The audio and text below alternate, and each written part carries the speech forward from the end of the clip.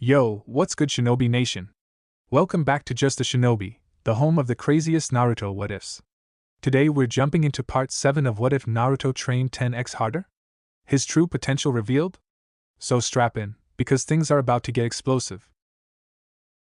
If you're new to the channel, make sure to smash that subscribe button, hit the bell so you don't miss the next chapter, and share this video with your whole ninja squad. And of course, drop your theories in the comments. Your support is what keeps this shinobi grinding. Chapter 45 Betrayal. So, Michirodano has finally come home after his year-long sojourn, has he? Yes, m'lord. Reports also claim he is being guarded by two powerful shinobi, Jiraiya of the Sannin and his apprentice, Uzumaki Naruto. I do not know this Uzumaki Naruto, but I have heard of this Jiraiya of the Sannin. Jiraiya is one of the most powerful ninja in the elemental nations. Dealing with him will be very difficult. I am not sure if we can defeat him, even if all three of us combine our might. Do not concern yourself with Jiraiya. Every man has his weaknesses, and I have heard that this Jiraiya has a weakness for women and alcohol. He should not be too problematic to take care of. I shall be counting on you to take care of his apprentice. Of course, Shabadaba-sama. Naruto didn't think he had ever felt so grateful to feel the solid ground of the earth beneath his feet again. As interesting as sailing over the open waters was, it got very old very fast. There wasn't much to see on a ship: water, water and more water. As far as the eye could see. If that wasn't bad enough, he was more or less confined to the ship. Oh sure, he could have gone off the side and walked on the water, but he would still be required to stay near the ship. Besides, it's not like walking alongside the boat was any more interesting than staying on the vessel itself. At least he'd had Hikaru and Chamu to keep him company. Ever since the storm, the little boy had become a much better person, happier, and he wasn't as bratty as before, which Naruto was pleased about. He had not been digging that kid's attitude. And speaking of those two, Naruto glanced at Hikaru out of the corner of his eye. The younger boy was walking alongside Chamu, one hand resting on the saber-tooth's back and idly caressing his spine. He was speaking to the animal in low tones, but Naruto was able to pick some of it up thanks to his enhanced hearing. You're going to love it here, there's so much to do. And there's a lot of open space where we can roam around and play. And we have a really good kitchen filled with amazing food, so you'll never go hungry. Chami gave a non-committal growl as he listened to the boy. On his head was none other than Kiki, the monkey that accompanied him everywhere. Turning his attention away from the child, the blonde-haired, blue-eyed Uzumaki surveyed his surroundings. They were walking along a dirt path that led to the large capital city. Lining both sides of the caravan were trees of a more tropical variety. Naruto could pick out a few palm trees amongst the foliage. A mild breeze was blowing through forestry, cooling off the mildly humid air and causing the vegetation to sway and rustle.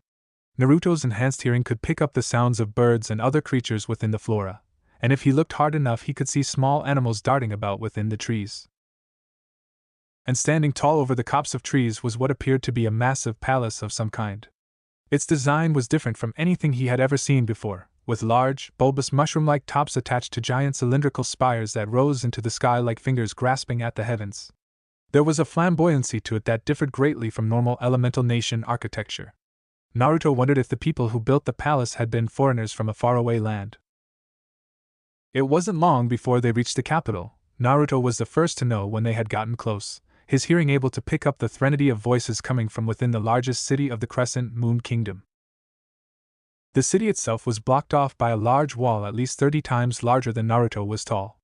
The caravan they were a part of was forced to stop just in front of a large, wooden gate, but only for as long as it took the soldiers guarding it to realize their prince and his son were a part of the group. They were let in without much fuss after that. Once the group had moved past the gates, the circus troupe that Michiru had bought began what looked like a routine they had practiced hundreds of times. Fire breathers walked up to the front, all of them lining up as they marched down the street and blew oil onto the torches in their hand to create large gouts of flame. Acrobats and gymnasts flipped and spun and twirled about in an incredible display of choreography. Even the animals had been let out and were being herded along. Naruto watched as one particularly spirited acrobat flipped onto a large elephant and did a one-handed handstand. Looking back down, he glanced at the large crowd that had gathered on either side of the street upon seeing them. There had to be hundreds, maybe even thousands of people watching them march by. He could see many people whispering about them, and just as many were clapping at the show the circus members were putting on. Children stood in awe as they watched a large caravan walk past. Michiru seemed to be enjoying himself, Naruto noted wryly. The fat prince was sitting on a throne on one of the floats they had brought out for this march, waving at his subjects and laughing joyously. The young ninja with whiskers wondered if he even realized that most of the people staring at him were doing so in revulsion, not adulation. When they finally reached the palace, the group was greeted by a very short, portly-looking man with short brown hair that jutted out at the sides to resemble horns, sideburns, and thick mutton chops. He was wearing very stately-looking purple robes over a thinner white robe, with a gold collar at the neckline, and a pink sash over his left shoulder. Adorning his fingers were a number of gold rings. Naruto thought the man looked ridiculous, just like every other pompous politician he had met. Michiru Dano, the man with the pot belly, greeted with his arms spread in welcome and a congenial smile on his face. He had a very nasally voice. It sounded like he was constantly whining. "A pleasure to see you finally return. How was your trip?" "It went well, thank you," Michiru said before turning to Naruto and Jiraiya. "This is Shabadaba, my father's advisor." He then turned back to look at Shabadaba. "And these are my new ninja guards, Jiraiya of the Densetsu no Sannin and his apprentice, Uzumaki Naruto." "A pleasure to meet you," Shabadaba shook hands with Jiraiya. "I have heard much about your exploits, your reputation precedes you." "Glad to know I'm so famous, ha ha ha ha." Jiraiya let loose with his normal, boisterous laugh. Indeed.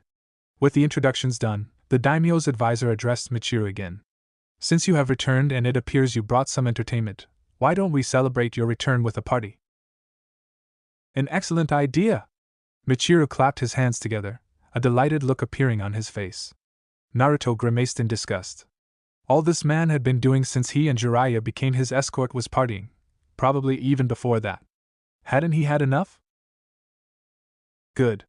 Come, why don't we show our guests to their room and then we can prepare for the festivities." Naruto found himself wondering about just how rich the royalty for this country was as they entered the palace. While he had seen Michiru throw away money buying useless and expensive trinkets like nobody's business, the interior of the palace made him realize the money spent was likely just a small drop in the vast ocean of riches he possessed. The floors were made of white marble that was polished to a shine. Columns lined up in rows rose up to the ceiling, ending in elegant Corinthian designs. The walls were inlaid with gold and there were several pieces of expensive-looking artwork and busts along the walls. "Where is father?" asked Michiru as they walked towards a set of stairs. "I must inform him of my return." "Your father is ill, unfortunately," Shabadaba said. Michiru looked startled, but before he could voice his concern, the advisor continued. "It is nothing serious, I was assured. However, it is contagious. For the sake of others' health, your father has confined himself to his room and shall not be able to see you right away." "Oh, I see." Michiru looked a little depressed for a moment, but quickly perked up. "I suppose it can't be helped. I shall simply have to give a toast in his honor at the party." "A splendid idea," Shabadaba complimented with an odd-looking smile. "A very good idea indeed." The party celebrating the return of Michiru and Hikaru was just as extravagant and pompous as every other party the Fat Prince had thrown, maybe even more so. The expansive ballroom that was the setting for this little get-together had been decorated up the wazoo. Large banners with the words "Welcome home our prince" hung from the walls, multicolored confetti that glittered and sparkled as the lights hit it rained down from the ceiling. There was a famous band playing music on a large stage, and the circus members were performing various stunts to entertain those who weren't dancing. And let's not forget the buffet table, which is where Michiru had been for most of the evening. Of course, calling this party a little get-together was a gross understatement in no way proportional to the amount of people actually in attendance. There had to be at least 200 or 300 people there, merchants, ministers, politicians, and powerful figures who controlled various aspects of the Crescent Moon Kingdom's economy had all gathered in the spacious and ostentatious room. They mingled and talked, brown-nosing and blackmailing. It seemed that even in the midst of celebrating, they were unwilling to let go of their greed. "It really is a shame my father could not make it to the party," Michiru was saying to Jiraiya as he ate what had to be his 12th drumstick. The man had bits of meat stuck to his mouth. Jiraiya was doing all he could not to turn green. This man was worse than an Akamichi when it came to food. You would like him, he's a very lively man, despite his age. I'll bet, Jiraiya gave a strange smile. But I'm sure I'll meet him at some point. We're going to be staying here for a while anyway. Jiraiya had some plans to train Naruto in this more tropical region to get him used to fighting in different environments. Of course. Jiraiya-kun. Oh look, it's Jiraiya-sama. Jiraiya's head snapped in the direction of the very female voices, his jaw nearly dropping when several drop-dead gorgeous women clad in elegant kimonos came up to him. A second later his cheeks were a dark crimson and steam was shooting out his nose like a bull that had seen red. Hello there, ladies. He gave them a roguish grin. While most people, namely Tsunade, assumed that Jiraiya was just a pervert, the truth was he could put on the charms when he wanted to. He was quite the ladies' man. What can I do for you this lovely evening? You could start by joining us, one of them said as she wrapped both her arms around one of his left arm, to be exact. The others soon followed soon, with one claiming the other arm while the rest crowded around him to form a loose circle. And then maybe you can continue by telling us of your exploits. Your reputation has spread quite far, and I'm interested in seeing if some of those tales about your legendary stamina are true. I can assure you, my dear, they are all true. Ha ha. Moments later, Jiraiya was walking off with the group of ladies, likely to the nearest bedroom so they could do the gods only knew what, probably something so perverted it would make all his smut novels look tame. While the party was going on inside of the large, ostentatious room, Naruto stood outside on a small balcony overlooking the ocean. He was leaning his forearms against the railing, gazing out at the sea as it glittered lightly with the twinkle of 1,000 stars and the moon overhead. A light breeze buffeted his hair, causing his bangs to sway in front of his eyes. Sitting on the tailing by his side was a bottle of sake, which he had purloined for himself. You don't want to join the party?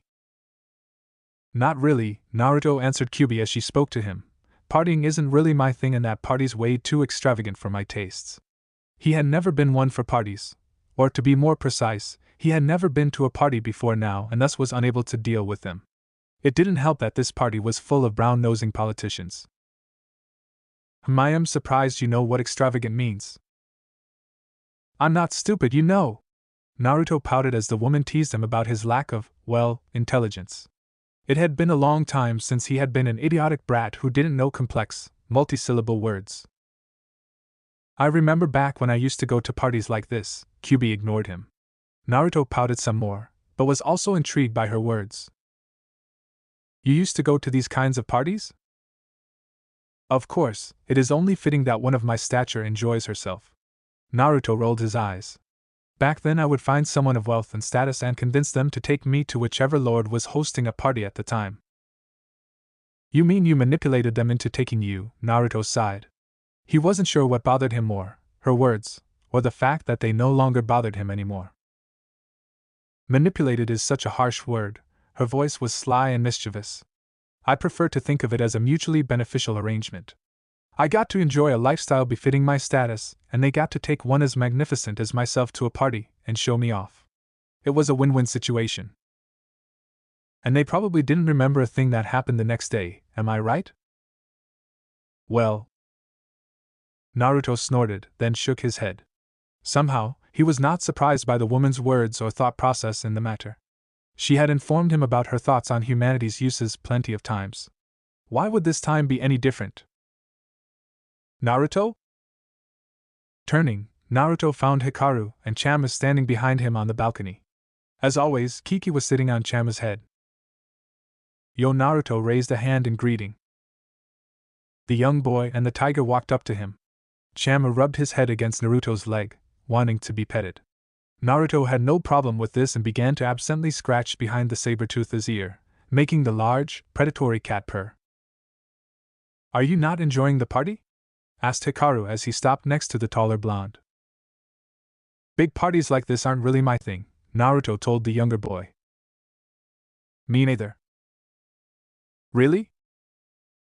Really? Hikaru nodded. None of those people really care about me. They're just being nice because they're sucking up to my father. I would much rather be by myself. I suppose that's a noble life for you, Naruto commented idly. He looked back out at the ocean, even as he raised a bottle of sake to his lips. It wasn't Mount Myobokuzen firebrand, but it was still pretty good. It's definitely not life for me. Hikaru turned to look out at the ocean along with Naruto, with the blonde in question turning his head to look back into the gigantic ballroom one last time. After a moment, he shook his head. Definitely not for him. After several more minutes of staring at the ocean, drinking sake, the blonde Uzumaki decided the party simply wasn't for him. He left with Hikaru and Chamu in tow. With the flamboyant festivities now behind them, the young prince decided to give the blonde ninja with whisker marks on his face a small tour of the palace. He couldn't show Naruto every place in the palace, of course. The large residence of royalty was simply too big to show off in a single night, but he showed Naruto some of the more important places like his game room. You really like video games, don't you? Naruto felt a large bead of sweat trickle down the side of his forehead as he looked at the half a dozen television sets lining the walls, each with its own video game console. Hikaru nodded his head as he turned on one of the many TVs and consoles. Video games are so cool and fun. The young boy turned his head to look at Naruto. Do you want to play? He asked, almost unsurely. Naruto thought for a moment, then shrugged. Sure, he said. He had never played video games before. It could be interesting. However, just as he was about to walk over to the younger boy, his instincts began screaming at the same time Chama let loose with a feral growl. Reacting with reflexes honed by constant training and a body that had been enhanced several times by Kyuubi's chakra running through it, the young Chunin launched himself into forward roll. It was very fortuitous he moved when he did, for not a second later the area he had been standing on exploded in a shower of marble and dust as a large, shadowed figure dropped from the ceiling and smashed into it. Launching himself to his feet when he was halfway finished with his roll, Naruto skidded to a halt in front of Hikaru. At the same time his hand dipped into his kunai pouch, about to pull out one of his all-purpose ninja tools. Watch out! He didn't get the chance to take his hand out of his pouch before Kyuubi was screaming at him. Without even really thinking about what he was doing, the blonde Uzumaki threw himself to the left. In that same instant several dozen objects struck the area he had been previously standing upon. A quick glance at the carpeted floor revealed the objects to be rocks, at least they looked like rocks in the shape of kunai. It was just as Naruto finished dodging the strange, rocky-looking kunai that several tiny balls of rolled-up paper landed at his feet. The young shinobi scarcely had time to look down before they erupted in a cloud of smoke. Coughing several times as he inhaled some of the acrid-smelling stuff, just what had they put it in anyway? Gunpowder? Naruto managed to blast it away with a gust of wind chakra. Quickly, Karenbana! Before Naruto had time to truly recover from the surprise of inhaling several lungfuls of disgusting smoke, hundreds, maybe even thousands of pink leaves surrounded him. No. Not leaves. Sakura petals, Naruto realized. Twirling around him as if being kicked up by a whirlwind which he was in the epicenter of were innumerable sakura petals, dancing and spinning about him like a ballet being choreographed to a chaotic symphony. The intense stinging of his flesh being cut directed Naruto to his left arm, whereupon looking he saw the cloth of his jacket, and his flesh had been torn by something sharp. A kunai maybe? The wound slowly closed up, but in the time it took for that one slash mark to close, several more appeared along his back, chest, and other arm. What the? Naruto glared into the swirling sakura petals that surrounded him, trying to find the one who was attacking him. He saw glimpses, flashes of a person with long white hair. But the moment he laid eyes on her, the girl disappeared and several more wounds appeared on his body. Genjutsu? Naruto's narrowed eyes stared into the swirling maelstrom of petals. Is that why I can't catch more than a glimpse of her? The genjutsu isn't the problem right now. It's poison. Kyuubi? They poisoned you, likely when you inhaled that strange smoke, Kyuubi informed Naruto. It's a very fast-acting poison, which is why it's affecting you right now. I'm currently flushing it from your system, but it'll take a few seconds. Another dozen cuts appeared on Naruto's flesh. Blood dripped down from the open wound and the stinging pain made him remember that he was in the middle of a fight. So all I have to do is survive this onslaught for a few seconds, is that what you're telling me? Naruto grinned viciously as more and more cuts appeared on him. They stung for sure, but he'd suffered worse. Seems easy enough. Don't get cocky, Naruto. Humph. Let me have my fun, QB. Whatever. What are you smiling about, idiot? A female voice asked. So he was right, one of his attackers was definitely a girl. She was likely the one who cast the genjutsu on him. Women tended to have better control over their chakra than men from what he had seen. I'm smiling because that poison of yours didn't work as well as you probably hoped it would. What? There. Quicker than lightning, Naruto's hand lashed out in a powerful jab that caught one of his attackers in the face. The feel of his fist meeting soft flesh was very satisfying, almost as satisfying as hearing the pained grunt the woman he just pounded let out was. Too bad he didn't have time to celebrate his victory. Not even a second after he had struck the girl and the petals dissipated was he attacked again. A strange gauntlet covered in orange lines and possessing what looked like a glowing, orange eye on the back came screaming in towards his face with speed. Reacting on instinct alone, Naruto ducked under the attack, lowering his center of gravity and getting ready for a counter. Unfortunately, no counter was able to be made.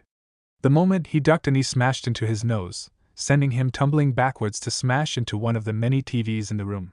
The large technological device broke apart like glass, sending plastic shards everywhere. The internal circuitry snapped and sparked, sending a couple jolts of electricity through him. Naruto grunted as he ignored the pain. As his back hit the wall, he placed his feet on the surface and used his leg muscles to push himself off towards the nearest attacker. Now that the surprise of the assault had worn off, he was able to get a good look at his attackers. The one in front of him was a man with long, spiky orange hair and a metal headband with no village symbol on it. He had blue eyes and was wearing a blue shirt with pants and a white vest over it. He was also the one bearing the strange gauntlet with the eye on the back. Several feet away, the female he struck was getting back up. As she stood on her feet and cast a glare at him, wiping away the trickle of blood running down her lips, Naruto saw that she was a tiny little thing. Like, ridiculously small. As in, she looked like nothing more than a child. Her hair was long, white, and shaggy, and she had pink eyes. Like her teammate, the headband she wore had no village symbol. The open vest she wore stopped just below the knees, and a pinkish long-sleeved shirt that turned into a skirt could be seen underneath it. She was also wearing black shorts and a pair of black gloves. With his observation, which lasted no more than a second done, Naruto closed in on the man with orange hair and threw a powerful and speedy punch at the man with the gauntlet. It was dodged, of course, but the orange-haired ninja's eyes widened in surprise at the speed and power Naruto's attack had behind it. His hair was actually blown out of his face by the intense winds the straight jab produced. His attack having missed, Naruto launched himself into a series of combination attacks that appeared to be completely random and thrown without thought. A left hook became a palm strike to the nose.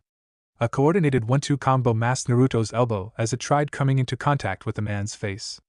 A straight jab turned into a feint for a reverse roundhouse kick.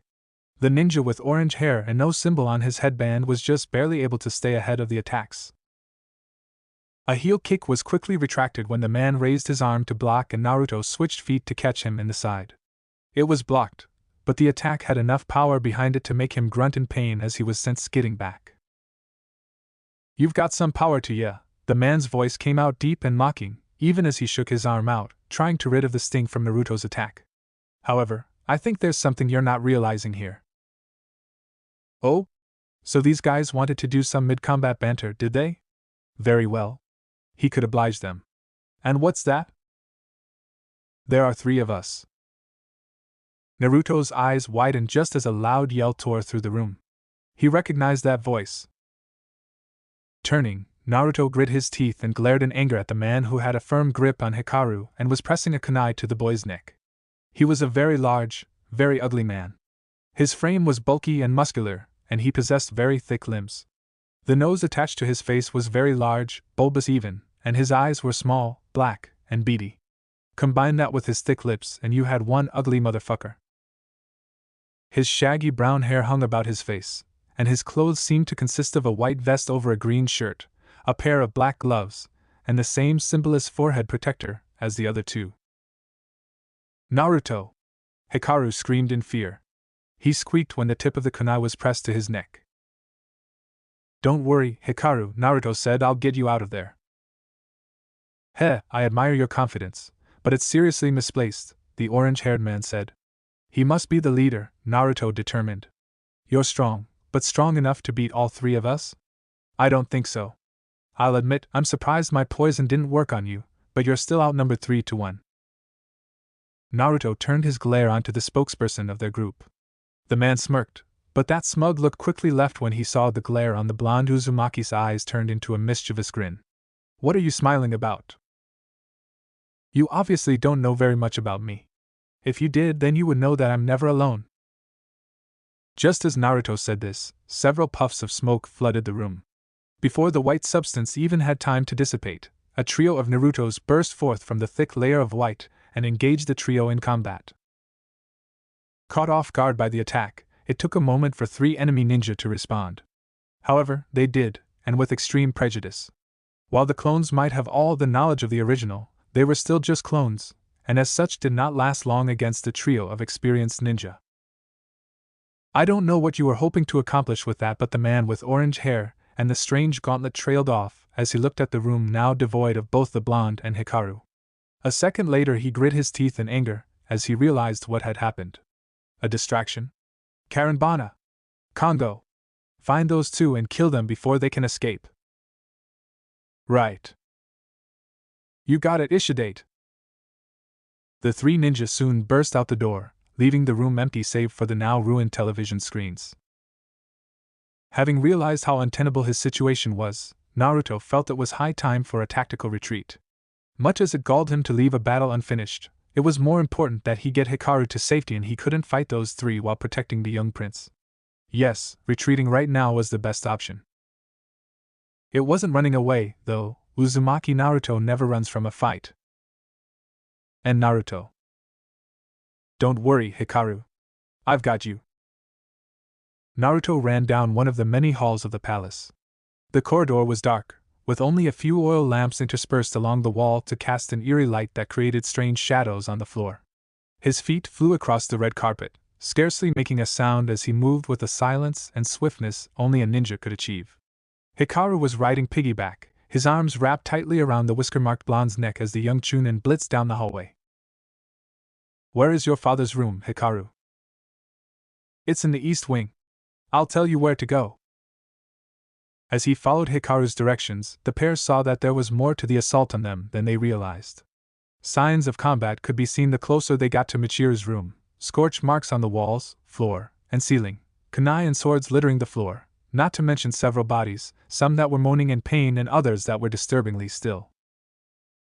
And that was not even mentioning the blood. Splatters of bright red painted the walls, the wet surface gleaming as the light from the flames reflected off the dark crimson ichor. It was as if someone had taken buckets of crimson paint and tossed them haphazardly against the walls, floor, and ceiling. The stench was enough that Naruto almost retched. Hikaru buried his face in Naruto's shoulder, his body shaking at the sight. Naruto's ears soon perked up as the loud clang, clang, clang, clang, clang of steel on steel reached them. He turned a corner just in time to see Jiraiya send one of the many samurai guarding the palace flying with a Rasengan to the chest. The man on the receiving end of the powerful jutsu cracked the wall with the force of his impact before sliding down to lay still on the floor. Jiraiya! Naruto shouted as he closed the distance with the older man. Jiraiya turned to him, relief evident in his eyes. Hey, brat. Glad to see you're alright. What the hell is going on around here? Naruto paused when he got a better look at his sensei.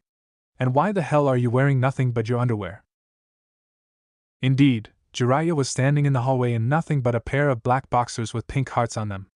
His chest, arms, legs, and feet were bereft of any other type of clothing. Even his headband was missing, allowing his shaggy hair to fall all over his face like a lion's mane.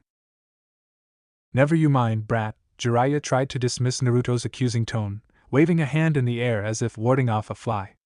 We need to get Michiru Dano and Hikaru Dano out of here. And that was when Naruto noticed the lipstick smeared all over his sensei's face and body. His expression deadpanned. You were perving again, weren't you? I was not perving. Jiraiya looked insulted. Oh yeah? Naruto gave his sensei his best I don't believe a single word you just said face. Then what were you doing? Entertaining the ladies, Jiraiya's face took on what could only be considered an expression of perversion. There was simply no other way to describe it. He looked like a man who was on the path of lecherous intent or daydreaming about all the morally ambiguous things he already committed upon various members of the opposite sex. The drool coming out from his mouth did not help erase this image, not one bit. Naruto deadpanned. Like I said, you were perving. I wouldn't expect a child like you to understand, Naruto growled deep within his throat. But now's not the time for that. We've got more important things to worry about, such as getting Michirodano and his son to safety. Right, Naruto sighed, then put his game face on. So what's going on around here? He asked as they entered Prince Michiru's stately room.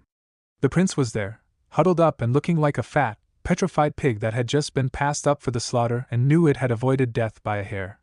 Is it an assassination attempt? Worse, Jiraiya turned to look at his apprentice, his expression unusually grave. The advisor, Shabadaba, has taken over the country via a coup d'etat. After learning about what had happened in this country before they even arrived, Naruto followed Jiraiya's lead as the man came up with a plan of action. Whatever annoyance he had left towards his sensei was put to the side for the moment. Now was not the time for petty anger. Their first plan of action was getting Michiru and Hikaru out of the palace. With them now being what amounted to enemies of state, the two would need to disappear. Fortunately for the two now on the run princes, they had someone who had mastered the art of vanishing from the public eye when he wanted to. Naruto and Jiraiya led Hikaru and Michiru out of the palace. Jiraiya was in the lead, using all his considerable stealth skills to keep them from being discovered. While they snuck out, the white-haired spy master informed the three others of what he had learned. I have no clue exactly when it happened, but according to a couple of the guards I interrogated, Shabadaba successfully implemented a coup d'etat and took over the country somewhere around a week ago. It was all hush-hush. No one really knows what happened, other than there was some kind of rebellion within the palace. Most of the citizens seem to think it was just a group of samurai that went rogue and the advisor's doing all he can to keep it that way. What about my father? Asked Michiru, who was huffing and puffing as they ran down the corridor. The prince was not used to running like this, or at all, so moving at even a trot as slow as the one they were currently going. I'm not really sure, Jiraiya peeked around the corner. The coast was clear. Signaling to Naruto and the other two, they began to move. As they moved, Jiraiya spoke some more. From what I can gather, they were unsuccessful at assassinating the daimyo. However, his whereabouts are currently unknown. Do you think he's all right? Michiru looked terribly pale. Whether this was because of their situation or not knowing about the state of his father was unknown. It's hard to say. They were moving through the entrance hall now. The door was just a few meters away.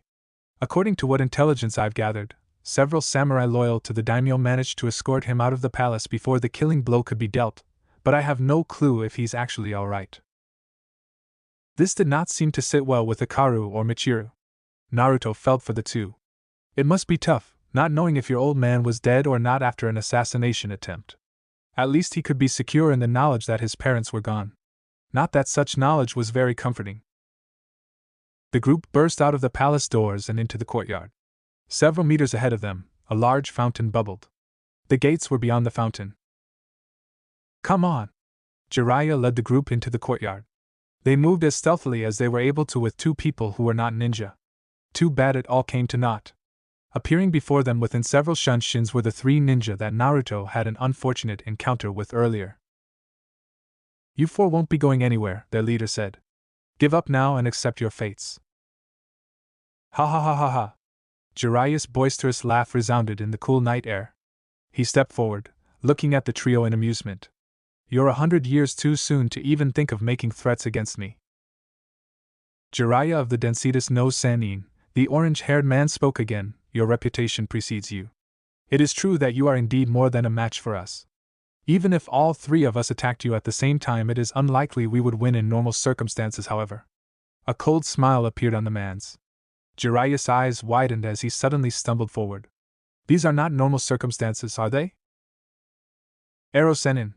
Naruto shouted in shock as Jiraiya fell to one knee, one hand on the ground to keep his balance while the other went to his head. What? What's going on here? Jiraiya winced as his vision blurred out of focus for a second before reasserting itself back to its normal sharpness. There was something seriously wrong here, but what? It seems that concoction of ours is finally working, the man with orange hair said, malicious amusement seeping into his voice. We were actually expecting you to succumb to it much earlier. Your constitution is simply incredible. I guess you're not considered S rank for nothing. Poison? Jiraiya narrowed his eyes through the pain and glared at the man. There's no way you could have poisoned me. I checked everything I ate and drank beforehand. I expected as much, however, it would not have helped, as you can clearly see. That's because the substance we laced with your drink wasn't actually poison. It's merely a natural herb that acts as a slow-acting intoxicant that dulls the senses and causes people to lose their sense of balance. In many ways it's similar to alcohol, only much more effective at dulling people's reactions. The only downside is it can take a long time to start working depending on how well their body can process it. I'm actually surprised the brat over there isn't affected at all when he had just as much as you did. Jiraiya grit his teeth as he tried to stand back up. He succeeded, but only for a little while before his world tilted and he was forced to drop to a knee again. Kyuso. Whatever this stuff is, it's extremely effective. I won't be of much help for a few minutes at least. Damn it! Karenbana, Kongo, why don't we take care of this trash? You got it! The one known as Kongo pounded a closed fist into his right palm. Teehee! Karenbana simply giggled childishly as she waltzed up to the group. This'll be fun. Both Jiraiya and Naruto were gritting their teeth as their minds ran 1,000,000 miles per second. Their situation was not looking good. As the strongest among them, Jiraiya had the best chance of beating the three in an unfair match. With him out of commission, they would be forced to rely on Naruto, and as strong as he was, the blonde-haired shinobi wasn't sure if he could defeat 3 enemy ninjas at the same time while protecting Hikaru, Michiru, and Jiraiya. To put it simply, the situation was not looking good for them. Just as the 3 enemy ninja looked like they were about to finish the group off, an explosion rang out near the gates. There were several shouts, followed by several more explosions. Seconds later, a large group of swordsmen wearing the military uniforms of the Crescent Moon Kingdom rushed onto the scene. Everyone, protect Michiru Dano and Hikaru Dano! A man with short dark hair and lines underneath his dark eyes shouted, charging forward and unleashing a loud yell. In response to his words, nearly a dozen swordsmen rushed forward, shouting out a battle cry as they raised their swords above their heads. TCH, Kongo muttered darkly, I thought we had taken care of these guys. It seems we missed a few insects. No matter. Let us show them why coming here tonight was a mistake. Naruto quickly noticed that the trio of enemy ninja were distracted by the arrival of the newcomers and hatched a plan. Jiraiya! Get Michiru and Hikaru out of here! Have them retreat with the samurai! Naruto? Jiraiya looked at his godson in mild confusion for several seconds, at least until he realized what the boy's plan was. Then his eyes widened. You can't mean to? I'll cover your backs and make sure you're not followed, Naruto interrupted. It wouldn't be good if those 3 managed to follow you, especially with the condition you're in. You can't expect me to. I do, Naruto cut the man off and looked at him with a serious glare. Right now I'm the only one among us who can hold those 3 off. You're in no condition to fight, and those swordsmen are no match for those 3 ninja. As if reinforcing his words, 2 of the swordsmen that had attacked the orange-haired man were turned to stone and shattered by a powerful fist. At the same time, one of the others had their face literally crushed under the strong assault of Kongo. 2 more swordsmen were felled by Karenbana as she used her genjutsu to confuse them, and then cut them to shreds while they were trying to find her within the hailstorm of sakura petals. I'm the only one strong enough to fight the man with Hikaru and Michiru gone. I'll be able to go all out without having to worry about their safety. Naruto sent his sensei a fierce stare that let the man know how serious he was about this. This is the only option we have right now, and you know it. After several seconds of silence, Jiraiya sighed. You're as stubborn as your mother. Against his will, Naruto cracked a smile. Not as stubborn as my father? Your father was nowhere near as stubborn as your mom was. That woman could outstubborn a mule. Jiraiya stood on 2 shaky feet, his teeth grit as he forced his body to keep its balance by reinforcing his legs with chakra and applying some more to his feet. It was difficult, the poison seemed to have messed with his chakra control as well, but doable. Are you going to be alright? Che, who the hell do you think you're talking to? Naruto cracked his neck several times before walking in front of his sensei and the 2 princes. And Naruto. Hikaru shouted, causing Naruto to turn his head back to look at him.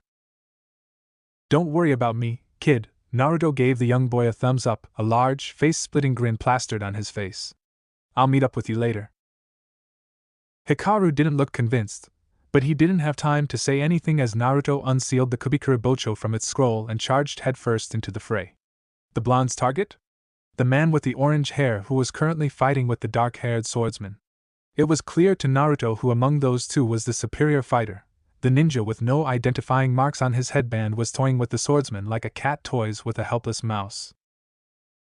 With nary a word of warning, Naruto appeared between the two, the giant head-cleaving sword already swinging at the older shinobi whose eyes widened when he saw the weapon headed his way. He managed to get out of the way in time by jumping backwards, but it was a near thing. Several strands of orange hair were cut off in the process, fluttering to the ground between them.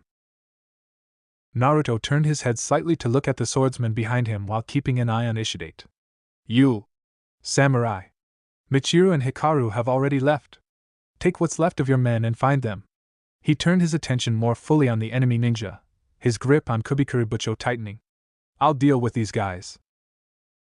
The man looked like he was going to complain for a second, but seemed to think better of it. Slowly, he nodded. Very well. I am grateful for the assistance. Whatever. Just get out of here. Right. How very brave of you to let that man escape from me, Ishidate spoke in the same slow, condescending manner he always did. Brave, and also foolish. Yeah, Naruto waved the hand holding Kubikuribocho dismissively, causing the massive cleaver to swing back and forth like some kind of giant pendulum. Ishidate's eyes followed the sword apprehensively. I'm an idiot and don't know the difference in strength between us and yada yada yada blah blah blah, etc., etc. I've heard all that before from every other douche who thinks they're the hottest shit since the Rakuta Sannin. Until you prove to me that you're different from those other mooks I've killed, you're just another asshole with a chip on his shoulder. Ishidate scowled at the insults spewing from Naruto's mouth. You talk too much. Oh dear, it seems I've made you angry. Naruto gave the orange-haired man a fanged grin, his sharp canines glinting in the moonlight. If you think I talk too much, why don't you come over here and make me stop? Very well, Ishidate growled. He held up his gauntlet-covered arm as bright orange veins appeared all along its length. The eye on the back of his hand slowly opened. I'll gladly put you in your place. Naruto's grin turned positively vicious as Ishidate charged him. Pumping chakra to his legs, the blonde Umaki shinobi blasted off the ground in a burst of incredible speed. As the two met in the center of their chosen battleground, a loud boom, like the rumble of thunder, resounded as they clashed. The battle had begun. Senju Tsunade sat behind her desk, filing paperwork. This was not unusual. She was almost always at her desk signing papers, unless she was needed at the hospital or busy training Sakura. And speaking of her new apprentice, the girl in question was doing very well. Incredibly well, actually. Sakura's training had progressed at an astonishing rate. What would normally take years to learn often only took a few months for the young girl with pink hair to get the hang of. She absorbed knowledge like a sponge, and while her physical training was progressing much more slowly due to her lack of any physical ability, they were still making progress. It wouldn't be long now before the girl was ready to take her next Chunin exams. Tsunade was just about to take another sheet from the stack of unfiled papers when a loud crack caused her to freeze just as her hand touched paper. Blinking, the woman with blonde hair and a busty figure looked down at the picture frame on her desk. It was a picture of her, Naruto, Jiraiya, and Shizen. They had taken it just after she had agreed to come back to Konoha. Naruto and Shizen were standing in front, side by side. The older woman had an arm around the blonde's shoulder and both were wearing a wide smile. Actually, Naruto's was more of a vulpine grin, but that mattered little. They were both happy and that's what counted. Behind them were Tsunade and Jiraiya. The white-haired pervert had a hand placed on Naruto's shoulder, and Tsunade herself was ruffling the young Chunin's hair. All of them had rather prominent smiles, yes, even her. In the center of the frame, where Naruto's image could be seen, there was a large crack running along the glass. That cannot mean anything good, Tsunade mumbled to herself. I hope that's not an omen of some kind. Then again, this was Naruto. He was quite capable for someone who was only 14 years old. Yes, she was sure he would be fine. So why did she feel so uneasy? Explosions and sonic booms reverberated throughout the large courtyard in front of the Crescent Moon Kingdom's palace. Large gusts of wind created violent updrafts that lifted rocks, gravel, and debris into the air before tossing them aside at speed. These large chunks of debris struck walls, the ground, and surrounding foliage with impunity, creating a mess of whatever they crashed into. The once beautiful courtyard had been destroyed. It was nothing more than derelict ruins now. The fountain was just a heap of rubble, the once golden gates were twisted lumps of metal, and the ground was full of holes and pock marks from explosions and misjutsu. Even the hedges at the very edge of the courtyard had been completely ripped out by the roots. In the center of this destruction was Naruto and his 3 ninja opponents. The young shinobi with azure eyes was glaring daggers at his opponents. His eyes narrowed dangerously, and his teeth grit hard enough that his gums were beginning to bleed. At the opposite end of the spectrum, the 3 ninja he was locked in mortal combat with were smirking. "You seem to be having a bit of trouble." Ishidate's voice was nothing if not condescending. "Where's all that confidence you were boasting earlier? Where's all the shit you were spouting earlier?" Naruto snapped back, barely withholding a grimace. As much as he didn't want to admit it, these 3 were giving him some serious problems. The battle had started off well enough, with Naruto getting in a number of good licks on Ishidate without receiving any serious injuries in return. However, all that changed when Karenbana and Kongo entered the fray. Ever since they joined in, the young Jinchuriki had been having some serious problems. It wasn't that these 3 shinobi were all that strong. Placing them on a scale, he would have to say that Kongo and Karenbana were probably around Chunin level, and Ishidate was as good as the average Jonin. Naruto wasn't one to brag, but he was strong enough to fight off most Jonin, exceptions being the really talented ones like Kakashi, Mato Gai, Kurabi, and Yujito. Even then he was sure that, given the chance, he could give Kakashi a run for his money these days. So no, none of these shinobi were a threat individually. The problem was they weren't fighting individually. Naruto threw himself to the left, his feet and legs shifting to accommodate the abrupt change in direction and momentum. Several seconds later, Kongo smashed into the area he had been standing on with force. The cobblestone that made up the courtyard shattered. It broke apart, and several large chunks were flung through the air to smash into the ground several meters away. Several of those large chunks of debris were blasted at Naruto, who was forced to cross his arms in front of his face and the hailstorm of rock and rubble. Large cuts and several bruises appeared on his arms where particularly sharp or large rocks struck. The blonde Uzumaki winced each time one of the rocks hit him. After the hail of hard, makeshift projectiles stopped, Naruto let his arms fall to his sides only to find himself on the receiving end of dual assault by Karenbana and Ishidate.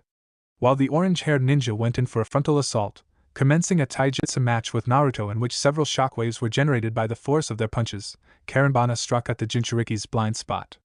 Only hard-earned instinct saved the young shinobi from being skewered with a kunai to the back, making him turn to the side just as the young woman tried to impale him. As Naruto spun his body away from Karenbana, his right hand stretched out and snatched onto the white-haired female's forearm. Continuing to rotate a full 360 degrees, Naruto took the much shorter, younger-looking woman with him. "What the?" With a loud shout, Karenbana was tossed several meters away from where the center of the battle was taking place. Rather than land on her backside like Naruto had been hoping, the woman flipped her body around like an acrobat and landed on her feet. She did skid several more feet due to the force of his toss, but that was about it. His disappointment was short-lived as other, far more pressing concerns made themselves known. The moment Karenbana was gone, Kongo and Ishidate were in his face. The pair engaged him in a vicious 2-on-1 taijutsu assault that left the blonde little time to do anything more than dodge. Every single one of his higher thought processes had shut down completely, as he relied almost entirely on his insanely fast reflexes and finely honed instincts to keep from becoming a bloody smear on the ground. "Hold still, you little shit!" Kongo roared as he threw several fast jabs that packed so much power the air actually whistled around his fists. Naruto swerved, his body bending and contorting in unusual ways as he dodged each blow sent towards him. Each blow Kongo sent towards him, at least. With so many limbs to keep track of, the blonde-haired Jinchuriki completely missed one of Ishidate's feet slipping into his guard. The foot struck his stomach, forcing Naruto's body to bend over as all the breath was stolen from his lungs. The kick was powerful enough to lift him off the ground for several feet as he was launched backwards. His body skidded backwards as his feet hit the ground. Dust was kicked up as his feet created small trenches in the gravel. He traveled several meters back before finally stopping. Damn it! Naruto growled as he rubbed his now aching stomach. That attack had actually hurt. Had he not been reinforcing his body with chakra, he was sure something would have broken from that kick. These guys might not be the strongest shinobi around, but their teamwork is superb. Not only do they cover each other's weaknesses well, but they've managed to keep me from using any ninjutsu throughout this entire fight. I've hardly even had time to launch my own attacks with straight-up taijutsu. He had also been forced to reseal Kubikurabucho. While he liked using that sword, it wasn't a very good weapon for dealing with multiple opponents. Not in the hands of an amateur like him, at least. Naruto's mind quickly went about analyzing the group's fighting style in the hopes of discovering a weakness he could exploit. That girl is their genjutsu specialist, though most of her illusions seem to focus on letting her get close and taking out her opponents with taijutsu. Kongo is pure muscle. He just uses his massive strength to inflict as much damage on his opponents as possible. Crude, but effective. And Ishidate. Naruto grimaced as he looked at his left hand. Several of his fingers had yet to change back from their gray, stone-like appearance, though he could see the skin slowly returning to normal. That gauntlet of his can somehow turn anything it touches to stone, he asked. What a troublesome power. Karenbana! Kongo! Let's put an end to this brat. Right. His small moment of inflection was abruptly halted when all three enemy shinobi engaged him again. The first two to reach him were Kongo and Ishidate. They came in fast and hard. Naruto bared his teeth as he bent his body backwards at an unnatural angle. A large, meaty fist sailed over his head. Kongo then. Latching onto the offending limb, the young Uzumaki used it to swing himself up until he was handstanding on top of it. He would have used this moment to attack, but was forced to push himself into a parabolic arc in order to dodge Ishidate's latest attempt at turning him into stone. Pink sakura petals kicked up around him as he landed on the ground some distance away. They swirled clockwise around his body, as if he were in the center of a small tornado. Before Naruto had time to counter, the Genjutsu Kyuubi was busy trying to heal his petrified fingers and couldn't counter it. A number of cuts appeared on his skin as Karenbana disappeared and reappeared all around him, biting into his flesh with the kunai. Naruto's lips peeled back in a feral snarl as he tried to counter the illusion with his chakra, only to receive more cuts that tore apart his clothing and bit into his flesh. He knew her speed was all a part of the illusion. He was faster than her, way faster. But he also sucked at Genjutsu, and needed to actually concentrate in order to dispel them. A little help here would be nice. Several more cuts appeared on his skin. Shut up, brat. In case you haven't noticed, I'm busy. Unless you want your fingers to remain frozen like that for the rest of your life. Something sharp and painful stabbed him on the left side of his torso. Ichor began pouring from the wound as the kunai used to impale him was removed. Better to have frozen fingers and keep my life than end up dead. Instinct warned Naruto of an impending attack just in time to avoid getting his throat slit. He still ended up getting cut though, and blood spurted from the now open wound on his neck. That had been close, too close. It had just barely missed his jugular. Shut up. Kami, just give me a few more seconds. Naruto tried jumping into the air, out of the ring of sakura petals, but that ended up doing nothing. The petals followed him, and so did Karenbana. That won't work, came the young woman's sing-song voice from within the swirling maelstrom of pink petals. 16 more slashes appeared on Naruto's body. By now, blood was pouring freely from a large number of open wounds. The cuts were appearing faster than his regeneration factor could keep up with them. As his glaring eyes traveled all around him in search of the woman, Naruto landed on the ground again. More cuts appeared. He tried to dodge as many of the incoming attacks as he could, but without knowing where they would be coming from, dodging them proved nearly impossible. Kyuubi! Done! I hope you're grateful for this brat. And you'd better not lose. With that, she gifted the boy with a small dose of her chakra. It wasn't much, but it should be more than enough to deal with this rabble. A red cloak of bubbling, vile energy seeped out of Naruto's pores like steam shooting up from a geyser. The disgusting, malicious-feeling chakra cloaked his body like a second skin. Two long fox ears soon emerged on top of his head. All the wounds and injuries that had been inflicted on him were healed at an astonishing rate as his regeneration was kicked into overdrive. The hell is this? What kind of chakra is that? The sight of this strange phenomenon was so unusual that it caused Caranbana to stop her assault. Or more like her body froze as the overwhelming feeling of death washed over her. Crass mistake. With a roar that sounded more monstrous than human, Naruto unleashed a powerful burst of the red chakra from his mouth. The results were impressive. Not only was the genjutsu dispelled rather forcefully, but Caranbana, along with a good chunk of the earth around Naruto, was flung away at speed. The young woman with long white hair screamed in surprise and fear as she was launched through the air like a ragdoll. She didn't even have time to right herself before she struck the wall surrounding the palace at the opposite end of the battlefield. The force with which she struck was so great that the wall broke apart, crumbling inwards and burying her under a pile of rubble. What the hell is that power? Kongo shouted in shock and fear. Ishide didn't answer, but he too was staring at the blonde wreathed in a crimson flame of chakra with wide eyes. The young shinobi looked much different than he did before. His hair, while always spiky, now looked jagged and sharp.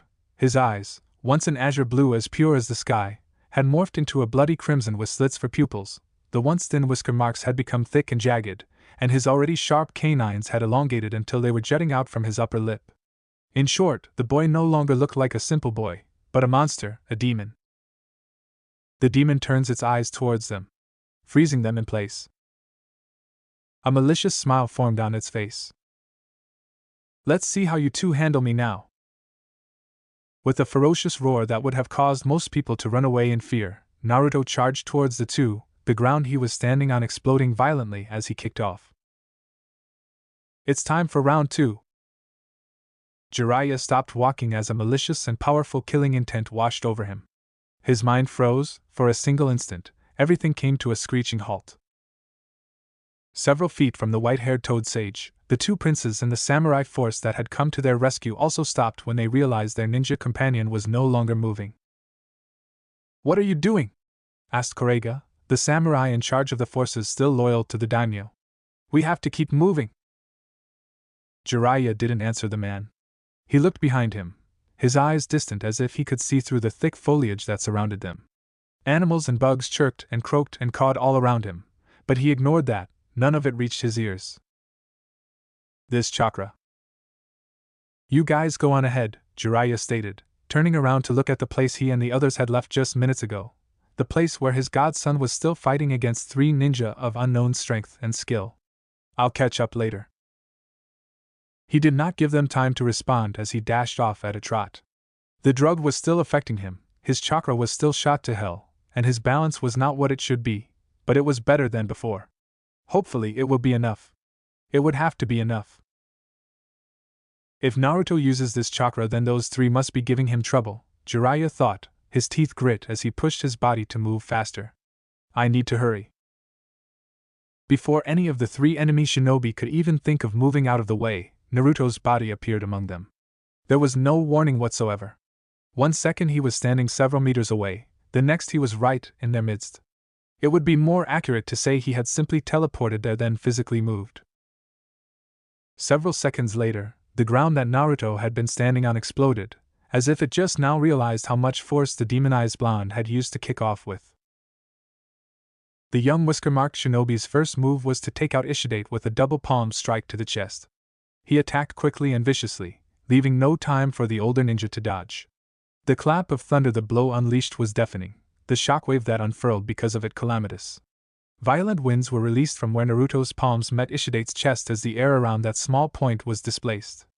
It caused their hair to fly wildly in all directions and the gravel beneath their feet to scatter like so many tiny particles.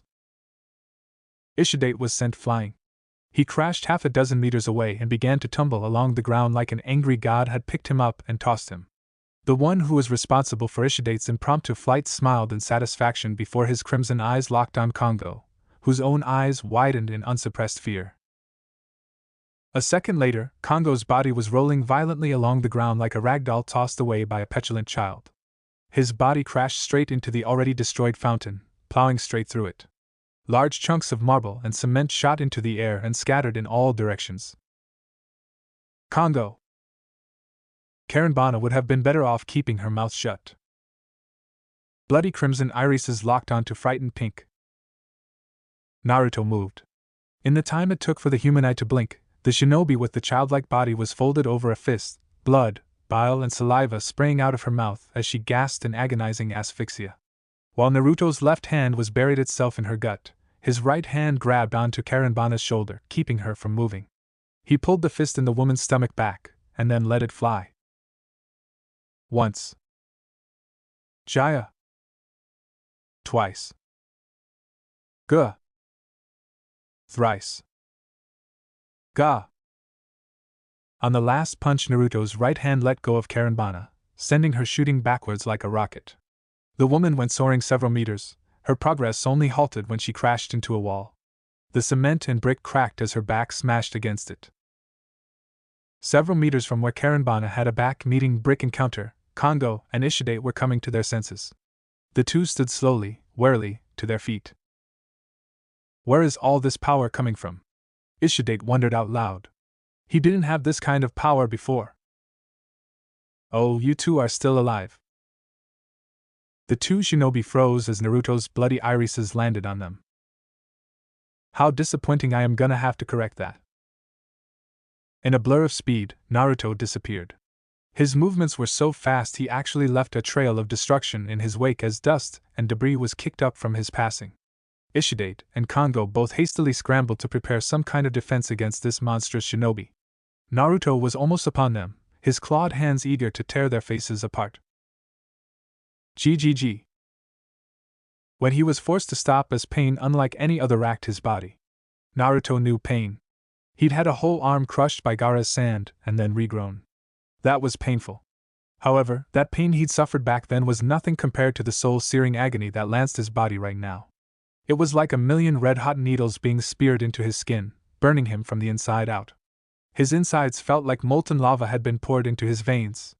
It was unfathomable and all-consuming, unlike anything he had ever experienced. What is going on? I don't know. Kyubi sounded just as shocked as he was. Your body seems to be rejecting my chakra for some reason. I'm not sure what's going on. What?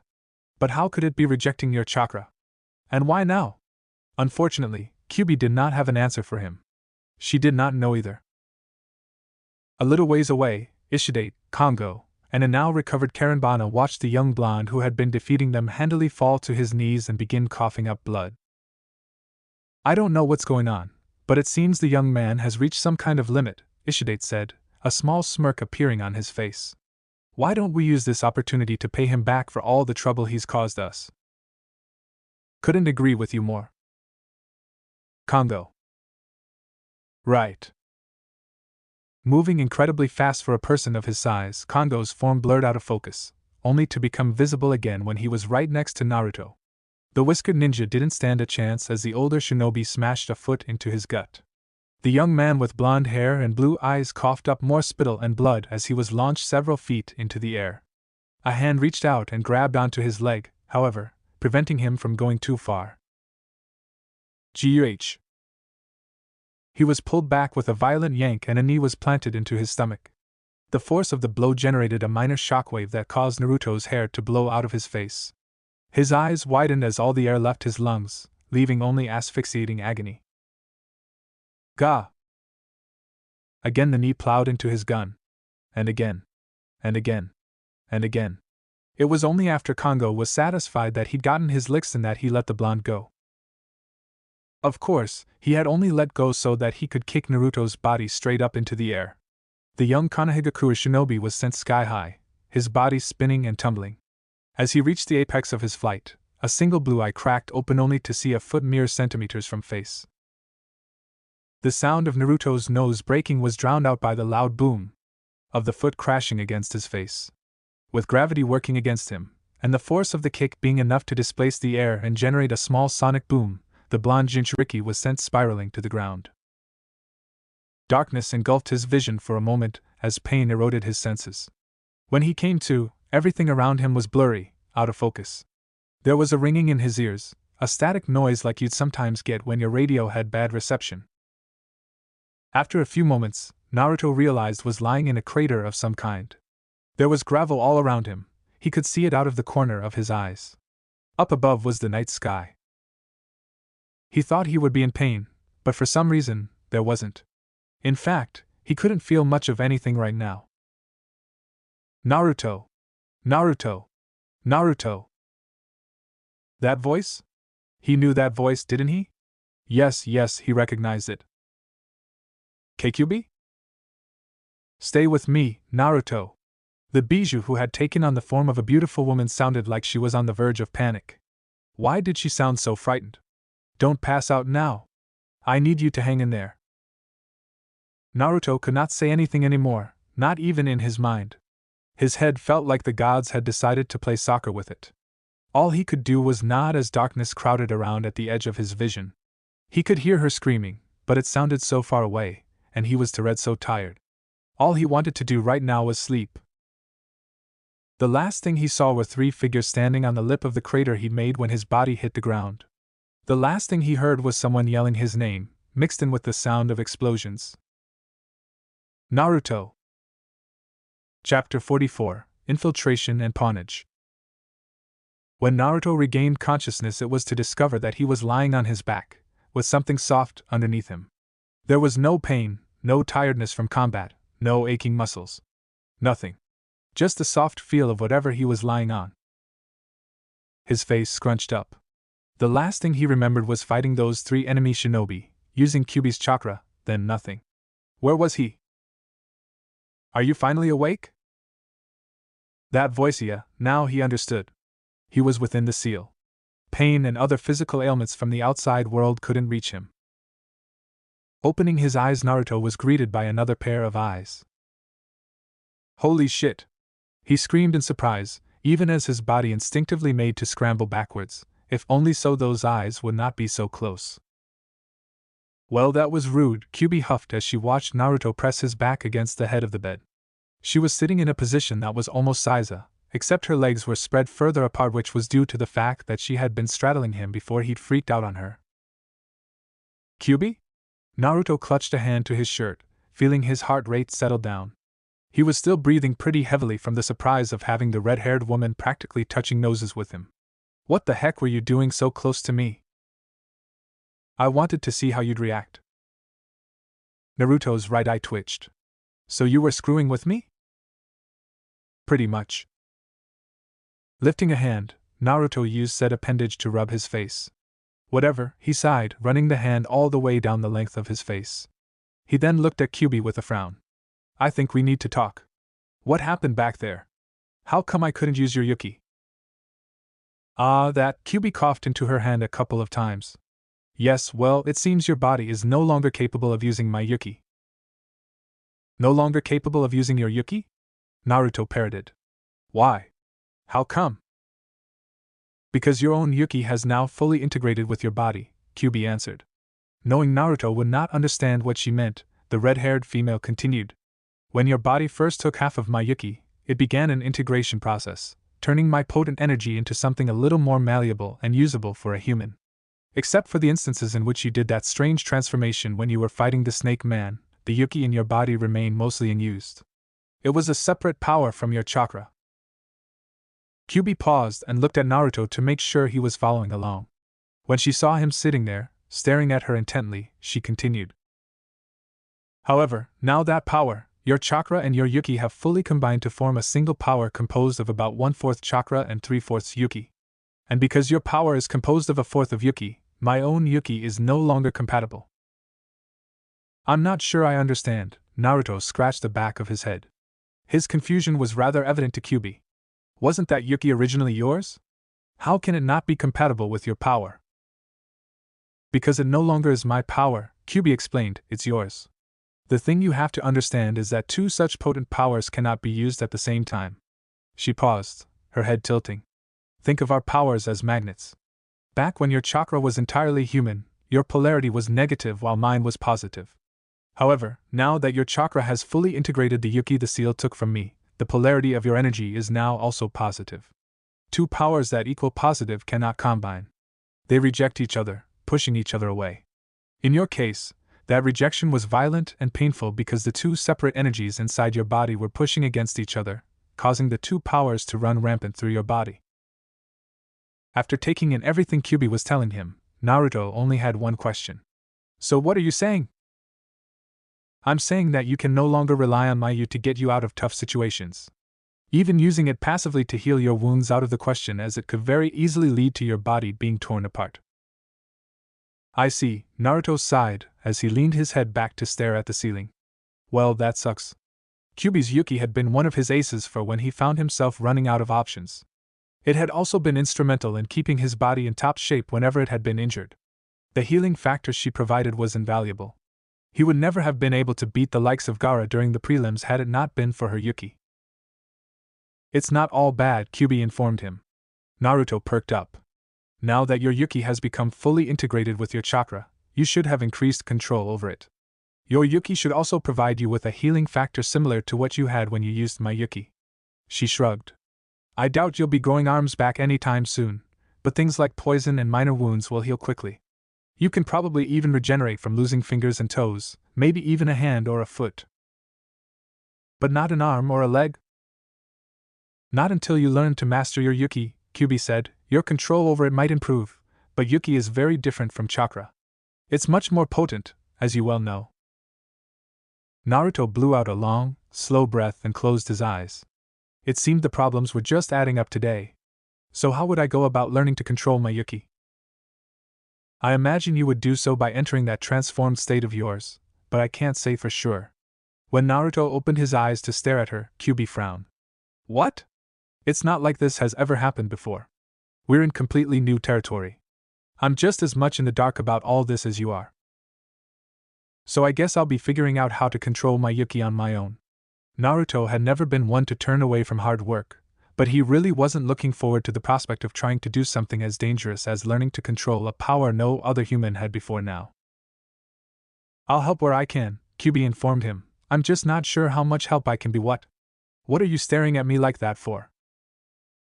Sorry, it's just, Naruto chuckled a bit. I guess I never thought I'd see the day where you would offer your help so readily. Even when you helped train me during the Chunin exams, you did so begrudgingly. Whatever, Kyubi turned her head away from Naruto. Don't look too much into it. I just don't want a weak vessel. That's all. Hi. And don't act so patronizing either. You let them get away. Shabadaba screeched at the top of his lungs as he glared daggers at the group of ninja under his employ.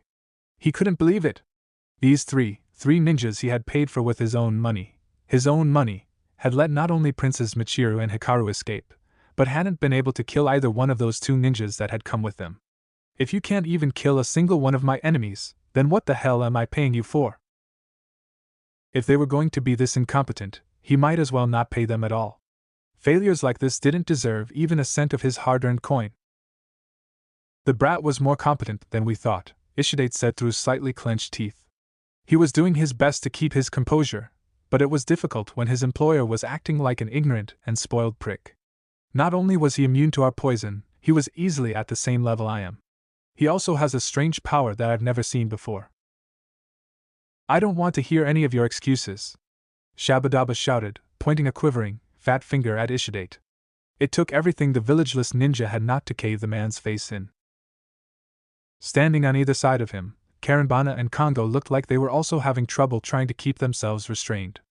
Kongo was visibly shaking and Karenbana had clenched her fist so tightly her already white knuckles looked like they might start turning translucent. Shabadaba turned away from the trio of ninja and walked towards the window that showed a splendid view of Suki no Kuni, his kingdom. He clasped his hands behind his back as he surveyed his domain. Ah, his domain. He really did like the sound of that. Seeing his land before him helped calm Shabadaba down, at least enough to think rationally. Because I am so magnanimous, I am going to give you three another chance, he told them, never taking his eyes off his kingdom. You are going to kill those two shinobi who are guarding the prince and bring both Michiru and Hikaru to me. Do this and I shall forget all about your failure.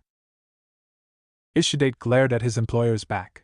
His left hand was clenched into a fist so tight his knuckles were turning white and several pops could be hard from the joints and his fingers cracking. After a moment, he allowed his hand to relax. Very well, Ishidate said, shocking his two companions. We shall exterminate those two ninjas and bring both Prince Michiru and Hikaru to you. Karenbana started, only to be silenced by her leader raising a single hand. Good, good, Shabadaba nodded, seemingly pleased. I'm glad to hear that. However, the portly man turned to give Ishidate and the other two a look that would have been fierce on anybody who wasn't shorter than 5 feet and wider than 2. Know that I will not tolerate any more failures on your part. If you fail to accomplish this task, you'll not receive a single cent from me. Understood. Ishidate placed an arm in front of his stomach and bowed slightly at the waist, just enough to be respectful, though the fact that he was doing so in such a condescending manner took any respect the gesture may have had away. We shall take our leave now. Come on, Karenbana, Congo. Their leader turned around and swept past them, his long cloak billowing out behind him.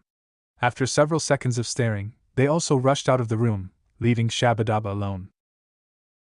The group walked down the hall in silence. Candles were spaced every meter, lining the walls and casting a pale orange on the ground, floor and ceiling. Their forms cast every shadows that flickered as if alive every time they moved past a candle, and their footfalls gave dull thuds as they hit the crimson rug that lined the center of the hall. Ishidate, do you really think it's a good idea to continue supporting Shabadaba after what happened? Karenbana asked. She did not like the idea of facing that blonde-haired brat again. Just remembering how those crimson irises had looked at her while radiating enough bloodlust and killing intent to fill a lake made her shudder. Don't be ridiculous, Karenbana, Ishidate almost snorted. Our only shot at getting rid of those two was when we had the element of surprise. They had been counting on Jiraiya's guard being down and the poison hampering the Senin's ability to fight. The moment where they might have been able to win had long since passed. Now that Jiraiya is aware of us and knows that we have an odorless, tasteless poison, he'll be on guard. Our moment of surprise is gone, and with it any advantage we may have once possessed is gone as well. What's more, I doubt it'll be just Jiraiya we'll have to deal with. We'll also have to take care of that blonde brat too, and he has proven to be every bit as difficult to take out as Jiraiya. Then there was that strange power. Karenbana shuddered. So what do we do then?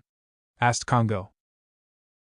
We'll stick around for a while longer, Ishidate said after a moment's thought. Jiraiya and that Naruto brat will no doubt come here with that army to retake the palace.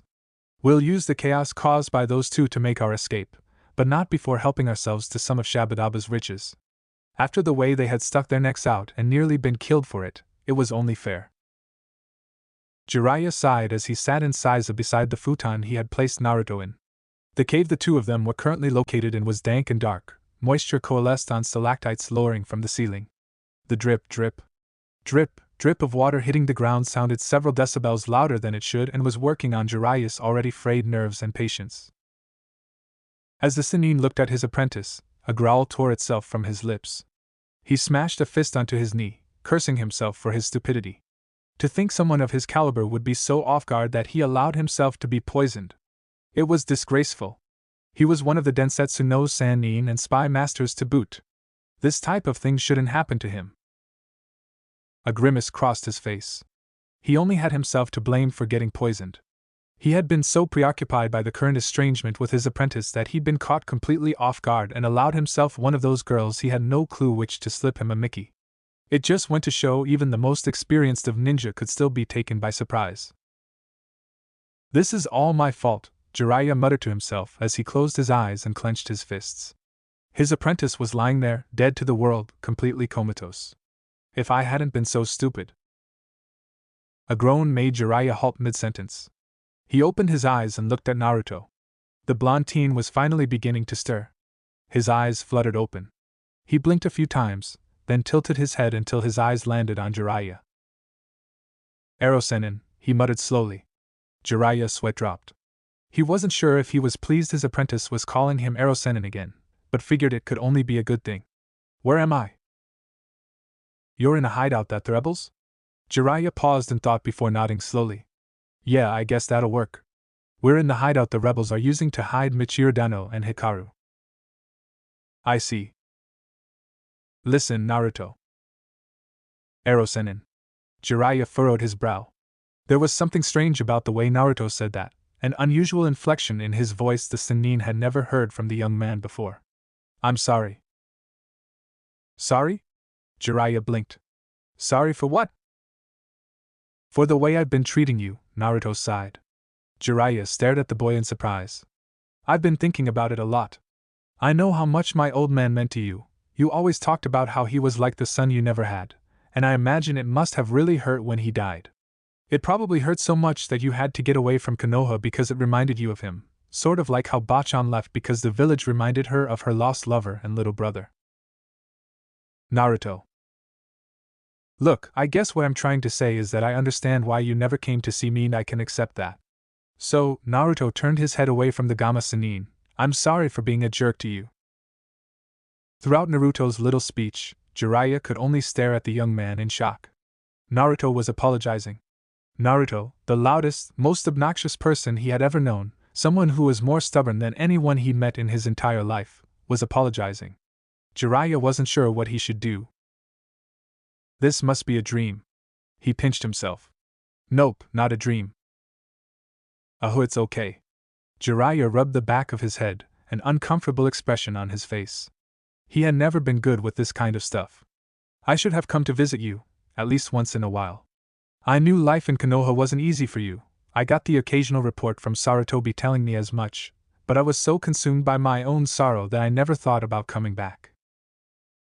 I guess we're both sorry then, Naruto said. Yeah, I guess so. So what now?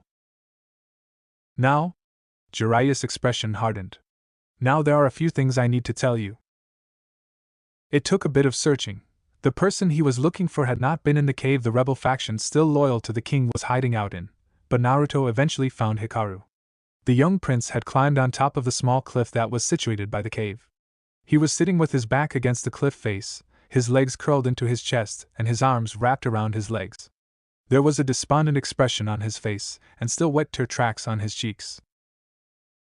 Naruto sighed as he walked up to the young boy, who had not even acknowledged his presence despite not making an effort to mask his approach. He sat down next to Hikaru and looked out at the view. It was very beautiful. The sun was setting, casting a brilliant, multicolored glow on the earth. The trees were a mix of reds, yellows, blues, and purples. He could see the sea in the distance. The sun coruscated off its surface, and the rippling waves made it look almost alive. I heard about what happened to your grandfather, Naruto said softly. Hikaru stiffened. I was told that your grandfather was the one who sent you and your dad on that tour, that he did it to protect you when he went to confront the ministers he'd been disagreeing with on the path your kingdom should take. When the boy didn't respond, he sighed. Want to talk about it? It's not good to leave this kind of stuff bottled up. A sniffle. He said that happiness and wealth weren't the same thing. Another sniffle. He told us that he wanted a place of peace and harmony. And then he kept talking about what really matters. More sniffling. My grandfather was always very kind to me. He made that boat for me, and he always used to watch me practice. Tears began flowing down Hikaru's eyes as he sniffled some more. He tried to wipe the tears away, but it was a futile gesture. And whenever I made a bullseye, he was even happier than I was. I loved him so much. Naruto sat there silently for several minutes, listening to the young boy pour his emotions out. Night had fallen now, the sky was growing dark and the moon and stars were out. It wouldn't be long before the last vestiges of light left this world. Do you think you understand what your grandfather was trying to say? The sniffling stopped. Hikaru looked over at Naruto, who was staring back at him. The young boy shook his head. I think I've got a pretty good idea of what he was talking about. He was talking about what happened here. Naruto thumped his chest, right here in your heart. As Hikaru touched a hand to his chest, Naruto stood up. He placed his hands on his hip and stared at the darkening sky. Back in Konoha, Sandaime-san was a lot like my grandfather. Back when he was alive he would look after me, and when he died, it was like he left everything for me to look after. That's one of the reasons I promised to become Hokage and protect the village in his stead. Turning his head, Naruto looked down at the young boy, who was staring at him, listening to every word he spoke. What your grandpa left is something very precious, and it's up to you and your father to keep it safe. If it's really that precious, if it meant that much to my grandfather, I'm not sure I could protect it. Hikaru looked back down at the forest below. All he could see were silhouettes now. I'm not sure I'm ready for that. You may be right. Hikaru looked back at him, and Naruto grinned. You're a little young. Maybe you're not ready to handle that kind of responsibility. But you will be when you grow up, and hey, if you don't even try, how can you be sure? Maybe you are ready right now and just don't know it. The only way to know for sure is to get up and go for it. But we're friends, right, Hikaru? Naruto knelt down until he was eye level with the younger boy. That means if you become the daimyo of Suki no Kuni and I become Hokage, Konoha and this land will become friends just like us. Really? Yep, and that means that whenever you or your country is in trouble, Konoha will be there to help you. Naruto grinned widely at the young boy, who stared at him in confusion. Of course, if Konoha was ever in trouble, I'd like to be able to count on you. So how about it? He held out a hand, his pinky extended. Friends for life? Hikaru stared at the pinky finger in front of him for several long seconds, after which, a smile appeared on his. Yeah, he extended his own hand and grabbed Naruto's pinky with his own. Friends forever. Naruto and Jiraiya stood around a very small table with a map on top of it. Korega and several other men were also standing around the table. Now that Naruto had woken up and Jiraiya had updated him on their situation, the group of soldiers loyal to the true daimyo decided it was time for them to reclaim their home from Shabadaba. A number of plans had already been thrown around, ideas had been bounced between all those present. But so far none of those plans had been accepted as feasible, even though Naruto was sure they could get it done. Hell, he was sure that just he and Jiraiya would be enough to defeat Shabadaba and all his forces, including those 3 ninja. A frontal assault is impossible. There are simply too many soldiers loyal to Shabadaba. Even if we were capable of mounting a full-scale attack, we'd be overwhelmed. While the adults spoke and tried to plan out their attack on Shabadaba's palace, Naruto studied the map in front of him. It was an intricately detailed map of the palace. Looking it over, he could see the map included even hidden passages. There were at least 16. Does Shabadaba know about the hidden passages? Asked Naruto. The adults all paused and looked at the youngest of them all. Jiraiya glanced at Korega with a raised eyebrow. He may know about some, but I doubt he'll know all of them, answered Korega. There are many hidden passages located in the palace that are only known to the daimyos and their royal guard. All the royal guards are here, he finished by gesturing towards his men. Good, Jiraiya smiled grimly, that means we'll be able to use one or more of these hidden passages to sneak some soldiers in. With some luck they should be able to make it to Shabadaba undetected while we launch some kind of distraction from the front to keep the main force's attention occupied. The man with the spiky white mane of hair cupped his chin in thought. The question, though, is what kind of distraction should we use? Why don't we use the circus Michiru brought? Asked Naruto, finally looking up from his studying of the map to stare at the other people there. They were all looking at him in surprise. We could join their troupe and have them perform at the palace. When everyone is busy watching the show, we have several people sneak in from one of these secret passages. That could work, Jiraiya murmured. He looked down to study the map intently. His finger traced across the surface before stopping on top of one of the hidden passages. We can use this one in the south wing to enter. It's the farthest from the palace entrance, which means it'll be the least guarded when we launch our distraction. Now the only question is how are we going to convince the carnies to go along with our plan? Naruto gave Jiraiya a large grin that spoke of mischief and mystery. You leave that to me. To the average observer, it would look like an ordinary day. The citizens were going about their business, shops were open and selling their wares and products, and children were running through the street. It looked like a peaceful day. Too bad it was all an illusion. The citizens' attempt at getting on with their daily lives was merely their effort to hide their unease at the recent string of events that had taken place in the last few weeks. First there was that strange commotion at the palace where a rebel faction had attempted to kill their daimyo, and now they had learned that Princes Michiru and Hikaru were traitors to the crown. It was early that morning when the announcement had been made, stating that Prince Michiru had been the one responsible for the attack on his own father. The citizens were understandably shocked. Prince Michiru had been responsible for the attack on his father. How could this be? There had been no indication that the prince was dissatisfied with his father's rule, or that he wanted to usurp his father's throne. And hadn't he been out of the country until just recently? According to the new ruler, the attack had been planned that way to cast suspicion on Prince Michiru. To make matters worse, they had learned that the attack actually succeeded, and the daimyo had died from poison just last night. Amongst those who had been shocked by the announcement, none were more shocked than the circus troupe Michiru had brought from the mainland. Their reasons for being surprised were far different from the normal citizens, though. They did not believe for one second that the prince was the one responsible for killing his father. There was no way someone who acted so goofy and joyful would kill their own father. This entire situation smelled fishy to them. Despite learning of this, the troupe tried not to let their suspicions get to them. Maybe Michiru really had attacked his father. What did they know of royalty? Nothing. And so they tried to put it out of their minds and focus on their next big gig. They had been contacted by the palace, who wanted to bring them in for entertainment in order to celebrate the rise of their new daimyo, Shabadaba. The troupe had just finished practicing. They wanted to pull out all the stops to make this gig the biggest success they'd ever had.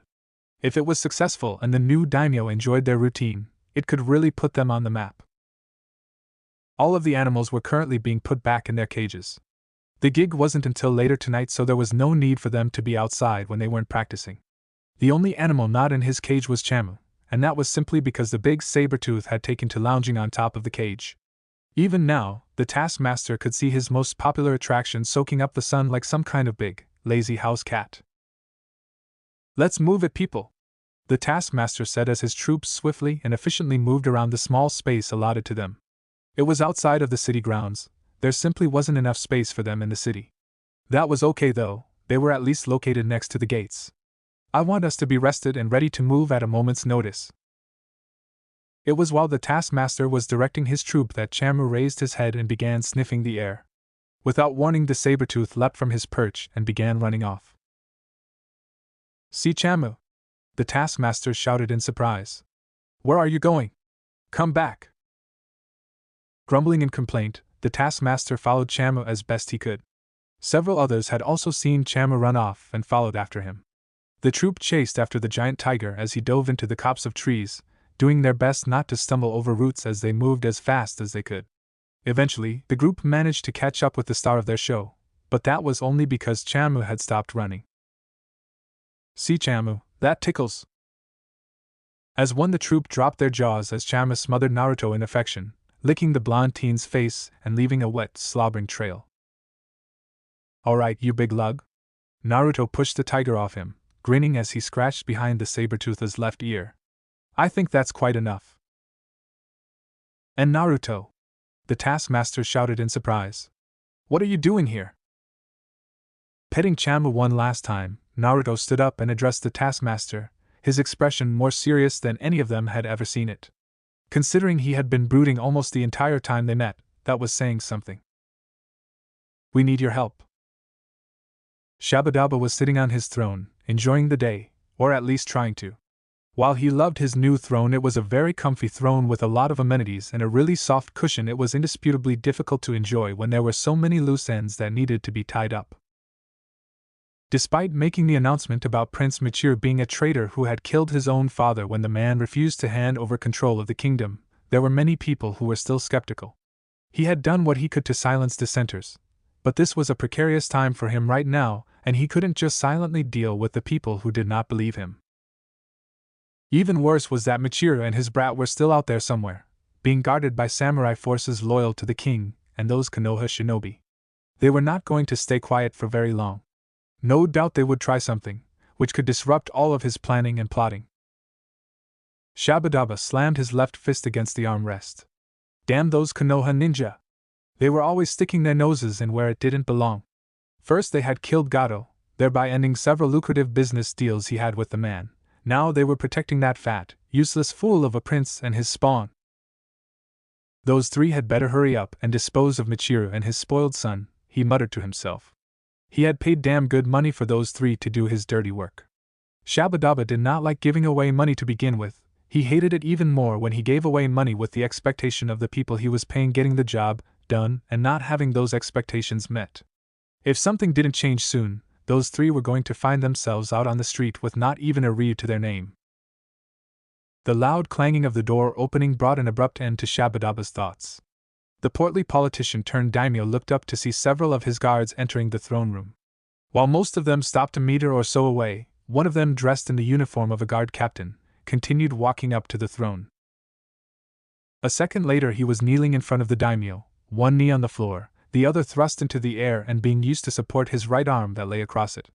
His head was bowed in deference. "My lord, the circus troupe you requested for entertainment has arrived." "Ah, good, good." Shabadaba sat up a little straighter, excitement coursing through him. With all the planning and backstabbing he had been doing, he'd not had much time to relax. With luck, tonight's entertainment would serve to temporarily relieve him of the stress he was feeling. Let them in. Standing up, Shabadaba made his way to the veranda. The throne room had its own balcony which allowed him to look over his kingdom. It would serve as a good place to watch the coming festivities. Jiraiya grinned underneath his disguise. Everything was going well. The guards had let them in through the front gate, and none of them suspected a thing. Not that he could blame them. As a spy master he was well versed in the art of disguise, though even Jiraiya had to admit this particular disguise was incredibly well done, probably even his best one yet. Not that he expected any less. His disguises were just plain awesome. His outfit consisted of a large pair of bright red pants and a green vest. He wasn't wearing a shirt, allowing his awesome pecs and abs to be seen by all. The only thing he disliked about his disguise was that no one could see his awesome lion's mane hair. Instead, there was a large red and green striped hat on top of his head. Still, stupidly large hats aside, Jiraiya had to admit his costume was pretty awesome and allowed him to showcase his awesomeness to the world. "Ladies and gentlemen, allow me to introduce you to the greatest show in the entire Elemental Nations." As the taskmaster did his introduction, Jiraiya glanced around at all those who had come to see the palace's entertainment. He spotted Shabadaba sitting up on the large balcony, looking every bit the spoiled, disgusting politician he was. Surrounding him were several other politicians, advisors most likely, and located around the palace grounds were the many soldiers charged with protecting the palace. He counted at least 5 dozen. According to Korea, there were exactly 6 dozen squads worth of samurai guarding the palace. That meant 12 samurai were not present. That was okay. Naruto, Korega, and the other samurai going with them could handle a dozen samurai. Of more immediate concern were those 3 shinobi. 1-on-1, even 2-on-1, Jiraiya was confident Naruto could win, but according to his apprentice they always worked together, and that was a problem. An even bigger problem was that he could not see them amongst the crowd. "Stay safe, Naruto." Darkness. Naruto was surrounded by darkness as he, Korega, several samurai, along with Hikaru and Michiru traveled through the small passageway leading into the palace. It was a very tight space, very cramped. The group had been forced to walk single file because of this, and it had caused a good deal of problems when deciding who would go first. Naruto won by being able to see in the dark. Korega had not been very happy, but then, he'd been angry since Michiru and Hikaru told them they were going with them. The addition of the 2 princes to their company had been a big surprise to all of them. No one had any idea why the 2 had decided to accompany them, and neither one would say. Prince Michiru's only response was that he needed to confront Shabadaba about his actions. A large-scale argument had broken out between Korega and Michiru about whether or not they should be allowed to go. Korega had argued that it was too dangerous, and he had a point. There was no telling what kind of dangers they would face once inside the palace. Those 3 ninja Naruto fought came to mind, and there was a good chance of them getting injured or even killed. Despite this, neither Michiru nor Hikaru were deterred. In the end, Korega had been forced to accede to their demands. It probably didn't help that Naruto had vouched for them and all but said he would protect them from every danger they faced. That really hadn't been one of his smartest moments, but then, despite his increase in intellect since becoming a genin, Naruto still didn't have that much common sense. Go figure. With his now fully developed yokai being channeled to his eyes, Naruto surveyed the area around them. His purple irises flickered about, looking at the walls that almost felt like they were closing in on him, the dank and wet floor, and the low-hanging ceiling that was just a few feet above their heads. This definitely wasn't the type of place someone who was claustrophobic would want to walk through. "Keep a tight grip on me, Hikaru," Naruto said softly as he felt the boy's grip on the fabric of his shirt slacken. Right, the grip instantly tightened again. "Hey, Tanasan, how much farther until we get out of here?" "It's Korega." Korega's annoyed voice snapped at him, "and it shouldn't be much farther. Maybe another minute at most." "Good, I was getting tired of walking through such a dark place and my eyes are getting sore.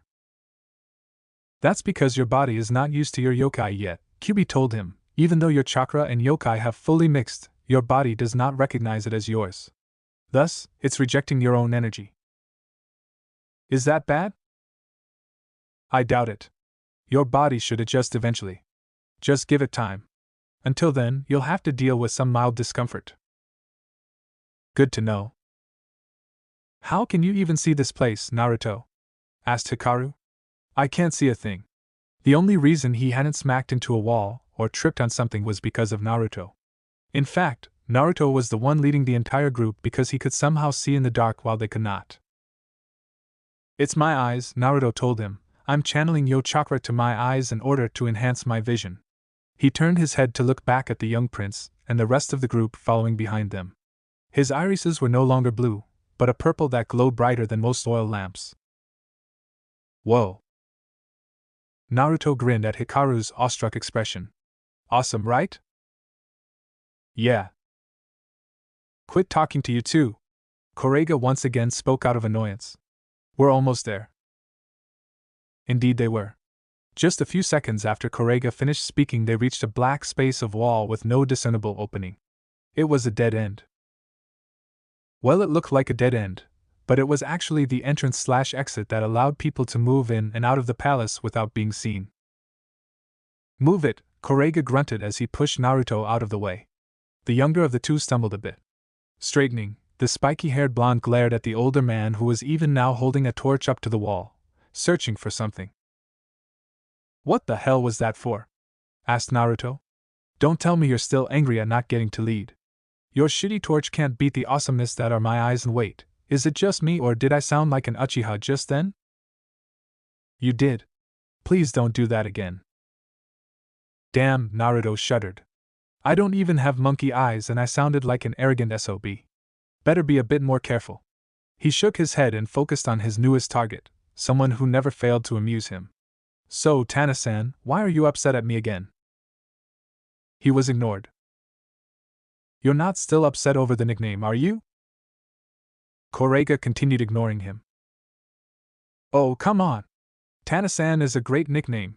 You use a katana, don't you? It works, see?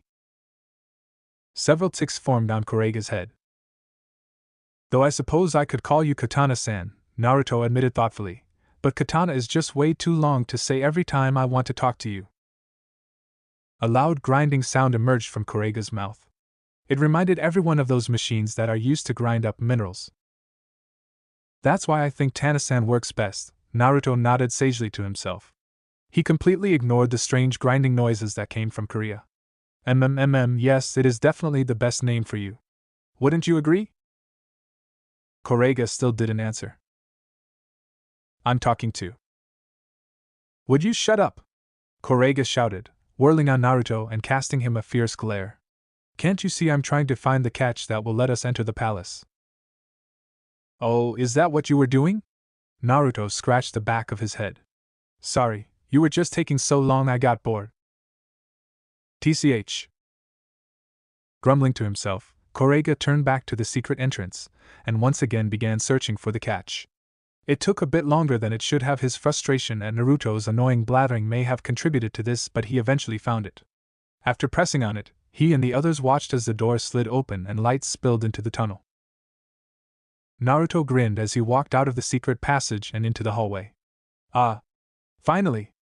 I was getting tired of being in that stupid tunnel, he said, stretching his arms high above his head. It was so damn cramped in there. He turned to Michiru, eyeing the fat prince up and down. I don't know how you could stand it. Michiru frowned. What's that supposed to mean? Nothing, Naruto dismissed the man's look with a wave of his hand. Anyway, let's get going.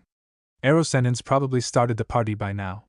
As if on cue, a large explosion rocked the entire palace. While Michiru and several others raised their hands over their head, as if expecting debris to fall on them, Naruto snickered. See what I mean? Ero-sennin's starting the party without us, so we need to get going. What we need to do is move cautiously, Korega countered. It won't do any good if we rush headlong into this situation and find ourselves overwhelmed. Ah, you worry too much. Naruto slapped the much older man on the back, causing him to nearly plant his face into a wall. The blonde-haired boy with whisker marks on his cheeks grinned as the swordsman glared at him. Don't be such a sour puss, Tana-san. This'll be a snap. It's Korega. The show had gone off without a hitch so far. Shabadaba and the other ministers and politicians appeared to greatly enjoy the circus routine the troupe had put on. The group of greedy merchants and double speakers had clapped and cheered and oohed and awed. They appeared particularly enamored with Chamu, the troupe's saber-tooth and pride of the circus. Unfortunately, it was time for the curtain to fall on this charade. And now I would like to introduce one of the newest members of our circus, a man known far and wide for his incredible feats. Jiraiya. Shabadaba looked startled. Jiraiya. Indeed, it was none other than Jiraiya who walked onto the makeshift stage the circus troupe had set up for their act. He was still in costume, but that all changed as he grabbed a hold of his clothes and threw them off, revealing his normal shinobi wear of green short kimono shirt and matching colored pants, red haori with mesh undershirt, geta sandals and spiked headband with the kanji for oil on it. For my next act, I'll be showing you how real fire breathers roll. The man with spiky white hair and an indomitable spirit performed a series of hand seals. Katon Enden! His chakra spiked as oil gathered in his mouth. His cheeks bulged before he shot out several globs of oil at speed. Each ball of the black, viscous substance ignited in the air before it struck the ground. The earth all around them combusted in a brilliant blaze as the balls of flaming oil exploded against the gravel, sending chunks of earth, grass, and cobblestone pavement flying. Several samurai also ended up getting caught in the explosion and were sent packing, their broken and burnt bodies hitting the ground with dull thuds. Seize them! Kill them! Amidst the chaos Jiraiya's jutsu had caused, Shabadaba began shouting orders in an attempt to bring the situation under his control. If he could just kill off some of those fools from the circus, he should be able to bring everyone to heel. Those people were not fighters and Jiraiya was a well-known bleeding heart.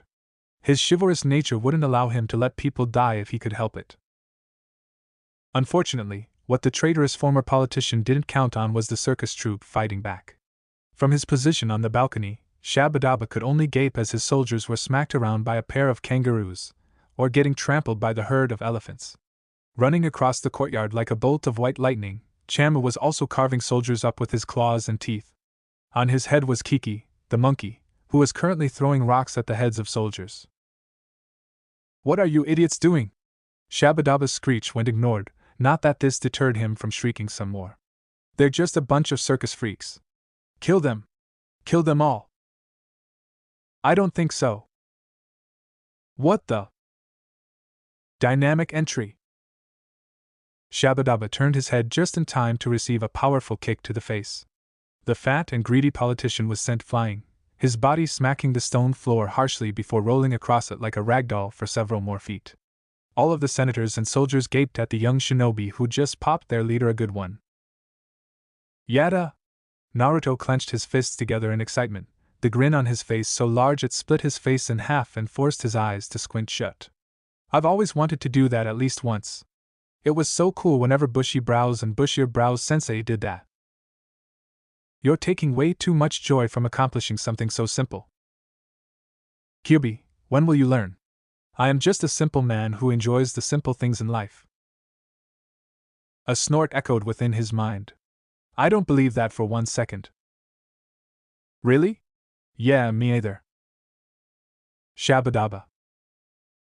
Michiru, Shabadaba winced as he sat up. A large bruise was forming on his cheek, along with some serious swelling. That attack had really hurt. How nice of you to join us. Now I can finally kill you and your brat of a son. You're not going to kill anyone today, Shabadaba. Michiru actually sounded pretty intense there. Naruto was impressed, just a little bit. You're under arrest for crimes against the throne and the murder of my father. No, that's not what will be happening, Shabadaba said, standing up. It is you who will be dying this day. Ishidate. Kill these fools. Silence. Ishidate. I said kill these fools. More silence. Naruto looked around with a frown on his face. After a second, he chuckled and looked back at the usurper. It seems those three have abandoned you. No. Shabadaba's eyes widened. No! I paid those three good money to do my bidding. How could they betray me? Money can't buy everything, Naruto shook his head. They probably knew they couldn't defeat Jiraiya and myself in a fair fight. After their failed attempt at getting rid of us, they most likely knew we would be ready for anything else they could try and decided to cut their losses. The blonde shrugged. It's a pretty smart move for them if you ask me. Damn them! Shabadaba grit his teeth, his anger boiling over. Damn you, Ishidate! Shabadaba, in the name of the true daimyo, you are under arrest, Korega declared, brandishing his sword. No! Shabadaba looked at all of them with wide, insane eyes. I won't allow you to take me. Kill them! Kill them all! Those soldiers who were loyal to Shabadaba all unsheathed their swords and charged them. A large smirk appeared on Naruto's face as he crouched down low. Leave this to me, you guys. Before anyone there could say anything, Naruto was blasting off the floor. He flew towards the charging soldiers at incredible speeds, his body a mere blur that could not be tracked by regular forces. None of the samurai even knew when Naruto had appeared among them. 1 second he was standing there, that infuriating smirk plastered on his features. The next he was amidst them, and already taking down his first opponent with a palm thrust to the chest. Grinning with a savage joy, Naruto spun around on his heels and moved to the left. A sword pierced the air he had been standing on. As the offending limb gripping the sword came into his view, the blond young man grabbed a hold of it in a vice grip. Or why? Ah! Continuing his spin, Naruto lifted the soldier off his feet and used him as a bat to knock several other samurai away. He only let go after the last soldier had been knocked for a loop. The dizzy enemy swordsman was then sent flying straight into a wall, which he became embedded into head first, his legs dangling out of the large hole the upper half of his body was stuck in. Anybody else want some of this? When all Naruto got were groans, he grinned and nodded to himself. I thought not. The battle to take control over the palace had been relatively short. With the disappearance of Ishidate, Karenbana and Kongo, there was no one with the strength to stand up against either Naruto or Jiraiya. Regular foot soldiers were just not a match for shinobi, especially ones of their caliber. There was much to do after the battle. All those who had turned traitor had to be sentenced. Most of the normal soldiers had not known the truth about Shabadaba's ascension, which Jiraiya confirmed through interrogating them, and were given a 1-year prison sentence on the condition they swear their loyalty to Michiru. Those who did not would be given a life sentence. The politicians, merchants and ministers were another matter entirely. All of them had been aware of Shabadaba's treachery and even lent their support to overthrow the king. They were all given life imprisonment. Shabadaba, on the other hand, was given the death penalty for not only acts of treachery against the crown, but the murder of the former daimyo as well. That was a crime of the highest order, and not something that simple imprisonment would rectify. Prince Michiru, now the daimyo of Suki no Kuni, had also been forced to make an announcement letting the citizens know what really happened to their former lord and of Shabadaba's betrayal. The people seemed to take the knowledge well enough. Most of them were aware of Shabadaba's greed to some extent, therefore not very surprised. With nothing to do, Naruto spent most of his time training. With Kyuubi's yokai no longer being a usable trump card, the young man was forced to turn to other methods of increasing his power. The first thing he attempted was to enter that strange state he had achieved during the battle with Orochimaru. It hadn't turned out too well. It seemed that Naruto's body was incapable of handling the stress of that transformation for more than 10 seconds. Kyuubi theorized that because his yokai and chakra were now truly one, it was much more powerful than it had been, and that all the power he now possessed put extreme amounts of stress on his body. This meant the only way he could increase the amount of time he was in that state was through constantly putting stress on his body to increase its durability. It was a lot harder than it sounded, not to mention painful. While his relationship with Jiraiya was not what it had been before learning about his father, it was much improved from what it was at the start of this mission. The fact that it was Jiraiya who had saved Naruto from those 3 shinobi when his body had been essentially poisoned by Kyuubi's yokai was a serious point in his favor. And with Naruto no longer pushing him away, it meant they could get in some serious training. Say what you will about the man, Jiraiya knew his stuff. He was not considered a legend among shinobi for no reason, as Naruto quickly found out during all of their spars. Nearly a month after the execution of Shabadaba, peace had returned to Suki no Kuni, and Naruto and Jiraiya were ready to hit the road once again. "Do you really have to go?" asked Hikaru, sniffing as he looked up at the older male. Naruto grinned down at him, feeling a strange sense of nostalgia. He couldn't help but think he had been in this situation before as he ruffled the boy's hair. "Yeah, I do," Naruto answered, "but don't worry too much. I doubt this is the last time we'll see each other. After all, if I become Hokage and you become daimyo, we'll have to meet if we want to finalize our alliance. Promise you'll come back to visit?" Hikaru held out his left hand, pinky finger extended. Chuckling, Naruto wrapped the pinky of his right hand around the extended pinky. "Promise." "Come on, brat," Jiraiya called, "we need to head out. There are a lot more places I want us to get to before the end of this trip." "I'm coming, Ero-sennin. Stop being so impatient, you damn pervert." This coming from the boy who created a jutsu that transforms him into a naked chick, Jiraiya shot back. "He got you there." "Whatever," Naruto muttered, a small blush staining his cheeks. He looked back at Hikaru. "I'll see ya around, kiddo." As Naruto ran off to catch up with Jiraiya, who he began arguing with not long after, Michiru placed a hand on his son's shoulder. "I doubt this will be the last time we see them, Hikaru. I'll have to remember to thank him the next time we meet. While I still don't know what my father meant when he talked about what was important, I think I'm beginning to." Hikaru looked at his father, then back towards where the blonde and his sensei were disappearing into the distance. He hoped this would not be the last time they met as well.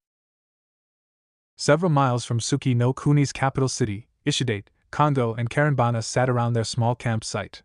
The trio of ninja had managed to get out of the palace with a good deal of treasure thanks to all the chaos the circus and Konoha shinobi had caused.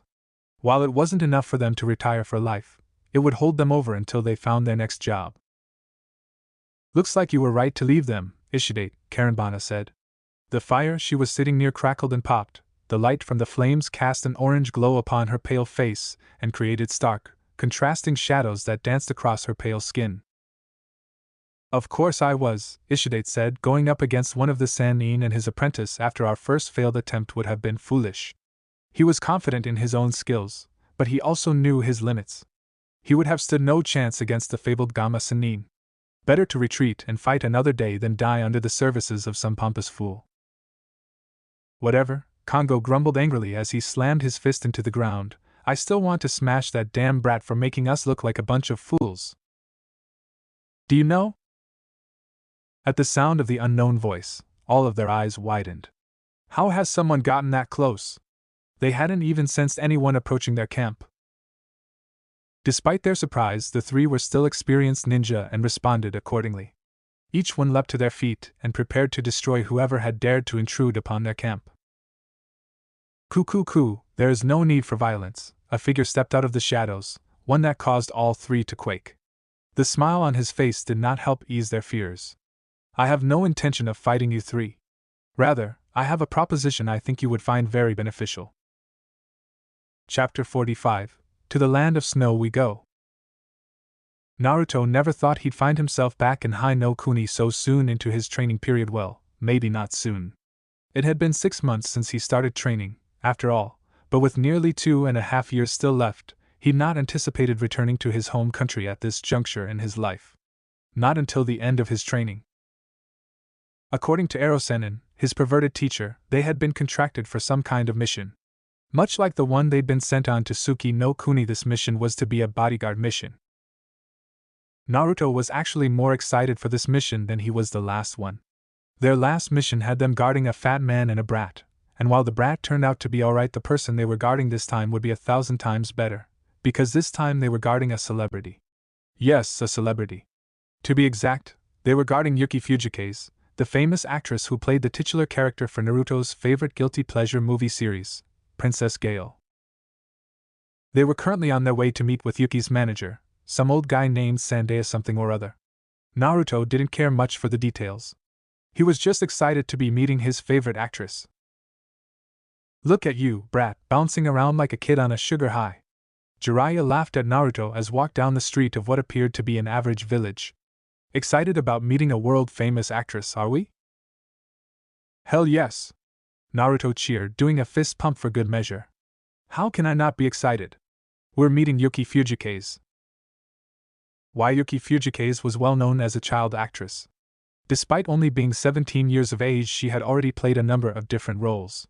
While her most famous showing was the Princess Gale series, she had played in a lot of other movies as well. I can't wait to finally meet her, Naruto continued blabbering. My only disappointment is that I don't have any of my Princess Gale posters with me. You have posters? If I had known we'd be meeting Yuki Fujikaze, I would have made sure to bring several of them to get them signed. Sighing deeply, Naruto scratched the back of his neck. Man, talk about disappointing.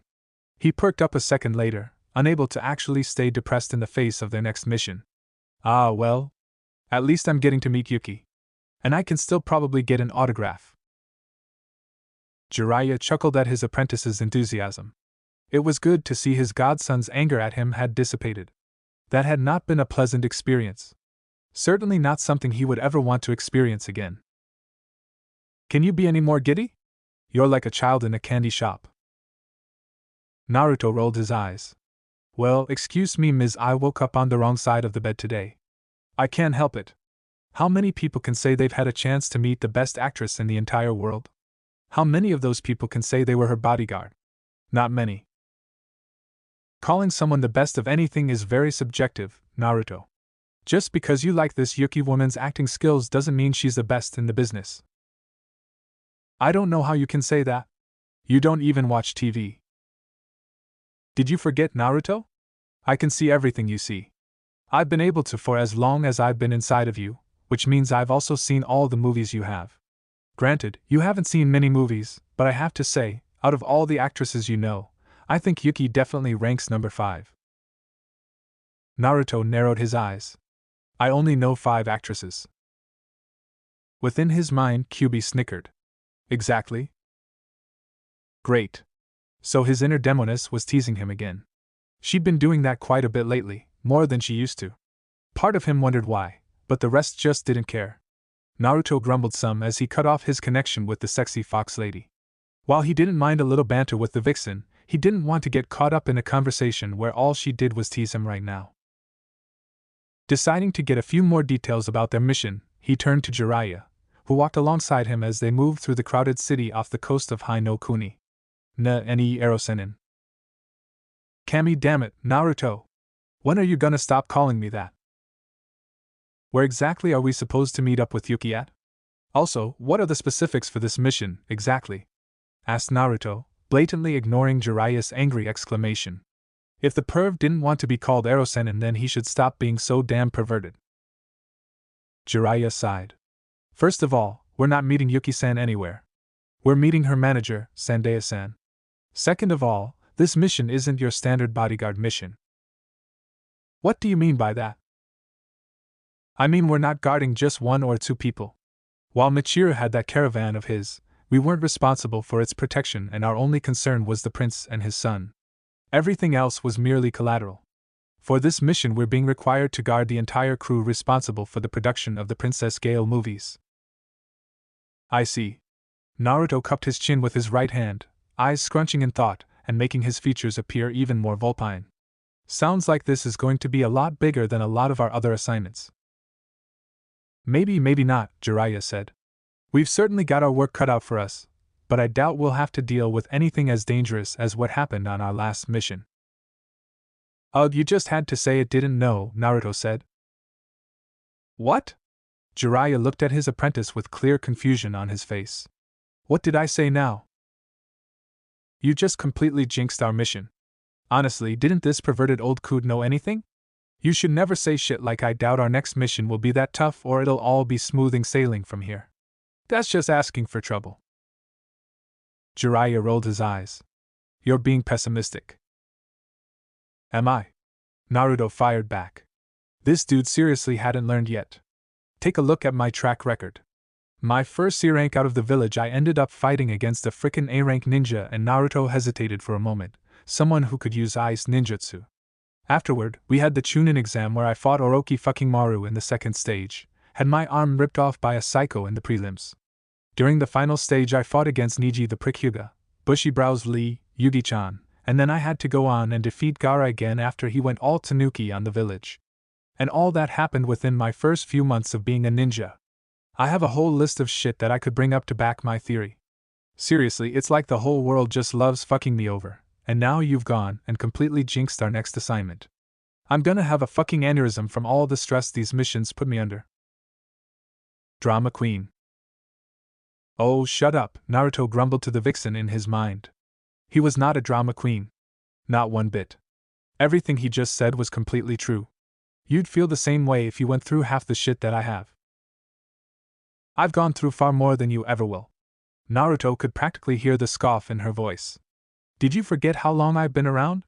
I'm well over 1,000 years old. I've seen and done more than any mortal ever will. Yes, that is true, but I'm not really immortal anymore, am I? Naruto asked, his voice abnormally soft, even in his mind. Akubi seemed to choke on her own words. Yes, I suppose that's true. I guess you're not immortal anymore. She became quiet after that. Naruto waited to see if she would say anything else, but when it became clear she wouldn't, he sighed, wondering how long it would be before the knowledge of his own semi-immortality stopped bothering him. Probably after all of his friends were long dead. What a morbid thought. Okay, I'll grant you've had it pretty rough since you became a ninja. Well, at least his perverted sensei was willing to admit that much. But I still think you're being too pessimistic about all this. Seriously, we're only being hired as a safety precaution, not because there's any real danger involved. Yuki no Kuni hasn't been a hotbed of activity since the coup d'etat led by Dota Kazuhana over a decade ago, and we probably won't even meet him since all we're doing is filming a movie. What could go wrong? Naruto and Jiraiya eventually found the man they were looking for in a large building filled with stagehands rushing to and fro. Naruto could immediately tell something was up from the moment they entered the building. The people around them all appeared frantic. It didn't take long to find the guy they needed to. He was standing in front of the stage, yelling into a walkie-talkie, his voice high-pitched and frantic. What do you mean she's not in her room? You're telling me she ran out again? Naruto would have wondered who she was, but at that moment Jiraiya walked up to the man and, after a second's hesitation, he decided to follow. You're Sandewa-sama, I presume? The one Jiraiya addressed appeared startled and spun around to stare at them. Yes. Can I help you? Sandewa quickly straightened his glasses and Naruto got a good look at him. The dude looked old. Not like old, but more like a worn old, as if he'd been under so much stress that he'd aged prematurely. He wore a pair of rimmed glasses, had his hair in a ponytail, and had way too many stress lines, like an old fruit that had been left out in the sun for too long. Yeah, we're the ninja you hired for the bodyguard detail, Jiraiya said. He then looked around, his face reflecting his confusion. Is something going on around here? Everyone seems kinda frantic.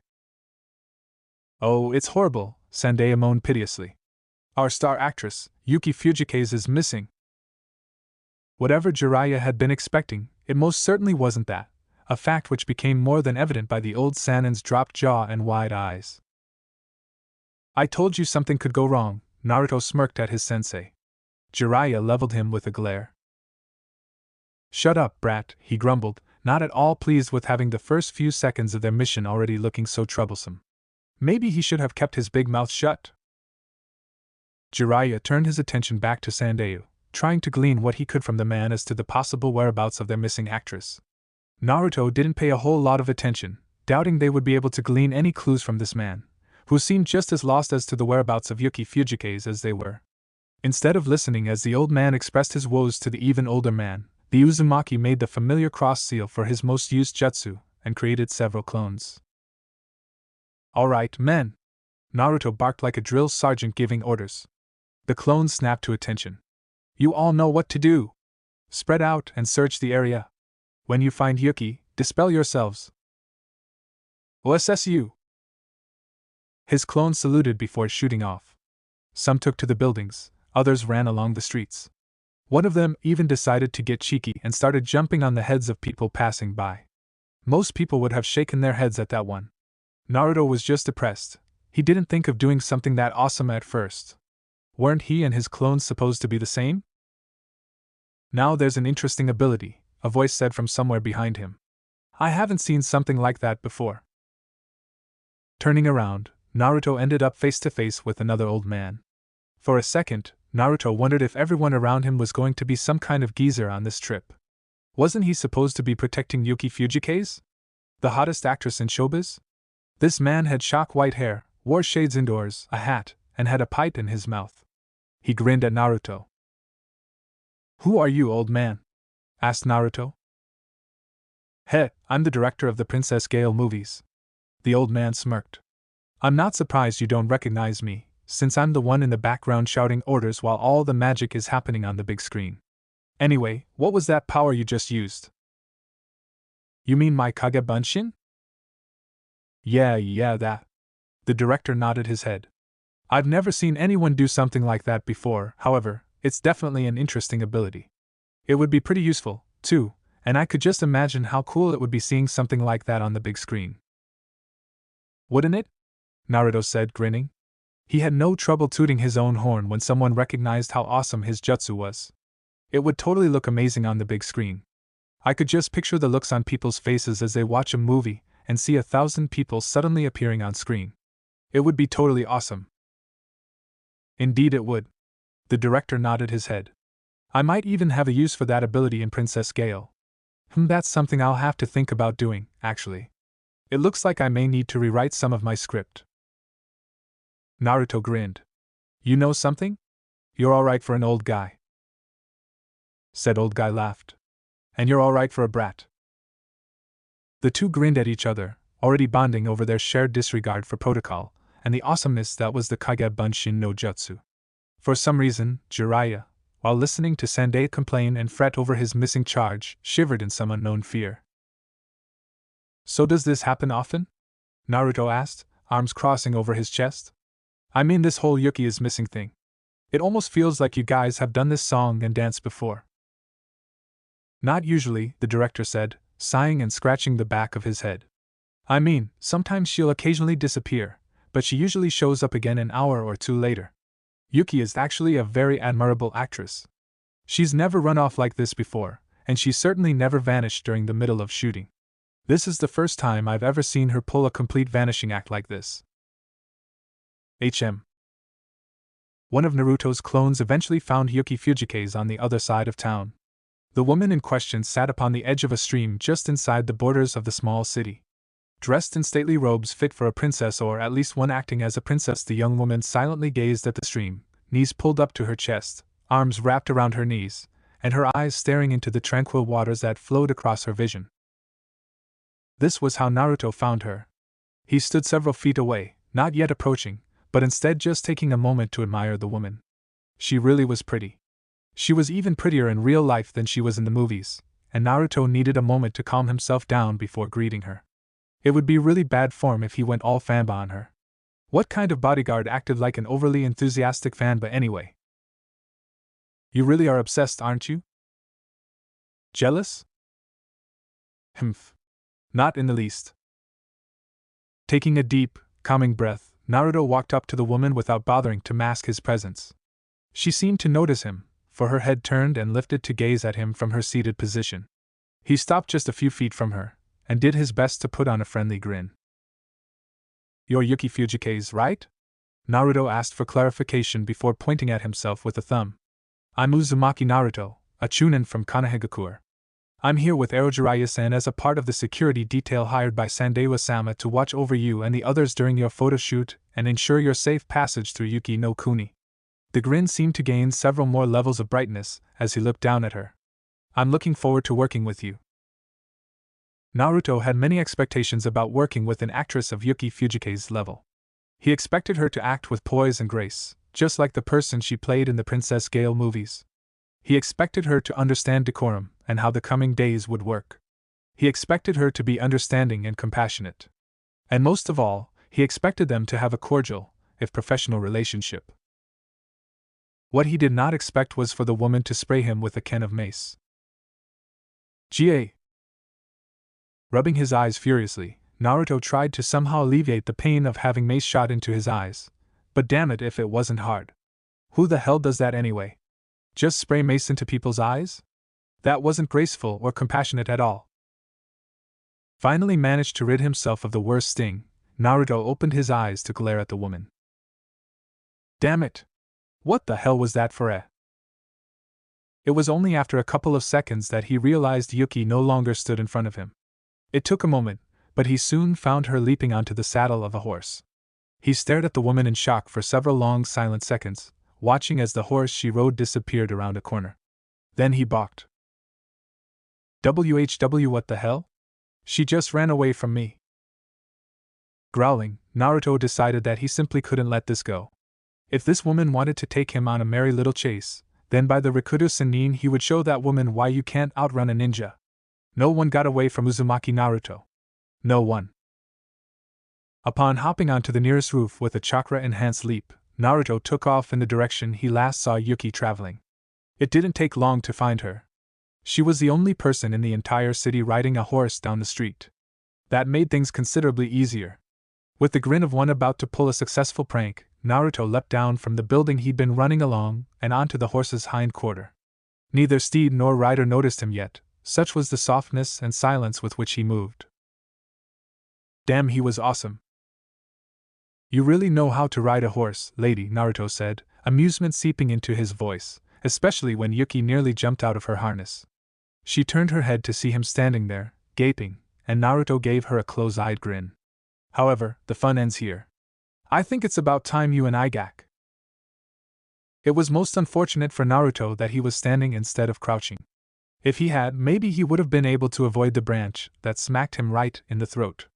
He hadn't, however, and thus ended up getting knocked off the horse when an abnormally long branch sticking out of a passing tree clocked his windpipe and blocked his air passage.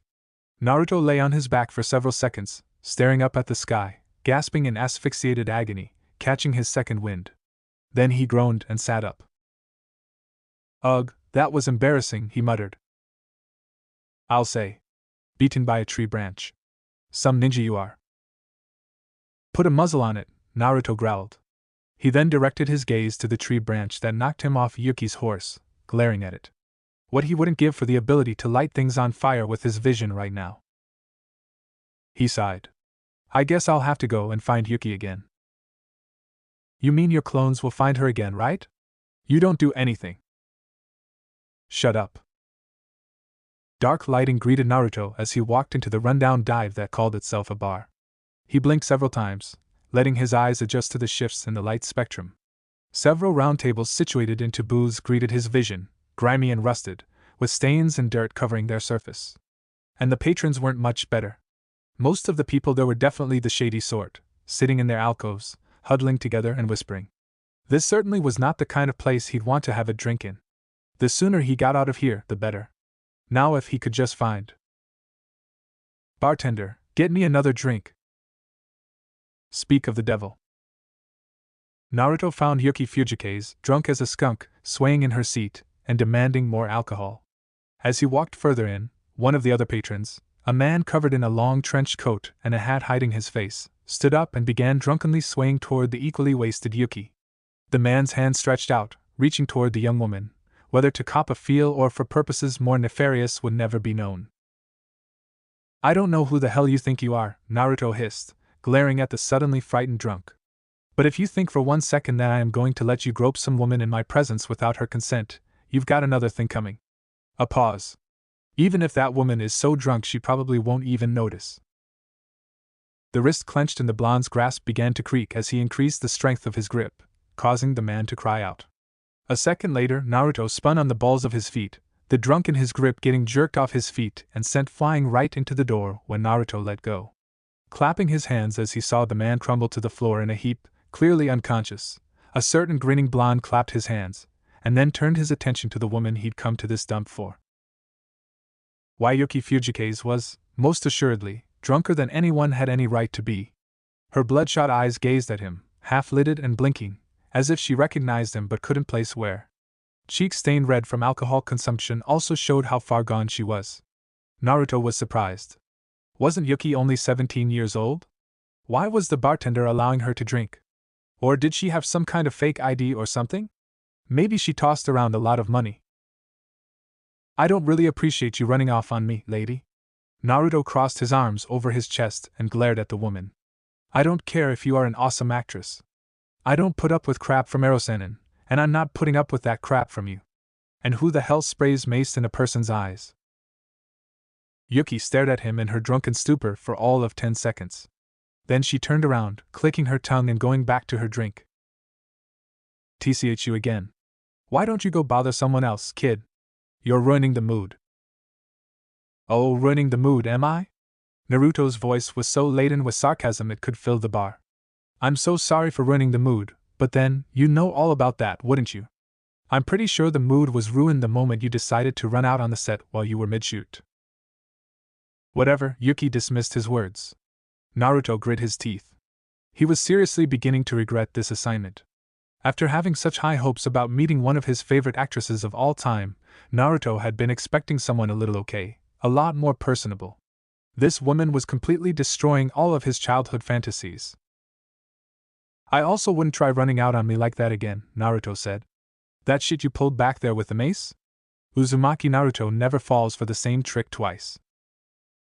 The raven-haired young woman stared at Naruto hard for several seconds, which was impressive considering how drunk she was. Seriously, how many people who had enough alcohol in their system to poison an elephant were capable of producing a glare like that? Then Yuki turned away, going back to her drink. Why are they bothering me anyway? Why do you even care? Oh, I don't know, how about because it's my job? Naruto crossed his arms over his chest. My sensei and I were hired to protect you and your crew as you traveled to Yuki no Kuni. I'm not too keen on failing my missions, especially not because some snotty little princess wants to run from her duties. He was still pretty pissed off about what happened in the past hour or so. His throat was sore from where he'd struck that tree branch, and his eyes still itched from when she sprayed mace in his face. That was just not cool. Now come on. Get your ass up. I'd like to get this mission over with so I can move on with my life. Che. Yuki scoffed at him. What would some brat like you know about life? Plenty. So she wanted to play that kind of game, did she? Well, that was just fine with him. Naruto was more than willing to play. I probably know more about life than some snooty little actress. And you're not that much older than me, you know. The belligerently drunk actress offered him a bitter chuckle as she swirled the ice around in her glass. Allow me to let you in on a little secret, kid. Actors are the biggest fakes in the entire world. We're put up on the big screen, displayed to millions of people who ogle and admire us, never realizing that we're some of the biggest liars you'll ever meet. We're given our scripts, handed these lives put on paper that we're supposed to breathe life into. It's all just a sick joke. Naruto snorted, causing Yuki to toss a nasty look his way. What are you laughing at? I'm laughing at you. Actors are the biggest fakes in the entire world? Please, you're preaching to the choir, lady. I'm a ninja. We make our entire lives off lying, cheating, stealing, and killing. Living fake lives? We do that every time we go on an infiltration mission, generating false identities, creating fake personas, and breathing life into them. You clearly have no concept of how the world works if you think actors are the biggest cheats and liars around. Yuki's glare was truly scathing. What would you know? More than you, it seems. Naruto was still getting his chuckles in when he decided they'd wasted enough time. Now come on. I've humored you long enough. It's time to go back to Sandayu and the others. They seem pretty worried about you, can't imagine why. Ah, let them worry. Yuki dismissed Sandayu and the rest of the crew with a dry chuckle. Sandayu's just worried about his next meal ticket, and don't even get me started on the director. He doesn't care about anything but his movie. As for me, I'm done playing the part of the princess. They can always get some other woman to pick up the slack. Movies switch out actors for sequels all the time. I'm sure they won't have any trouble finding someone else to play Princess Gale for the next movie. One thing's for sure, however, and that's that I'm not going back to Yuki no Kuni. No way, no how. Naruto faintly registered the words going back and shelved it for posterior inquiry. Right now he had a stubborn, prissy little actress to deal with. And how should he deal with this? Now there was a question worth asking. Part of him just wanted to knock the bitch out and drag her sorry, drunken ass back to the others, world-famous actress or no. But he couldn't really do that, could he? Erosenin would be upset, and it wouldn't really generate goodwill or endear him to the rest of the cast even if giving this lady a chop to the neck would make him feel a whole lot better personally. Releasing a prominent sigh, Naruto sank down into a chair next to the woman. Bartender, get me whatever she's having. The bartender, a middle-aged man with graying brown hair and a handlebar mustache, gazed at him with one eyebrow raised skeptically. You want me to get you a drink? What are you, 10? I can't give alcohol to a 10-year-old. A vein throbbed on Naruto's forehead. That throbbing intensified when Yuki giggled at him. He sent her a scathing look before turning back to the bartender and pointing at the metal plate on his head. You see this headband? This headband means I'm a ninja, jerkwad. I know 50 different ways to slit someone's throat and hundreds to kill them. It also means I'm exempt from standard laws and regulations within Hai no Kuni. Now get me my damn drink. Whatever you say, kid, the bartender said, setting aside the glass he'd been cleaning with a rag and getting Naruto his drink. The young man grumbled some as a glass with several cubes was set in front of him, and some kind of amber liquid poured in. Naruto took a small sip of the stuff, and then decided that whatever swill this was had nothing on Mayobokuzen brand fire sake. What are you smirking at? Naruto asked upon noticing the blatant smirk on the drunken Yuki's face. Said smirk widened at his words. I see you finally decided to throw in the towel, she said, grin widening even further when he took another sip. You know you can't convince me to do what I don't want, so you've given up and decided to join me. Smart choice. If that's what you're thinking, then I can tell you right now that you're dead wrong. Naruto propped an elbow onto the table and rested his cheek on his hand, the other of which held his drink. I have no intentions of giving up, however, seeing as you're being completely unreasonable at the moment. I figured I should at least relax a bit and share a drink with you before we start hating each other's guts. Naruto looked at the blinkingly flabbergasted Yuki and smirked as he raised his drink to her in toast. So how about it? Wanna at least have this one small gesture before we start making each other's lives miserable? Yuki looked at him, blinking some more, before a cynical chuckle escaped her lips. She raised her glass, completely missing the soft fizzling of something dissolving in her drink. The price she paid for already being quite drunk. Sure, kid. Cheers. Cheers. Their glasses clinked together. Naruto threw his drink back, gulping it down in one go. Not one to be outdone, Yuki followed his example. Naruto watched as she drained her entire glass, and despite her personality being one that left a lot to be desired, couldn't help but admire the way her elegant throat moved as she drained her glass. He then shook his head. What the fuck is wrong with you, Naruto? You know nothing can happen between you two, even if you did like her, which you don't. Remember what you are. No woman would love you once she realized you're actually a monster. Within the seal, Kyubi listened to Naruto's thoughts, wondering if he knew that she could hear him. Probably not, or he wouldn't be thinking like that. You know, for a brat you sure can handle your drink, Yuki said, turning to him, eyes becoming droopy. Naruto smirked. I'd say you're not so bad yourself, but since you're about 2 seconds away from passing out, I don't think I can. Yuki's frown grew more prominent. Her eyes began droopier and she began swaying on the spot. Her body tilted back and forth, and her eyes blinked several times as they tried focusing on him. What are you talking about? The teen actress suddenly pitched forward. Fortunately for her, she ended up falling into Naruto, who kept her from having a close encounter of the face-on-steel kind. Her eyes were closed, pink lips slightly parted, glistening in the low lighting, and light snores could be heard coming from the woman who had seemingly fallen asleep. Naruto couldn't help but notice that Yuki actually looked much prettier when sleeping. It probably had something to do with how he didn't have to deal with her attitude. Scooping the girl into his arms, Naruto gave a cheery grin to the bartender before heading toward the door. He absent-mindedly took notice that the drunk he slammed into the door had, at some point during his conversation with Yuki, woken up and left. Ah well. What did he care about that drunk? It's not like some stupid old pervert trying to cop a feeling that a young woman could do anything to him. Several kilometers away, Jiraiya, standing with Sandeya and the director, sneezed. I see, so she has the hex crystal, a deep voice akin to a growl exclaimed from the large man seated on a metallic throne, a glass of amber liquid in his left hand, the ice inside idly jingling back and forth. With his other hand being used to pillow his head, the individual looked down at his subjects with the absolute authority of a ruler, as he addressed the 3 people kneeling before him on the ground. Splendid. This is truly wonderful news, Nadar. This actress, Yuki Fujikaze, she is undoubtedly Koyuki Kazuhana, Nadar, a man with long grayish-purple hair tied into a ponytail, marks underneath his eyes, strange-looking shinobi armor and a mask-style Yukigekure headband on his head, stated with a smirk. My informant who's been shadowing her for the past week has confirmed that she does indeed have the hex crystals. She's without a doubt the genuine article. Kneeling on Nadar's left, a woman with pink hair lifted her head, revealing a cynical smirk and sadistic green eyes. I can hardly wait. It was worth the 10 years it took to find her. Heh. The largest of the group, a hulking giant of a man with a chiseled chin, notable plate armor, kneeling to the right of his leader, smirked. Taking care of one little girl?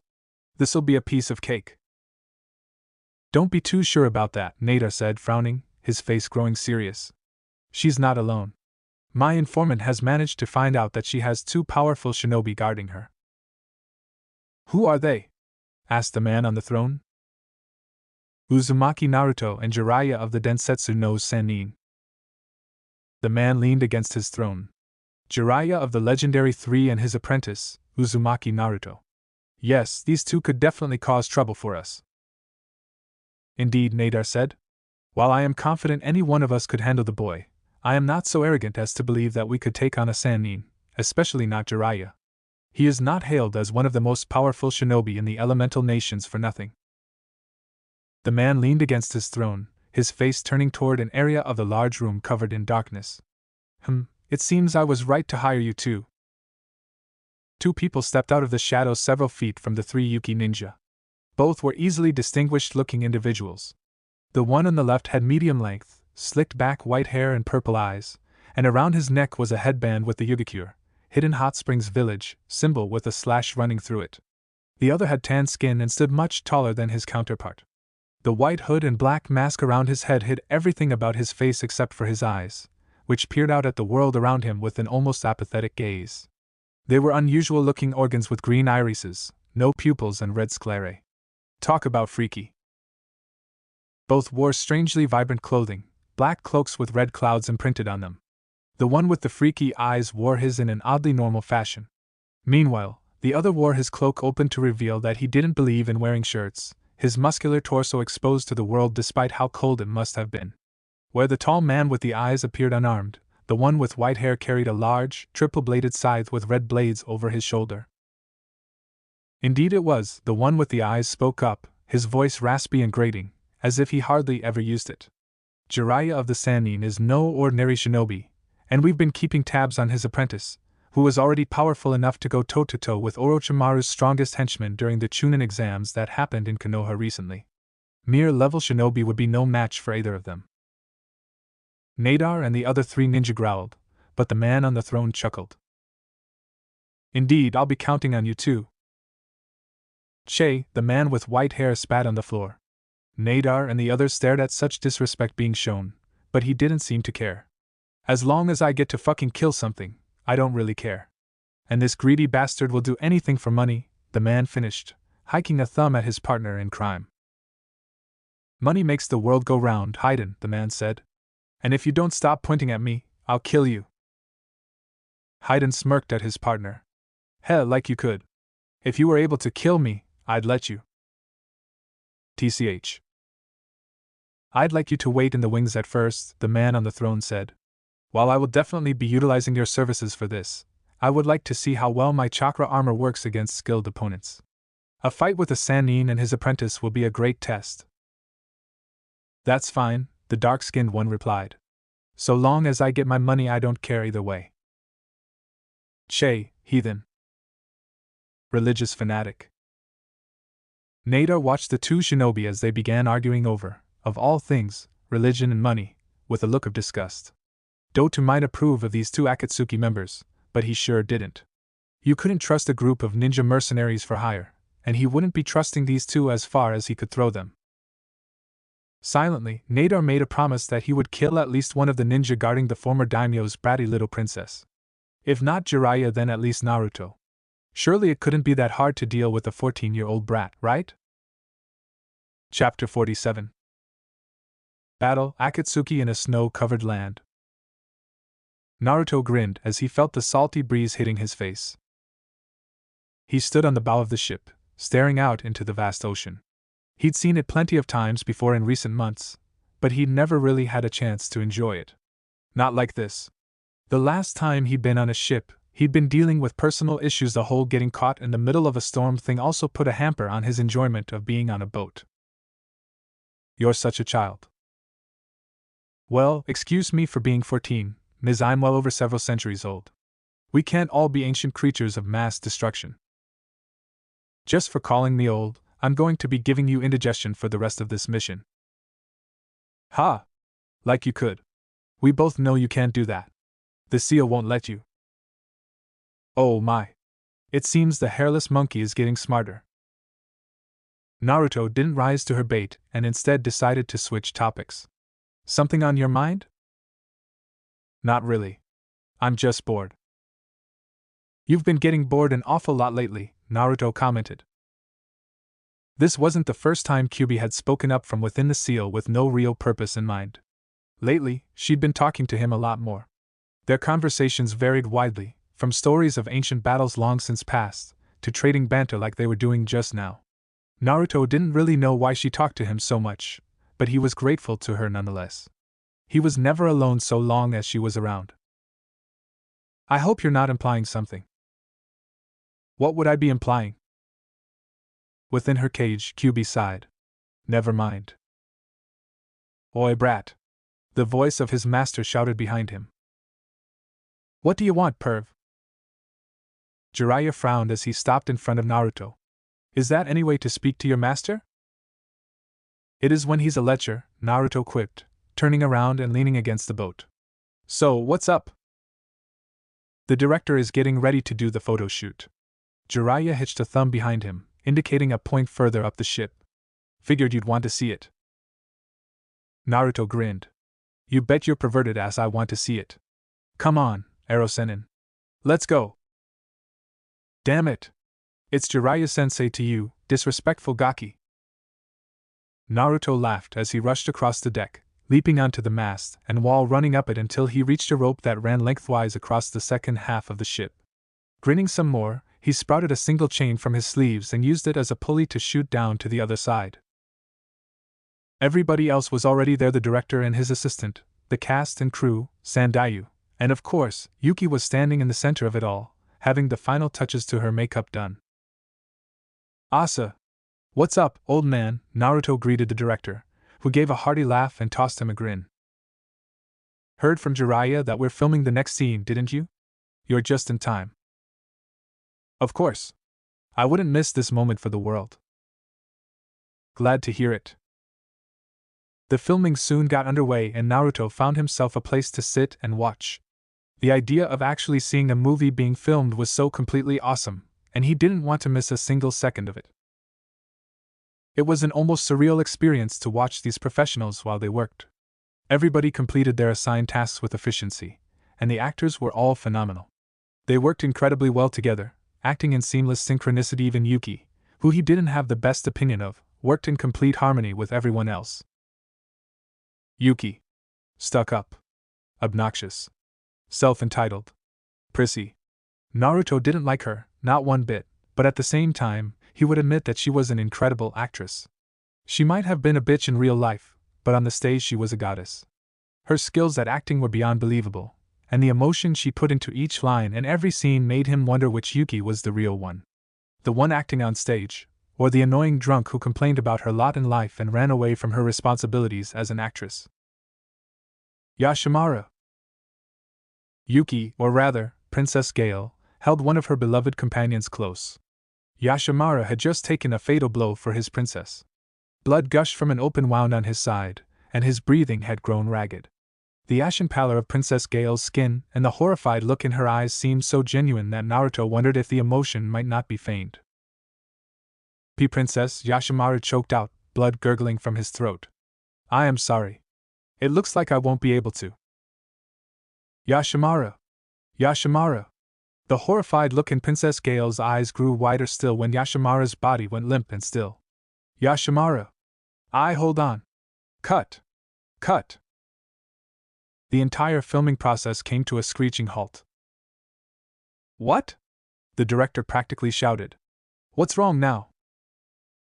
My teardrops, Yuki told him plainly. I can't cry without my teardrops. Naruto's face faltered. Oh, for the love of would someone get Yuki her teardrops so we can get this ball rolling again. We're wasting time here. Naruto stood up and rubbed his now sore nose. Yet even while trying to soothe his red and scuffed son, he couldn't help but stare at Yuki as someone put eye drops into her eyes so she could cry. Are you freaking kidding me? What an odd human this girl is. For someone to possess such an amazing acting ability yet not be capable of crying on command, it's rather shocking. I'll say. Isn't that like a standard skill that all actresses should have? And how come it sounds like you're speaking from experience? Because I am speaking from experience. It's amazing what a man will do for a beautiful young woman who's in tears, the lengths they'll go to in order to please them. I couldn't afford to not have such a valuable skill set in my arsenal. In the face of such infallible logic, Naruto could only facepalm. Figures. Oh. My. God. The director said as he and the rest of the crew stared in shock at the massive iceberg that now blocked their path. Naruto didn't think he'd ever be able to come up with such an articulate response. The iceberg had appeared sometime overnight. Their ship had almost crashed into it, and it was only thanks to the man piloting that they hadn't been run ashore. Naruto was grateful. Shinigami only knew what sort of damage smashing into that could have caused to their hull. This thing is huge, the cameraman exclaimed. It's going to take forever to get around this. We'll be off schedule by. This is perfect, the director exclaimed before the cameraman could finish. This is the best place to shoot our next scene. Eh? The cameraman appeared confused. Naruto didn't blame him. Don't you see? The director grinned at his crew. This iceberg appeared as if it was fate. It's like the movie gods are telling us to start filming on this thing. There was no stopping the director, and the others knew better than to try, it seemed. Naruto guessed they must have already experienced his brand of crazy and were used to it by now. The crew didn't even complain as they were tasked with unloading all of the equipment, sets, and stage props. Naruto watched from a distance of some meters, sitting by a fire and warming his hands alongside Jiraiya. He thought about making some clones and helping the crew set up and carry stuff, but decided not to. It wasn't his job to help them make their movie, only to protect them during its creation. Besides, his clones weren't always the most graceful of chakra constructs. It would be really bad if they ended up breaking stuff. Looks like you've got an admirer, Jiraiya said, knocking an elbow into Naruto's side. He grunted and looked over to see where his sensei was pointing. Yuki, who was also sitting near them, and glaring at him, he might add. If people could create jutsu from their glares, Naruto was sure he'd have just been frozen over. This wasn't the first time Yuki had given him that glare. He'd been on the receiving end of it almost every time they were within seeing distance of each other, which was pretty much all the time since they had been on a ship. The only times he wasn't within her general vicinity was when Jiraiya guarded her, or when he was sleeping. That's nothing new, Naruto stopped looking at Yuki, having decided to ignore her glaring. If anything, I think her hostile expressions have lessened. Jiraiya glanced at Yuki for several seconds, then shrugged. Whatever you say, brat. I'm not seeing it personally, though. It still looked like she's trying to kill you with her eyes. Naruto grunted and cast his eyes across the vast land of ice. Snow-covered fields spread out before him, a wonderland of pure white powder that appeared softer than pillows. Large cliffs jutted from the ground like stakes, their crystalline form glittering with the reminiscence of gems in the afternoon sun. The iceberg they found themselves on was truly massive. Estimating the length of things was a skill he'd picked up during his pranking, and he'd grown pretty good at it. At a rough estimate, he would have to say that this iceberg was, at the very least, 3 square kilometers in length. That was huge. I wonder, is something like this iceberg natural? Naruto asked himself. Did you say something, brat? Not a thing. The filming soon got underway. Naruto watched the cast film with one eye, admiring how professional the crew acted and the brilliance of the actors. Yet even as the film continued rolling, he couldn't help but feel uneasy. Giant-ass icebergs like this did not just appear overnight, did they? Brat, Jiraiya's eyes surveyed their surroundings with narrowed eyes. The man was no longer a lecherous pervert, but one of the 3 Sannin, a man whose power was known far and wide. You feel it, don't you? Yeah, Naruto mumbled, his own slit-like gaze searching the area. We're being watched. Naruto channeled chakra into his eyes. The strange mixture of half-human, half-bija energy bled into his cornea and then his irises. His pupils turned a dark purple akin to amethysts, and his sclera became pure black. His vision shifted spectrums, allowing him to see others as little more than colored silhouettes. Jiraiya appeared to him as a red silhouette with mixtures blue and brown, denoting his main affinity to fire and his two secondary affinities to water and earth. The cast members all appeared mostly as white with small splotches of color, which made sense, as none of them were shinobi and hadn't trained their elements, nor did they have much chakra. A little further out was there. Lord Mozo. Yuki, in her role as Princess Gale, pointed her sword at a man dressed to the nines in an elaborate mauve robe. This is it. Your reign of terror ends here. Naruto didn't even bother stringing hand seals together. He channeled chakra into his left hand and made a fast slashing motion. A purplish wave of wind chakra enhanced by his own demonic properties flew from his hand and towards a large mound of snow. Ha! Lord Mozo laughed. That is what you think, Princess Gale. However, without Yashamara to protect you, you are. The blast of chakra slammed into the large hill and exploded with a fierce howl, like the raging of 10,000 demons.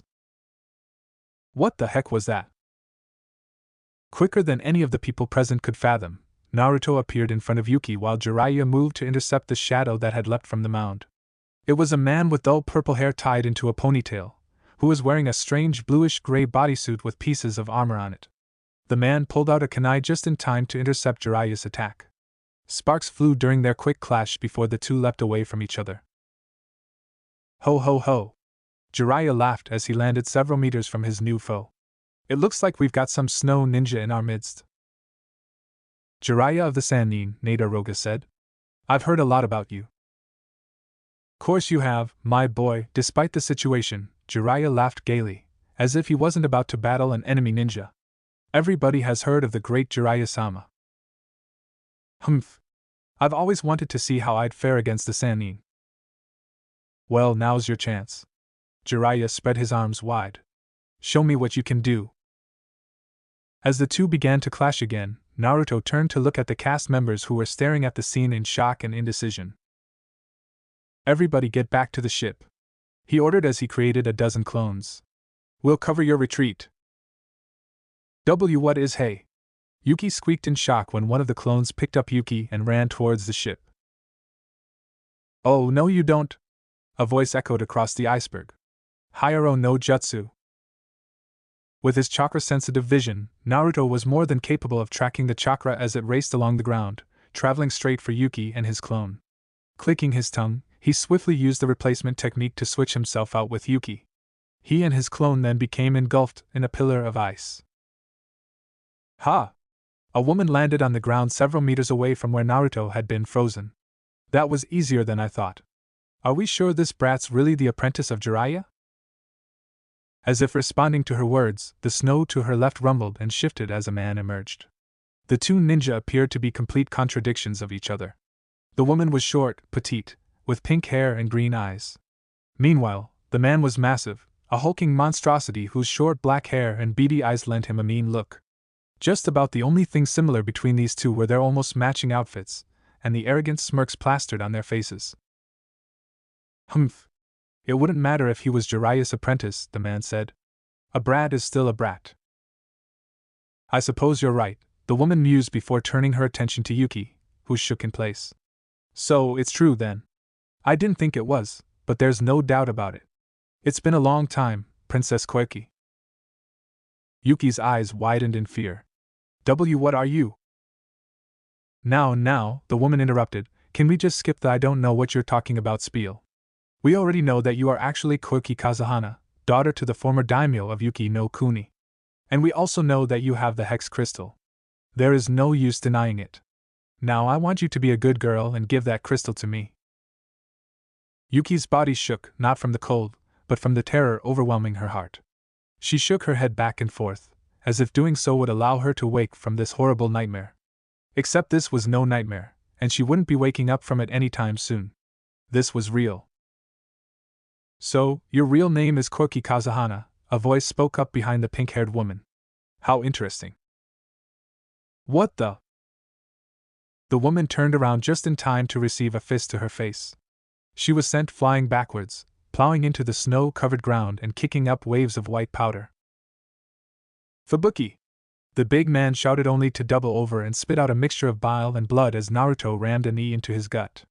Naruto wasn't finished, however, and he quickly pulled his knee back and slammed an elbow into the man's face. There was a satisfying crunch as the snow shinobi's nose broke under Naruto's assault. As the shinobi's head snapped back like a piñata being smacked by a bat, Naruto spun his body around, fists drawn into his torso, and then launched his attack. Tsuin Kamikaze no Tatsumaki.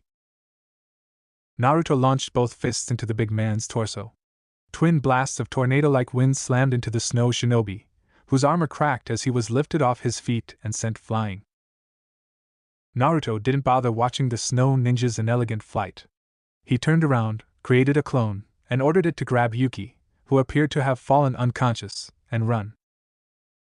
Hayatan, Tsubium Fubuki! Several swallows, tiny birds made of ice, raced at his clone. Having already anticipated that something like this would happen, his body flickered in front of the birds. Kitsune Bai! Bright purple flames flared to life and surged forward like a wave. They melted ice and snow faster than Naruto could say Hokage. The swallows were swallowed up by the massive wave of purple fire, which was so hot the ice didn't even have time to evaporate as it melted with ease. What? This is the end. Naruto appeared behind the startled woman, whose eyes had gone wide. She tried to turn around and face him, but Naruto didn't hesitate to shove a hand coated in wind chakra straight through her back. The strange contraption on her back didn't even afford her any protection. His hand sliced through it like a lava jutsu through earth. The woman blinked, her head tilting to look down at the hand sticking out of her chest. Her body shuddered once, and then she died. Fubuki! The large man yelled. You little punk! I'm gonna kill you! Naruto disappeared in a body flicker as the man tried pounding his face in. As his foes stumbled forward, he reappeared behind the snow shinobi, a purple Rasengan swirling within the palm of his left hand. Rasengan! Grah! The armor held for a second, but the power put into the Rasengan combined with its grinding abilities overloaded the armor, shattering it. Naruto then thrust his hand directly into the man's unprotected back, grinding away at his spinal cord. Naruto's face became splattered with blood as the large shinobi went flying forward, where he plowed into the ground, kicking up large geysers of snow before rolling to a stop. He didn't get back up. Shit! Nadar swore as his hand flashed through several seals. Hayatan, Ikaku Hakugiai! The iceberg suddenly broke apart as a large white whale at least 20 times the size of a normal human burst up from beneath it. Jiraiya and Naruto were forced to leap away as it ascended into the sky, blocking out the sun. When it crashed back into the water, the waves it created nearly capsized the boat, where all of the cast and crew had been fortunate enough to get on before the attack. That was incredible. Tell me you got all that? The director asked his cameraman, who held a large camera over his shoulder. Yep, the man sounded shocked. We got it. Good, the director nodded. Okay, so why don't you explain this to me one more time, just so I understand what made you think this was a good idea? Naruto demanded of the bowing Sandei. It was just a few hours after the battle. Yuki was still unconscious and resting in her bedroom. The entire group had gathered together in what would normally pass for a dining room, but had since become a meeting room. He and Jiraiya were sitting on one side of the table. Jiraiya had his feet propped up and his arms crossed. On the other side sat the director and his cameraman. Naruto didn't really know why the cameraman was there but assumed he was kinda like the director's yes man. I am terribly sorry, Sandei apologized for the time. It was never my intention to deceive you. If it was never your intention to deceive us, then you never would have lied, Naruto said dryly.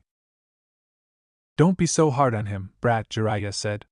I'm sure Sandei has his reasons for lying to us. Right, Sandei? Why yes, I do. Sandei started to sweat under Jiraiya's stare. I would have told you Princess Koiki's true identity sooner, but because of the danger she would be in, I needed to keep it a secret. The princess doesn't know this, but she has always been in danger ever since Doto, her uncle, usurped the throne from her father. While Doto seemed to have forgotten her, or maybe he just assumed she died in the violence, I knew that the moment word got out that she was alive, her life would be overcome by great peril. Naruto wanted to say that he felt for Sandea's plight. He really did. It sounded like he and Yuki had gone through a very rough patch of life, and the man did sound genuinely worried for the former princess, but at the same time. You say you want to protect her, yet here you are, dragging her back to Yuki no Kuni, where her uncle is waiting. Explain this to me, because I seem to have misinterpreted something. How is that protecting her from great peril? It seems to me like you're leading her into great peril, not protecting her from it. Sandaya flinched at the accusation, but held strong. I understand that this must make me look bad, and I won't deny that you are right. Bringing her back to Yuki no Kuni is dangerous, especially now that Doto knows for sure that she is alive. However, we have no other option. What is it that you're planning, Sandaya-san? Asked Jiraiya. You wouldn't drag Koiki all the way here, putting her in mortal peril and possible death for no reason, right? You are correct. Sandaya bowed his head to Jiraiya. I do have a reason for bringing her here. However, to understand that reason, you must first understand what happened in the past. You see, many years ago, I served as a soldier in the army under Sosetsu-sama's rule. We were a very peaceful nation, however, and so there was no real need for fighting. Perhaps that is why we were unprepared when Doto, Sosetsu-sama's younger brother, led a rebellion. Using Yuki Ninja, he assassinated his brother in cold blood and then began a war of eradication. He killed everyone who was loyal to Sosetsu-sama, mercilessly slaughtering them. I myself barely escaped with my life. What a boring sob story. Kyubi sounded like she was yawning. Naruto quietly shushed her. He would admit that he felt sympathetic to what this man had gone through. That's because you're a sap. Hush you. After escaping from Yuki no Kuni, I wandered the elemental nations for a year or so. Like everybody else, I had believed that Koki-sama had died in the fire, and I had been left destitute, and without a purpose. But then I found Koki-sama again. Sandaya sniffed and raised a hand to wipe the tears that had appeared before they could fall. You have no idea how joyous I was when I discovered that Koki-sama was still alive. She didn't know who I was, of course, but it didn't matter. Once I found Koiki, I decided that I would help her out.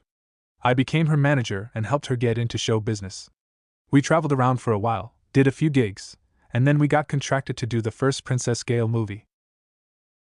Sandaya paused for a moment, and Naruto could have sworn the man's eyes gained a sparkle where before there had been none.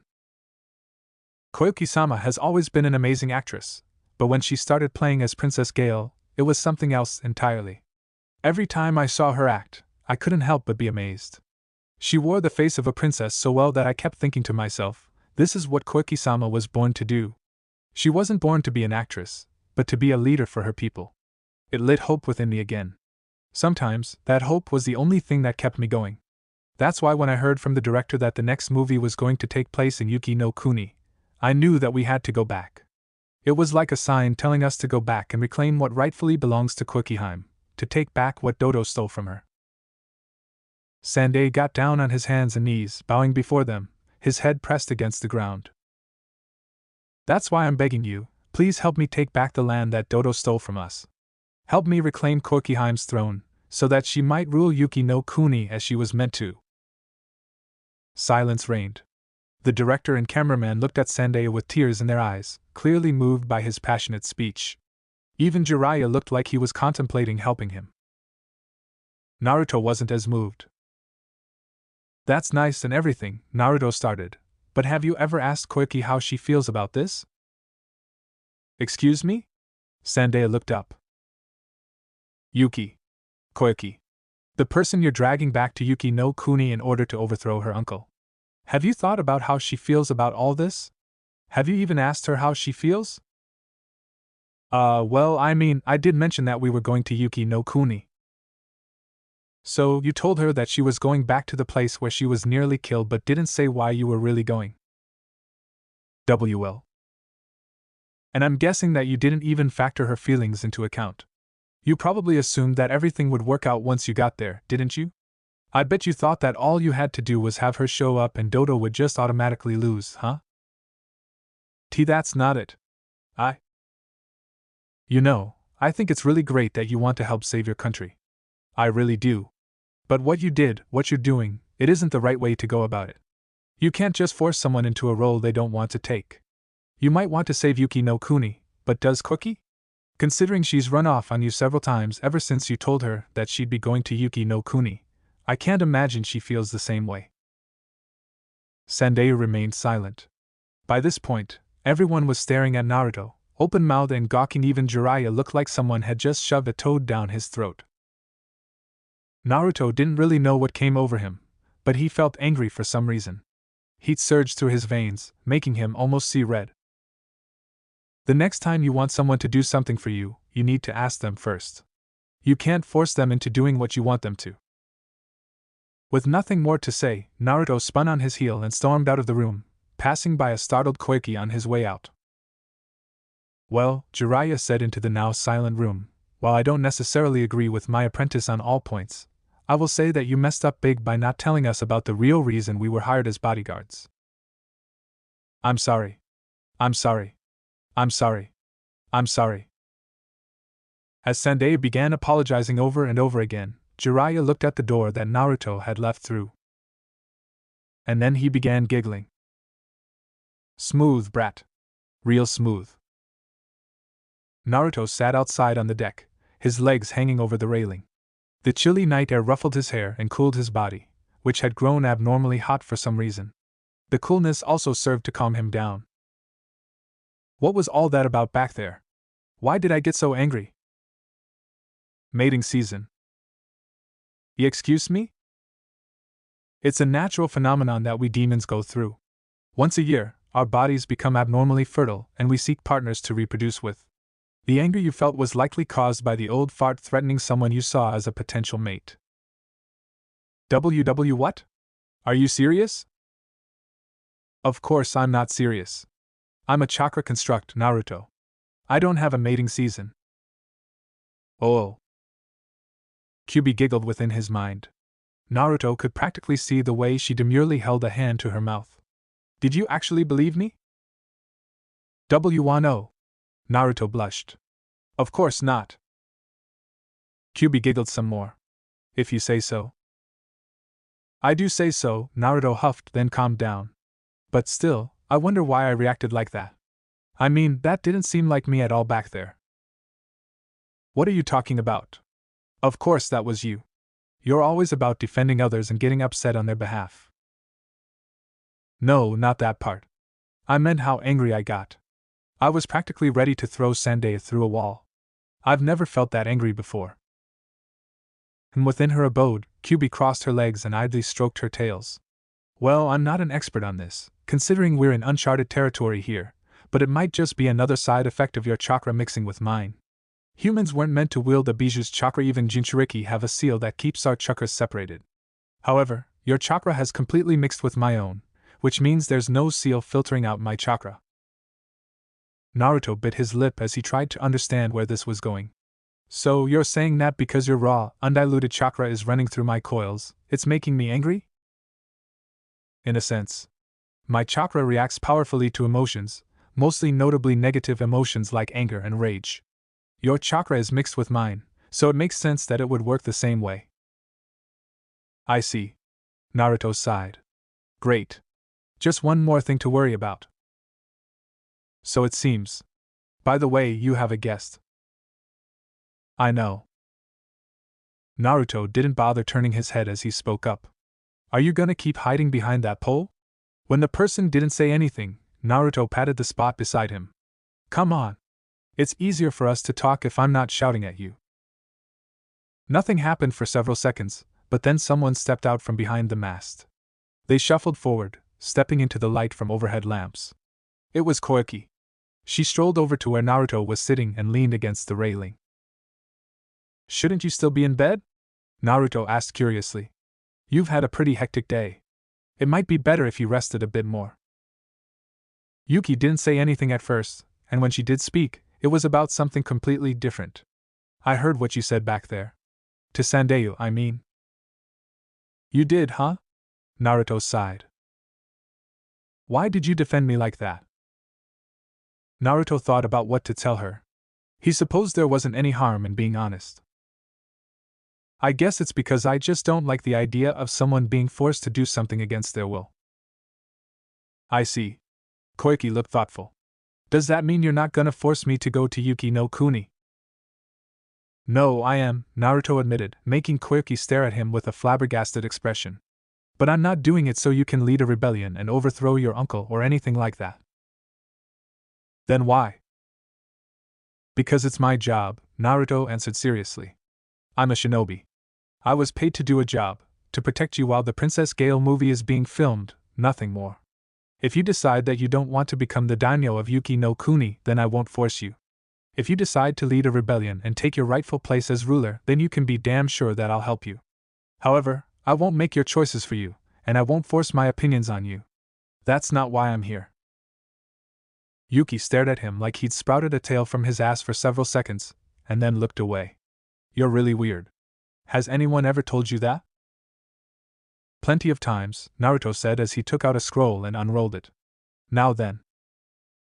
Channeling some chakra into the network of seals, Naruto unsealed several dozen bottles of Mount Myaboku firebrand sake. He then gave the surprised-looking Koiki Kazuhana a mischievous grin. Since we never really shared a drink last time, how about we spend the evening getting shit-faced? He asked, lifting a bottle and lightly shaking it. Koiki's resulting grin was probably the most beautiful he'd seen in a long while. Wake up, sleepyhead. Naruto stifled a groan as he was slowly roused from slumber. He had a headache. It felt like his skull had been split open by an axe and then several thousand shadow clones had dispelled after using his brain as a bongo drum. Maybe putting a seal on myself so I could get drunk wasn't such a good idea. I'll say. Naruto winced as Kyuubi's voice bounced around inside of his skull. Kyuubi? Why do you sound so awful? And please speak more quietly. The reason I am like this is because of you. Anything that affects the seal affects me too. So when I got drunk. That is correct. Kyuubi huffed. Honestly, what were you thinking, getting wasted like that? Now I have a headache. Whatever. I'm too busy dealing with my own headache to care about yours. Naruto shut off the link before Kyuubi could retort. He opened his eyes slowly so as to not be blinded by any light, and blinked when he saw the ceiling above him. It was just a plain white ceiling, but it wasn't the one from his room. He knew that because his ceiling had a crack running straight through the middle. This bed is also a lot more comfortable than mine. Naruto spent a moment just luxuriating in the feel of the super soft mattress on his back. It was seriously the most comfortable thing he'd ever slept in. He could just stay here forever. Hee hee hee. Naruto turned his head at the sound of perverted giggling. His sensei, Jiraiya, stood by the door, a notebook in one hand and a pen in the other. The man was scribbling down in his notebook like a man and mumbling something under his breath. Naruto didn't know what he was mumbling about, and he honestly didn't care to know, so he did the first thing that came to mind. He threw a pillow at Jiraiya's face. The hell are you doing here, perv? Jiraiya merely ducked under the pillow and grinned at his apprentice. Don't you think that's a question I should be asking? What are you doing in Koikiheim's room, brat? Better yet, what are you doing sleeping with Koikiheim? Naruto stared at the old perv like he was an idiot. What the hell are you talking about, old man? It took Naruto several seconds to realize what Jiraiya had said, and another several to realize what it meant. Slowly, as if the world might be inexplicably destroyed if he moved too fast, he turned his head. Koiki was sleeping right next to him, snuggled into his side. She wasn't wearing her Princess Gale costume anymore, but a simple pair of white cotton panties and a large t-shirt. Naruto shuddered when her breasts rubbed against his arm, and he realized with a start that she wasn't wearing a bra. And was her leg rubbing against his morning erection? What the hell? When did this happen? How did this happen? Stop shouting. You're making my headache worse. Sorry. But seriously, what happened last night? Hee hee hee. TCH. Naruto realized with some annoyance that Jiraiya was still around, and thus decided to get rid of him. Kagabunshin. Several shadow clones appeared and rushed Jiraiya, who grinned like a loon as he began destroying them with a series of well-placed kicks. He didn't even use his hands, which were still writing in his notebook. "Your gold, kid. Pure gold." "Shut up, you dirty old pervert," Naruto hissed. "Get out of here." All right. I know when I've overstayed my welcome." Jiraiya snapped his book closed. "I've gotten all the research material I need anyway. Have fun, brat. Don't do anything I wouldn't do." Jiraiya left the room, closing the door behind him. Naruto glared at the door some more, as if he could still see Jiraiya. "Tch, damn perv. I'll say. Who knew someone as famous as Jiraiya was so lecherous?" a voice said. "I know," Naruto agreed. You'd think he'd show a little more self-restraint when Naruto stopped talking. His eyes widened. He turned his head and found a pair of blue eyes staring back at him. I can totally explain this." "I highly doubt that," Koyuki's voice seeped in amusement. "You drank even more than I did. I doubt you even remembered what happened last night." Naruto withheld a grimace. Koyuki was right about that. He really didn't remember a thing. "Does that mean you remember what happened last night?" "That's right, but I'm not telling." "Tch." Naruto clicked his tongue and made to get out of bed, but soon realized he couldn't because Koyuki still had him in her grasp. "Don't move. I'm rather comfortable right now and would rather not get up." "What about your filming? The director's gonna be shouting for you soon, you know." Despite his words, Naruto still laid back down on the bed, allowing Koyuki to rest against him. "It's still early," Koyuki justified. "The director won't be awake for at least another hour, so I've got time to kill." "If you say so." Naruto decided to not let himself be bothered by what was happening, even though a part of him felt really uncomfortable by his situation. Why was Koyuki so comfortable sharing her bed with him anyways? "By the way," Koyuki started, causing Naruto to shift his attention to her, "did you mean what you said last night?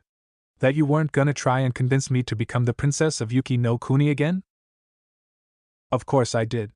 Naruto closed his eyes and mumbled. "You can't force choices onto someone, and honestly, what you do with your life isn't really any of my business. I was hired to protect you, nothing more." "I see." For some reason, Koyuki smiled at him. "And if you were in my position, what would you do?" "Do you mean would I try to overthrow my uncle and take my place as the daimyo?" "Yes." Naruto thought about it for a moment before coming up with his answer. "Yes, I would. If it were me, there's no way I could just sit by while some douchebag sits on my throne, especially not if all the things I've heard about Doto are true. I don't know about you, but I hate it when people walk all over me and try to take what's mine." "But it's just like I said, I'm not here to make you do anything. I'm here to protect you. If you decide not to teach your uncle a lesson, then that's your choice. However, if you decide that you do want to take your kingdom back, then just let me know and I'll shove a Rasengan right up your uncle's ass for you." "That was a very disturbing image you just gave me," Koyuki stated flatly, to which Naruto merely responded with a shrug. Within the darkened throne room, Nadar knelt before Doto, the absolute ruler of Yuki no Kuni. He did not look up, but remained on bended knee with his head bowed in apology. "So, Jiraiya and his apprentice proved to be too much for you, and now Fubuki and Mizore are dead," Doto said in a deep, bass rumble. Nadar tried not to grimace at the blunt assessment. "That is correct, Doto-sama. Fubuki and Mizore became overconfident, and it cost them their lives." He did not mention his own failures. Doto did not take kindly to failure. It was better to place the blame on someone else than take the blame himself. He was sure Fubuki and Mizore wouldn't mind. It seems that I was correct. Those two are more than a match for you," Doto mused. Nadar gritted his teeth. "It looks like you two are up," the daimyo said to the shadowy figure standing in the background.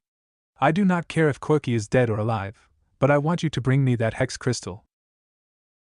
Haiden's mouth stretched into a twisted parody of a smile. "It looks like I finally got to kill something. I was beginning to get impatient." "You're always impatient," Kakaza muttered. "Tch. And you're a killjoy." Nadar glared at the floor as the two S-rank shinobi bickered. He would not let those two mercenaries grab the glory meant for him. It took 2 more days before they reached the port town. Naruto stuck with Koyuki for the rest of their time at sea. It seemed his words had earned her trust, or maybe she simply enjoyed the fact that he had no intention of making her do something she didn't want to do. He honestly didn't know, but he was grateful.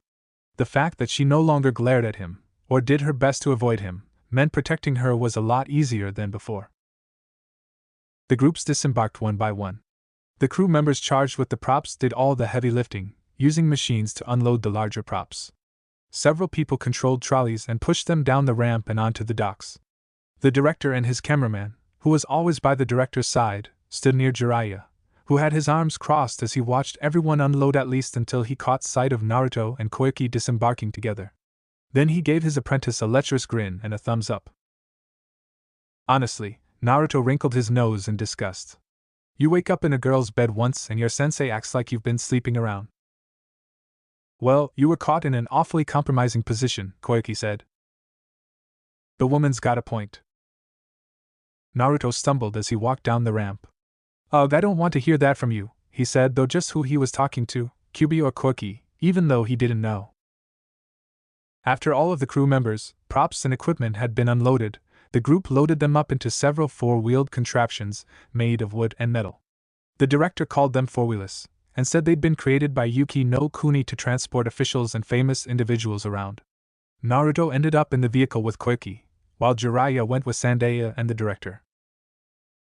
Ah! This is so cool! Naruto exclaimed as he pressed his face to the glass and stared out at the winter wonderland laid out before them. You're like a kid, Koyuki chuckled from her place next to him. TCH, whatever. Let me have my fun.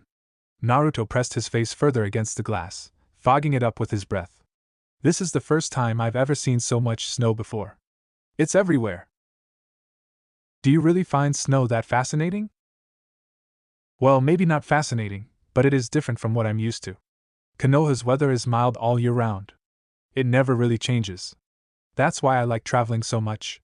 It lets me see places and things that I've never seen before. I guess that makes sense. Do you not like the snow, Yuki-chan? Not really. Naruto was about to turn around after hearing her words, but Koyuki moved first. His entire body went stiff when she leaned into him, setting her head near his and looking out the window. Actually, I really hate snow. It's cold and frozen, an uncaring wasteland. My heart feels like it's become frozen like this snow. Naruto ignored the breasts pressing into his back. Thanks to that damn vixen in his mind, he had some experience with seduction, so it was easier than it might have been. If that's the case, then all you need is to find someone or something that can warm it up. Oh? Koyuki's lecherous grin from back when she was drunk returned, but this time, it looked quite a bit more fetching. Naruto assumed it was because she wasn't drunk this time. Are you offering yourself for the position? Naruto's scowl did an admirable job of hiding his blush. No. Even if I wanted to, which I don't. He quickly added upon seeing the mile-wide grin on Koyuki's face. I'm a shinobi from Konoha. There's no way a relationship between us would work. Are you sure that's the real reason you're saying that? Of course. Well, if you say so. Koyuki shrugged and stopped pressing herself against him. In any case, I was thinking more like having a purpose. A purpose? Yeah. Naruto nodded. I was once told that having no purpose is the worst thing ever. It leaves you feeling empty and unfulfilled. There's nothing worse than not having a purpose. So what's your purpose? Naruto opened his mouth to say, to become Hokage, of course. But quickly shut it when he remembered something vital: he might never become Hokage. Kyubi had spoken about this at great length, how an immortal becoming Hokage would cause problems. The title of Hokage was meant to be passed down. What's more, if an immortal became Hokage, then it meant they would have absolute authority over Konoha for the rest of time. How long would it take before he got drunk off that kind of power? No, perhaps it was better if he didn't become Hokage. To protect the people I love.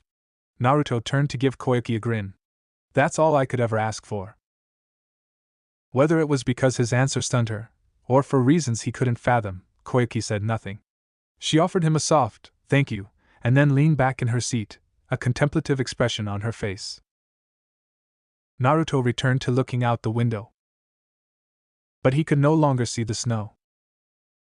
As their vehicles exited the tunnel, the cavern opened into a snow-covered mountainside. Glittering white powder coruscated with light. Leaves rustled and trees swayed. A stiff breeze blew through the clearing created by the makeshift roadway, knocking snow off branches and causing it to whirl about in the wind. Overhead, the sun shone down, a bright obnoxious ball of flames that caused one to squint after being cooped up in the dark for so long. Well, Naruto started, opening the door and climbing out, his feet crunching the snow-covered ground. I guess this is our stop, Yuki-chan. Koyuki gave him an uneasy smile as she took the hand he held out to her. I guess so.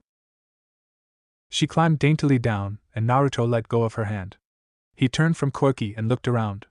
The air was chilly and crisp. When he inhaled, his nose felt a sharp sting, the bite of frost, which agitated his sinuses. It hasn't changed, Koyuki murmured as she looked around. Even after all this time, nothing has changed. Is that a good thing or bad thing? Asked Naruto. Bad. I hate the snow. I don't think that's necessarily true. Naruto smiled gently at the girl, as if he could see through her. I don't think it's the snow that you dislike, but what happened to you while you were here? Koyuki said nothing, allowing him to continue. Either way, you don't need to worry. I'll protect you with my life. Grinning widely, he gave her a thumbs up. Koyuki looked at him for several seconds, and then looked away. I'll be counting on you then. Hee, leave it to me. Yuki! The director called. We're getting ready to film. I'm coming! Snow crunched against Koyuki's heeled shoes as she walked over to the director. The other actors and cast converged and the director began doing what he did best. By his side, the faithful cameraman rolled the film as if he were making a documentary instead of a Princess Gale movie.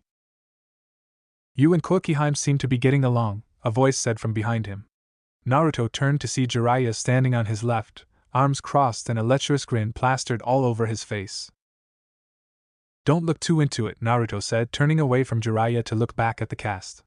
He could see Koyuki getting ready to act in her role as Princess Gale. It's not like we're super close or anything. She just appreciates that I'm not trying to force her into doing something she doesn't want to do. And are you sure that she doesn't want to save this country? No, I'm positive that she does want to save this country. Naruto continued watching Koyuki as she acted for the camera, but she's afraid. Afraid of failing, afraid of being alone, afraid of losing everything all over again. She's running away. So why haven't you worked your magic yet? When Naruto gave Jiraiya a dumbfounded look, the older man sighed. Honestly, times like these make me wish you weren't still a brat. What the hell is that supposed to mean? Asked a suitably belligerent Naruto. Jiraiya opened his mouth to answer, but a steady stream of chakra caused Naruto to stop listening. He glanced down at the ground. The snow was melting, turning to water and quickly washing away. Beneath that layer of snow was metal. Steel tracks meant for a train. Naruto knelt down and ran a hand over the tracks, his fingers tingling like lightning was racing through them. Kyuubi. Yes, I know. There's chakra running through these tracks. Something is coming. Naruto shot to his feet and shouted at the people still filming. Everyone! Get out of the way! Take cover and hide! There's something massive coming this way! The cast members didn't seem to know what to make of his words. Naruto clicked his tongue when he realized this and created several dozen clones, which moved off in all directions. Some turned on the vehicles and moved them off the tracks, others began shoving the crew along. Jiraiya had responded to his words quickly, helping the clones get people out of the way. Meanwhile, the real Naruto rushed up to Koyuki, scooped the woman into his arms, and ran off to find some cover. The woman was so shocked that she couldn't do more than squawk as he raced off the track and hid behind an outcropping of snow-covered rocks. Hey! Koyuki finally regained her bearings as he set her down. What was that all about? Shoo! Naruto raised a hand to his lips, gesturing for silence. Something is coming. What? Koyuki didn't manage to complete her sentence, because in that moment, a loud rumbling filled the air. Naruto's eyes narrowed as it burst from the cavernous passage that they themselves had used minutes prior, a machine running along the tracks. It shimmered in the light, a long contraption of glistening steel composed of several different cars. Steam billowed from the front, shooting out of a chimney like smoke rising from a forest fire. A train. Naruto had heard about these technological wonders, but he'd never seen one in real life. The train came to a stop several meters from their location. A large hatch opened in the back car, and from within that car a platform rose, revealing several figures. The first, a man seated on a miniature throne. To his left, the familiar figure of their previous foe with purple hair, the one who got away. On the right, two figures bedecked in black cloaks with red clouds. Akatsuki? Naruto narrowed his eyes. What are they doing here? Kokiheim, it's been a long time, the man on the throne said. Come on out. Let's have a look at you. Koyuki stiffened where she sat behind a rock. Naruto placed a hand on her shoulder. Don't worry, Yuki. Remember what I told you. No matter what happens, I'll protect you. Koyuki stared at him, wide-eyed and frightened. Yet, as she looked into his eyes, her body slowly relaxed. She nodded ever so slightly, causing him to crack a grin. Now then, why don't we see what these people want? Naruto stood up and walked out from behind a boulder. He ignored the purple-haired one, having already determined that he was the weakest, and instead focused on the other three. The one sitting on the throne was a big man with a square face and a large jaw. His small beady eyes were offset by thin wrinkles that ran down his face. His entire form was covered by a thick white cloak that was draped across him like a cape. The other two were most definitely members of Akatsuki. One of them he couldn't see much of, because the man's entire body and face was covered. The other, however, had slicked back white hair, pale skin, purple eyes, and carried a giant triple-bladed scythe. Are you Doto? Asked Naruto. I am, the man sitting on the throne said, and who might you be? I'm the guy who'd like you to get your big-ass train out of our way. Naruto's response was swift and blunt. I don't know if you've noticed yet, but we're kinda in the middle of filming a movie here. Kakik, the man with slicked back hair, laughed. This brat's got a mouth on him. That is the Kyuubi brat, if I am not mistaken, the other one said, his voice gravelly and deep. He doesn't have much of a bounty on his head, but since we're here, we might as well capture him for the leader. Naruto glared at the two Akatsuki members. Blood pumped through his veins, accelerating as adrenaline was injected into his bloodstream. He could feel it, that burning excitement bubbling up from the back of his mind. He always felt it right before a battle. Doto Kazuhana! A shout in the distance stopped the fight that had been about to break out. Today, your reign of terror ends. Everyone looked up. There, standing atop a snowy slope, stood Sendai-sama. Garbed in the armor of a samurai, and waving around a sword, the manager of Koki was surrounded by his fellow samurai. 5 years we have waited for this moment, for the day where Kokiheim would return and claim her rightful place as our ruler. Now it has come at last, and we, the faithful samurai who once served Sosetsu-sama, have come to claim vengeance. For Kokiheim! With a resounding battle cry, the many samurai unsheathed their swords and charged down the slope. What the hell are you people doing? Naruto heard Koiki's shout. Do you all want to die? He looked at the train. Several sections of each car had opened up, revealing what could only be some kind of projectile launcher. Naruto didn't know what those things shot, but he knew that whatever it was wouldn't be good for anyone's health. He needed to do something. Not so fast.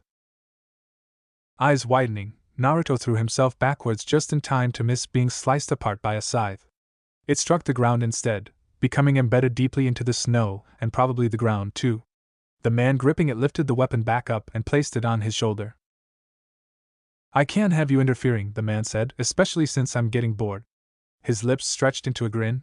Besides, the leader's been on our case to capture one of you. Might as well be you. Naruto gritted his teeth.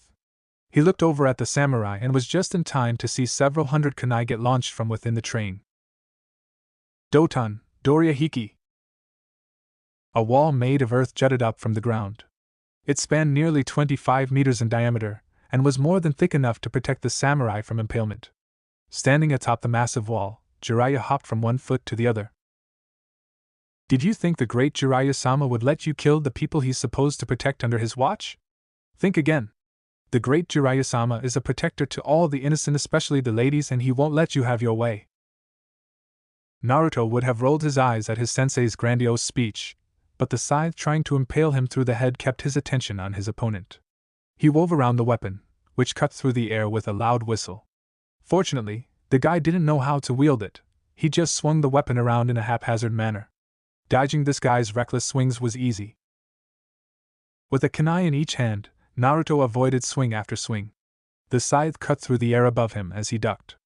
It dug into the ground when his shoulder rolled out of the way. The Akatsuki member came in swinging, but Naruto used his kunai to deflect the attacking weapon, creating a series of sparks that splashed against the ground. "Hey, you're pretty good at dodging," the man said. "And you suck at fighting," Naruto shot back. The Akatsuki member opened his mouth to speak, but Naruto beat him to the punch. "Kamikaze Saiken!" Blood flew from the Akatsuki member's mouth along with several teeth and nose as Naruto's wind jutsu slammed into his face. The man with slicked back hair stumbled backwards, and Naruto capitalized on this opportunity to end the fight. Channeling wind chakra into his kunai, he tossed the blade right at the man's head. More blood splattered along the ground, tainting the snow, as the kunai went straight through his head, traveling through one side and out the other. The Akatsuki member stood there, swaying on his feet before, with little more than a thud, he fell onto his back. Naruto waited for several seconds. When it became clear his opponent had been defeated, he turned around and began walking away. "Naruto! He's not dead!" Naruto rolled along the ground as Kyubi shouted in his mind. A squealing sound not dissimilar to grinding reached his ears. He leapt back onto his feet and spun around to see the guy he just killed yank his scythe out of the ground and set it on his shoulder. A large hole in his forehead continued to gush blood. "That fucking hurt, shit for brains," the white-haired man said. "I'm gonna fucking kill you for that." He licked the blades of his scythe. "Gonna cut you up real good." Naruto didn't know what was going on. He had no clue how this man was still alive, when his brain matter should have been splattered all over the snow. But he wasn't about to let this man know that. "You're welcome to try," Naruto grinned, "but I can guarantee you'll lose." "Ha! Let's see if you can back up those words, brat." The Akatsuki member swung his scythe as Naruto raised his kunai. A clash of sparks signaled a renewal of their battle. "Jiangu! Doton, Yomi Numa!" Thousands of dark black threads tried to impale Jiraiya through the chest, but they quickly retracted when the ground underneath Kakuzu's feet turned into a swamp. The Akatsuki accountant leapt into the air and back several meters. Meanwhile, Jiraiya stood back up from where he'd been crouched on the ground. "Jiraiya of the Sannin," Kakuzu said calmly, as if he wasn't talking to one of the most powerful shinobi in the elemental nations. "I was wondering when you and I would meet. You have quite the bounty on your head. I'll be sure to collect."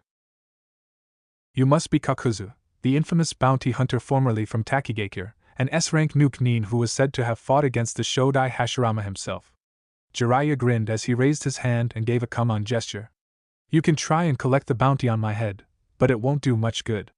You're too old and decrepit to even think of fighting against a young stud like me." Kakuzu didn't respond to the taunting. He only began making hand seals. "We shall see. Doton Doma. Katon Enden." Earth met fire. Jutsu clashed against jutsu. The battle between S-ranked shinobi had begun. Something was wrong with this Haiden fellow. It could have been how none of the damage Naruto did stopped him for more than a second, or it could have had something to do with his insane cackling. Either way, Naruto knew that there was something seriously, insanely, utterly wrong with this guy. "Come on, you little fucking twerp! Is that all you've got? This guy's got a mouth on him. And is it just me, or has he gotten faster?" Haiden blitzed Naruto with a powerful series of incredibly quick slashes.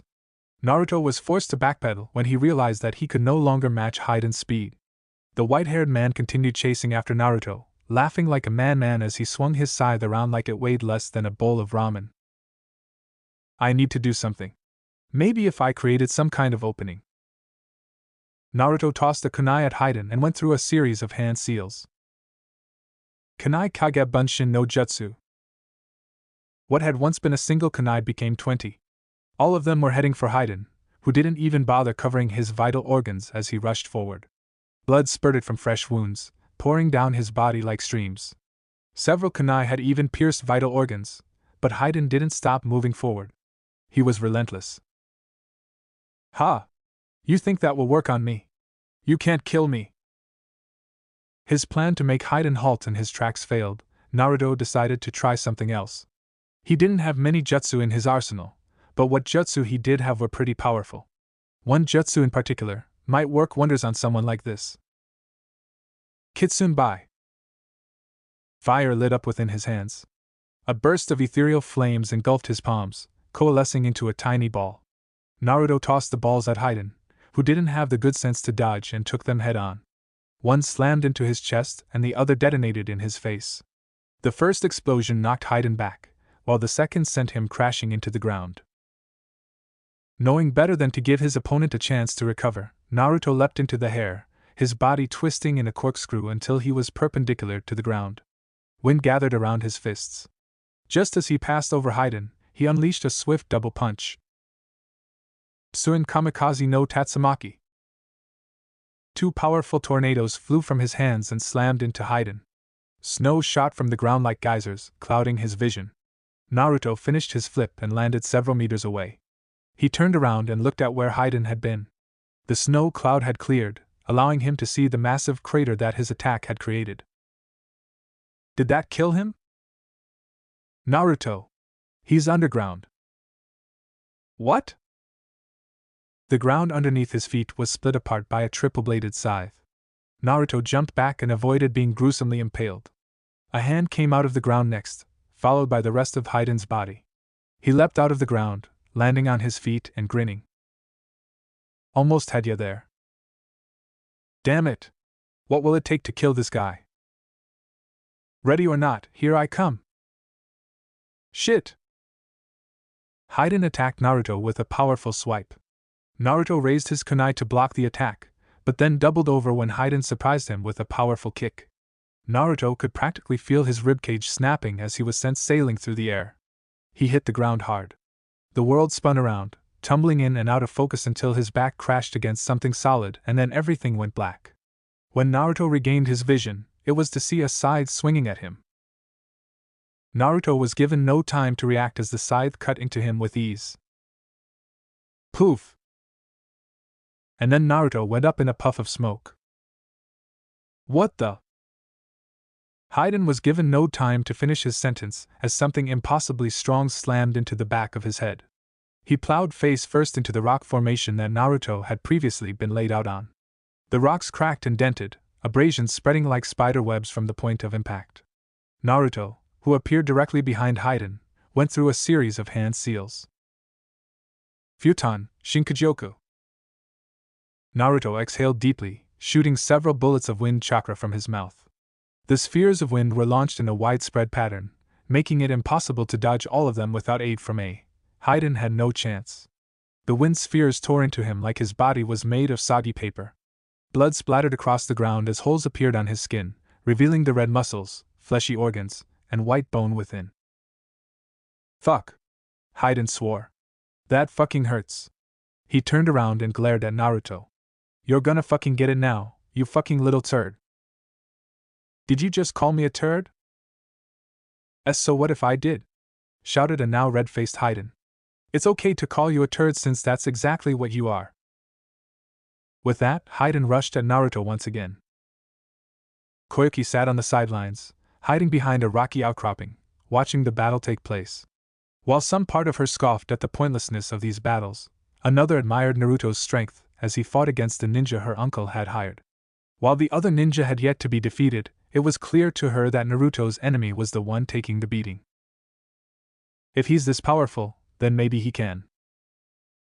Koyuki banished the thought before it could fully form. There was no point in dwelling on such thoughts. She had made her bed. Now all that was left to do was lie in it. Hello, Koyuki-heim, a voice said from behind her. Eyes widening, Koyuki tried to turn, but something powerful slammed into the back of her neck. The last thing she saw was the white snow-covered ground rising up to meet her. Then darkness embraced her. Naruto was breathing heavily. Sweat gathered along his forehead and dripped into his eyes, stinging them. He was getting tired. It was a first for him. Being a Jinchuriki and a not fully human one at that, Naruto had incredibly high amounts of stamina. He could fight for hours, flinging jutsu left and right, and not have to worry about exhaustion. Yet as the battle with Haiden progressed, exhaustion was exactly what he felt. This guy. The man came at him, side swinging recklessly. Naruto gritted his teeth as he threw himself backwards, but that did little to stop Haiden. The blades of the scythe suddenly extended as he threw it at Naruto, who raised the kunai in his hands in time to block. However, there was so much power put behind the attack that he was sent skidding along the snow-covered ground. He's relentless. Haiden laughed madly as he came in trying to carve Naruto up like grains of wheat. Left with no other option, Naruto was forced to block the scythe bearing down on him and ended up receiving a brutal kick to the chest for good measure. One of his floating ribs snapped as he was sent flying. It healed seconds later, but the pain distracted him enough that he almost missed the scythe falling from the sky like an avenging kami. Gritting his teeth, Naruto raised his arm and launched a chain from inside of his sleeve. It wrapped around the scythe, and Naruto yanked on the chain, knocking the weapon off course and sending it crashing into the ground. His back slammed into the earth moments later, and all of the air was expelled from his lungs in a loud whoosh. Naruto was given no time to recover. Haiden fell from the sky moments later, and he was forced to roll along the ground, narrowly avoiding the double heel stomp that would have surely caved in his chest. If this keeps up, I might have to use that. Kyubi must have heard his thoughts, because she spoke up seconds later. I wouldn't transform unless it becomes absolutely necessary. You have a limit to how long you can use it before it corrupts your body. You haven't trained with it enough yet. Naruto dodged a swing coming his way, grimacing as it sliced through several strands of hair. I may not have much of a choice here. Kaige Bunshin no Jutsu. Several clones appeared at his side. Two of them went after Haiden, to distract him, while the other two hung back with Naruto, who held out his hand and formed a Rasengan. The two clones added their own chakra to the mix. Rather than simply helping him form a jutsu, however, they reinforced it with their chakra, one adding extra rotations and the other simply making it bigger. The clones attacking Haiden were dispelled seconds after attacking, but by that point it was too late. Oedoma Rasengan. Naruto slammed the Rasengan into Haiden's face. The white-haired Akatsuki member was engulfed in a gigantic explosion. Blue chakra detonated. Bright flashes of blinding light burst in front of Naruto's eyes like fireworks at a festival. Snow and smoke and steam blasted outward from the explosion, sending Naruto flying several meters back. He flipped around, landing on his feet, sliding along the snowy ground until he sent chakra to his feet. He looked back at where the explosion took place and was surprised to see Haiden still standing, though not wholly intact. Fuck, that fucking hurt. Haiden was missing several body parts. His left arm was no longer there. It was missing from the shoulder down. Blood gushed from the stump like a water jutsu gone out of control, drenching his entire side. He was also missing a leg, his right. The entire calf had been blown clean off, and Naruto could see the bones jutting out from between the muscle fibers, which dangled from the missing knee like jellyfish tentacles. Little shit, Haiden scowled at Naruto, his missing right eye making it look 10,000 times more menacing. I'm gonna fucking kill you, you little fucking shit. Before Haiden could try to make good on that promise, another figure landed near him, the other Akatsuki member. Haiden, we're leaving, Kakuzu said. What? Haiden turned a startled gaze on Kakuzu. Now? You fucking kidding me? I still have to pay this fucker back for blowing me up. You cannot do anything in your condition, Kakuzu replied mildly. Our objective is complete, so there's no need for us to stay here. Let's go. Kakuzu did not give Haiden any time to reply. He wrapped the other man in black threads that snaked out from his sleeves. Even so, Naruto could hear the profanity spewing from the white-haired man's mouth. Kakuzu didn't even pay Naruto any attention as he leapt away, landing back on the train, which soon took off. Hey! Naruto shouted as he realized what was happening. Where do you two think you're going? Get back here! But they didn't come back. The train continued moving, getting farther and farther away. Kuchios, Yatai Kuzushi no Jutsu. A large burst of smoke appeared over the train. From within the cloud of white, a massive toad fell, landing directly in front of the train. For a moment, Naruto thought that would be the end of it, But then the last card on the end suddenly disconnected from the rest. The train crashed into the giant toad, which unleashed a loud croak, while a giant air balloon came out from the top of the last car and expanded quickly. The air balloon lifted the car off the tracks. The car went over the cliff and descended to the depths below. Naruto ran to the edge of the cliff and was just in time to see a giant zeppelin rise into the sky. It must have been on standby in case Doto and his goons needed to make a quick getaway. He glared at the zeppelin as it grew smaller in the distance, until it vanished entirely. Looks like they got away. Jiraiya walked up to Naruto's side. Seems that way, Naruto grunted. And Doto has hired Akatsuki, Jiraiya added. Yeah. That Kakuza guy was a tricky opponent, Jiraiya continued, humming thoughtfully as he stroked his chin. Though I'm pretty sure I know of a way to beat him now that we've fought. How about you? I don't know, Naruto admitted. That guy I was fighting. Haiden. Right. Him. Anyway, that guy's not a very good fighter. He's fast and strong, sure, but he doesn't have much technique. He just swings that scythe of his around recklessly. If it were simply a matter of skill, I'm sure that I could beat him. I take it there's something else to him that made defeating him difficult? That's putting it mildly. Naruto snorted. I don't know what's up with him, but for some reason, I couldn't kill the guy. No blew holes in his chest and threw a kunai straight through his head, yet he didn't die. No matter how grievous the injury I inflicted on him, he just kept coming, rising back up like a freaking zombie. I guess that explains his nickname, Jiraiya mused absently. I had always wondered why they call him the Immortal. Not being able to die despite the injuries you described would explain it. Great. Naruto clicked his tongue in clear agitation. So, I'm fighting an immortal now? That's just what I wanted to do on this mission. But still, what are the chances of me finding another immortal? Is he the same as me? Doubtful, Kyubi answered immediately. You are unique, a human who has been doused with so much of my chakra that your body's very composition has changed. Your very cells have been charged with a power that humans were never meant to wield, which is what gives you your incredible regenerative abilities. The way you receive this power must also be factored in. Only Mai could gain immortality this way. Even if another went through the same thing that you did, they would not have gained immortality. That man is not a. Furthermore, his chakra is completely human, though there is something odd about it. What's so odd about it? I am not sure. It just didn't feel natural. I'm not sure I follow. I mean that, even though his chakra felt human, it felt unnatural, like the chakra didn't belong to him, or maybe like it was artificially created. Naruto didn't really understand what Kyubi was saying. Had Haiden's chakra belonged to someone else and he'd stolen it? That was what it sounded like she was saying, but at the same time, he couldn't say for sure if that was what she meant. Oh brat. Are you listening to me? No, Naruto said, snapping back to reality at the sound of Jiraiya's voice. TCH, disrespectful brat. Dirty old man. Anyway, let's make sure everyone is alright. Jiraiya turned back to the film crew and the samurai that had almost been killed by Doto. Naruto followed his sensei's advice and also looked back at the crowd of people. It was only upon taking a quick head count that he realized someone was missing. Where is Yuki-chan? Koyuki Kazuhana stirred. She felt groggy. Her head was pounding, like something had rattled her skull and damaged the gray matter within. She tried to open her eyes, but the light hitting her retina made her wince, like when you stepped into the light after spending several hours in a dark theater. The dull throb in her head increased to staccato bursts.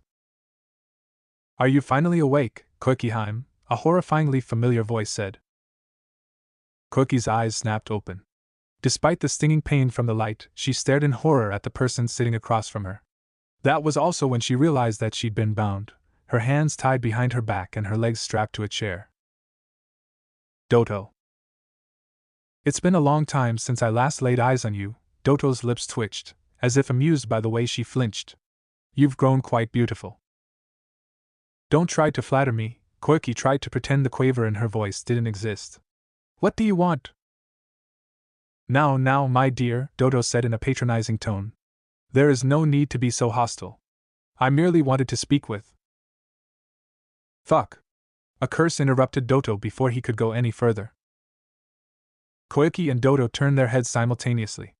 Haydn was leaning against the wall, the floor underneath him drenched in blood, a puddle of carmine which continued to expand.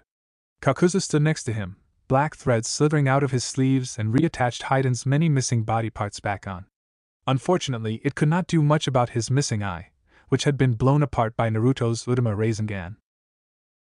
That fucking hurts, Kakuzu. Can't you be more gentle? No, Kakuzu did not stop stitching the white-haired man back together. This is your fault for allowing yourself to be torn apart like that. I won't baby you because you're an idiot. Fucking money-grubbing little shit.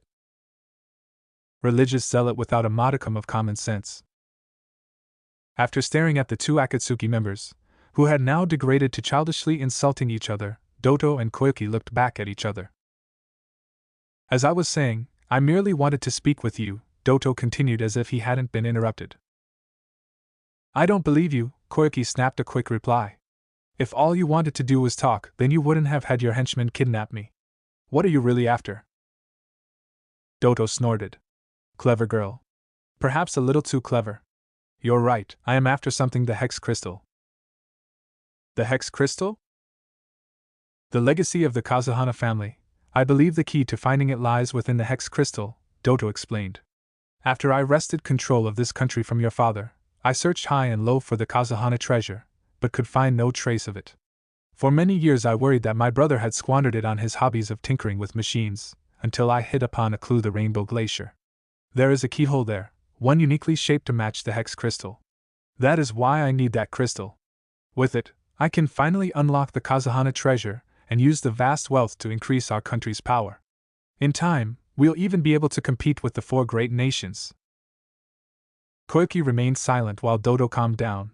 She didn't know about any of the things he was talking about, but she knew that he only wanted this treasure to increase his own power. Not like it matters to me. I don't care what he does with this country, she told herself. So, all you want is the Hex Crystal? That is correct. And you'll let me go if I give it to you? Of course. Koyuki already knew that he was lying. She could see it in his eyes. She could hear it in his voice. His body language spoke to her. As an actress, she was well versed in the art of discerning truth from lies, and right now, everything about Doto screamed that he was lying. Still, what choice do I have? If I don't do this? An image of Naruto appeared within her mind. Don't worry. No matter what happens, I'll protect you. Liar. She took the necklace dangling from around her neck and placed it on Doto's outstretched hand. The man grinned as he brought the object close to his face, a grin that abruptly vanished when he got his first good look at the crystal in his hand. What is this? He bellowed. What? Koyuki's eyes widened when Doto glared at her.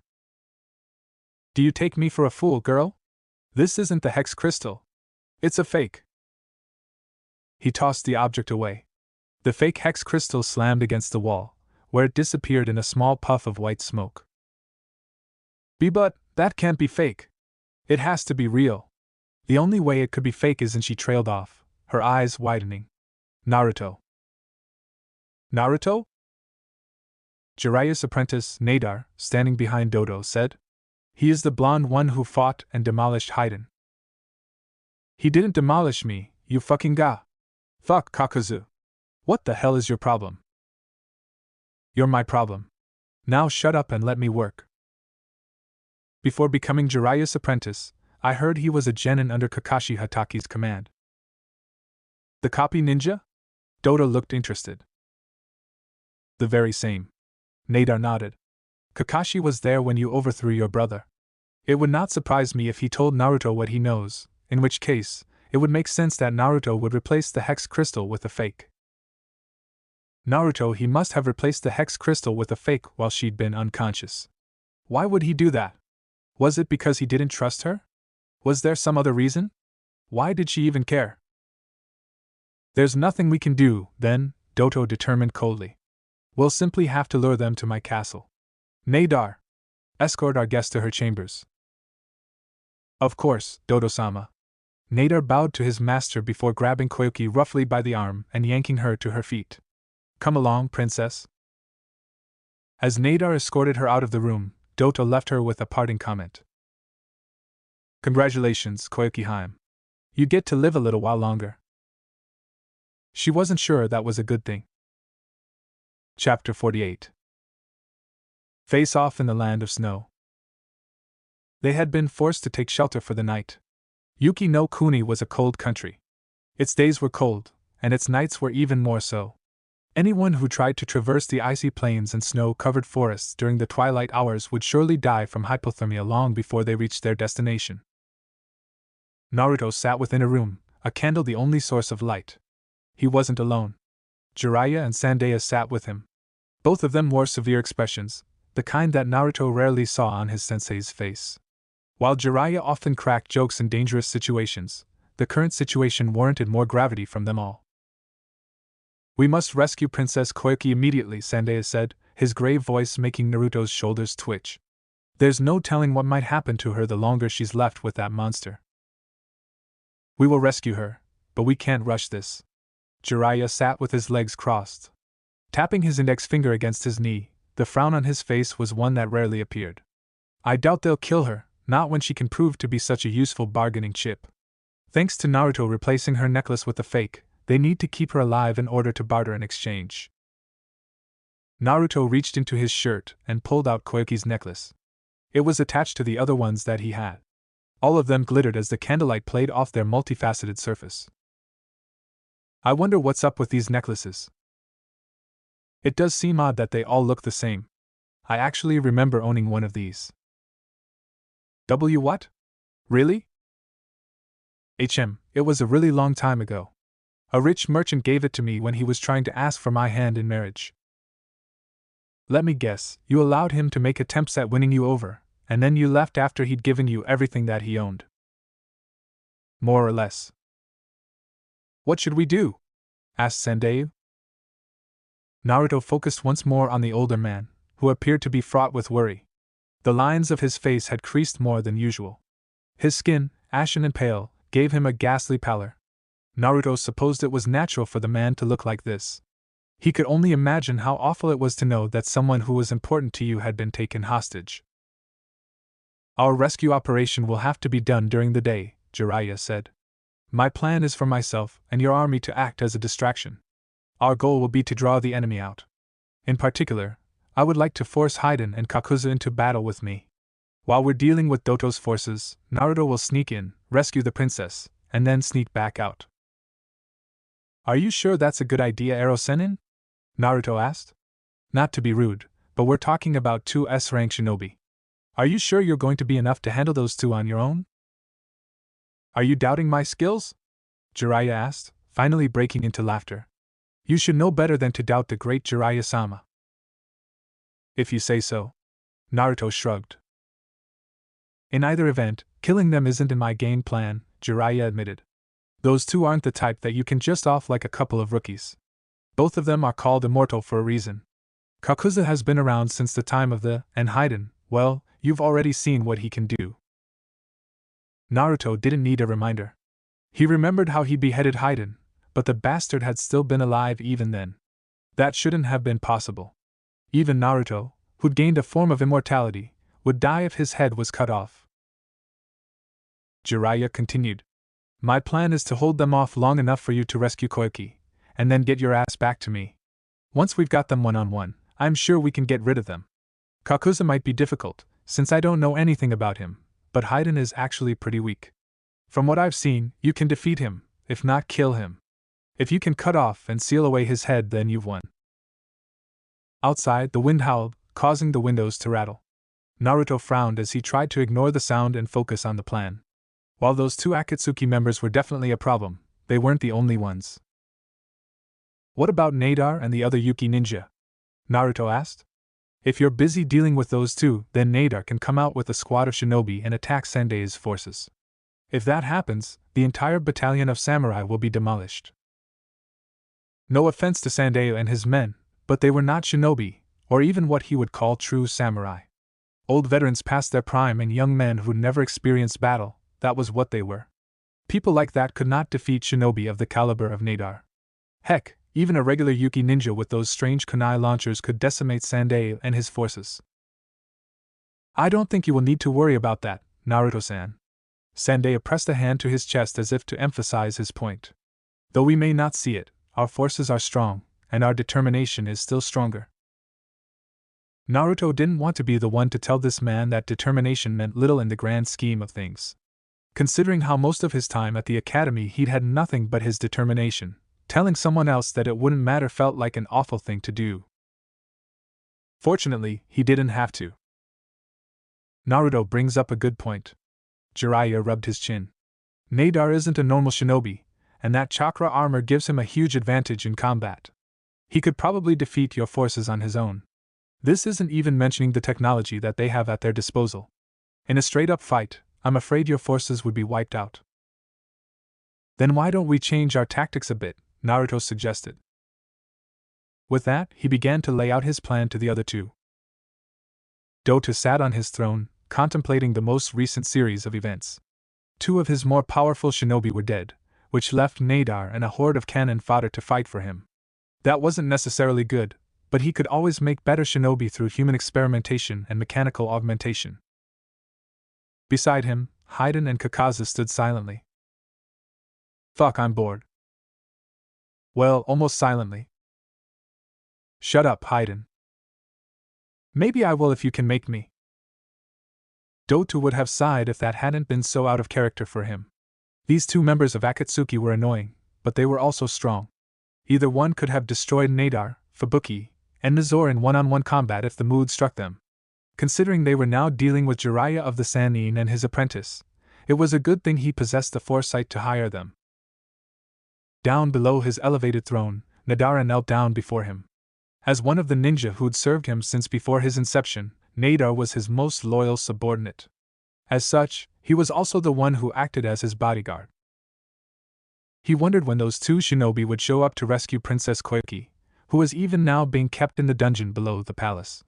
He would have expected them to have shown up by now. Then again, this was Jiraiya they were up against.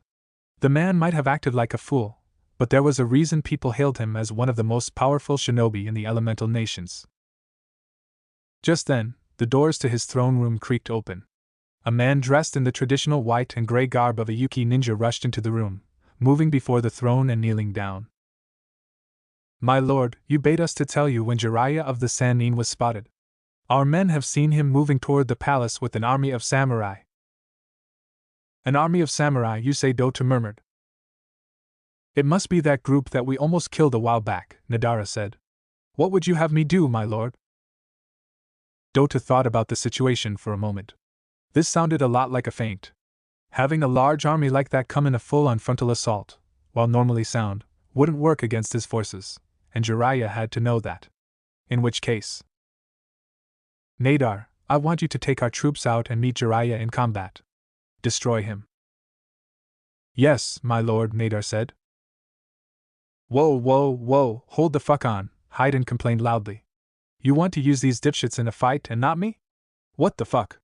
I thought I'd finally be allowed to kill people, and now you're telling me that this bitch is going to fight instead?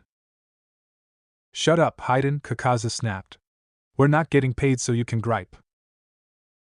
I don't fucking care about getting paid. Jashin only needs to be paid in blood. Do not worry, Dota assured Haiden, his face widening into a grin. I've got another plan for you too. Jiraiya stood on a cliff overlooking Dota's palace. In truth, it didn't seem like a palace so much as it did a fortress. Massive spires jutted into the sky like stakes, a wall surrounded the entire compound, and the only way in was the large gate in front. From his bird's-eye view, he could see past the gate. Inside the compound were various buildings and facilities. Jiraiya couldn't begin to guess what they were, but the one in the center, which was massive compared to the others, was most definitely Dota's private chamber. As he continued to watch, the gates opened and a horde of shinobi marched out. It seemed they were aware of Sandei's forces. Of course, they probably weren't aware that those forces were all fakes. Either way, it was time to do his part. Heh, one ninja against an army. Jiraiya chuckled as he ran through a series of hand seals. I feel a strange sense of nostalgia.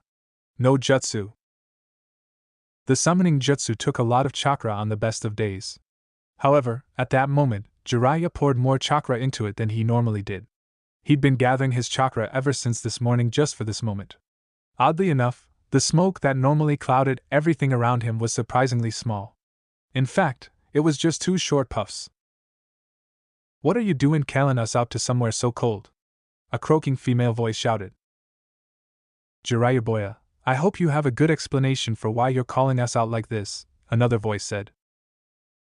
2 toads had appeared on his shoulders, one male and one female. The male was a green toad with white hair that appeared reminiscent of a mohawk.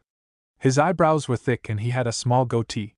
2 capes covered his body, a high-collared one and a simpler version on the inside. The female had a green underside and purple markings around her mouth and back.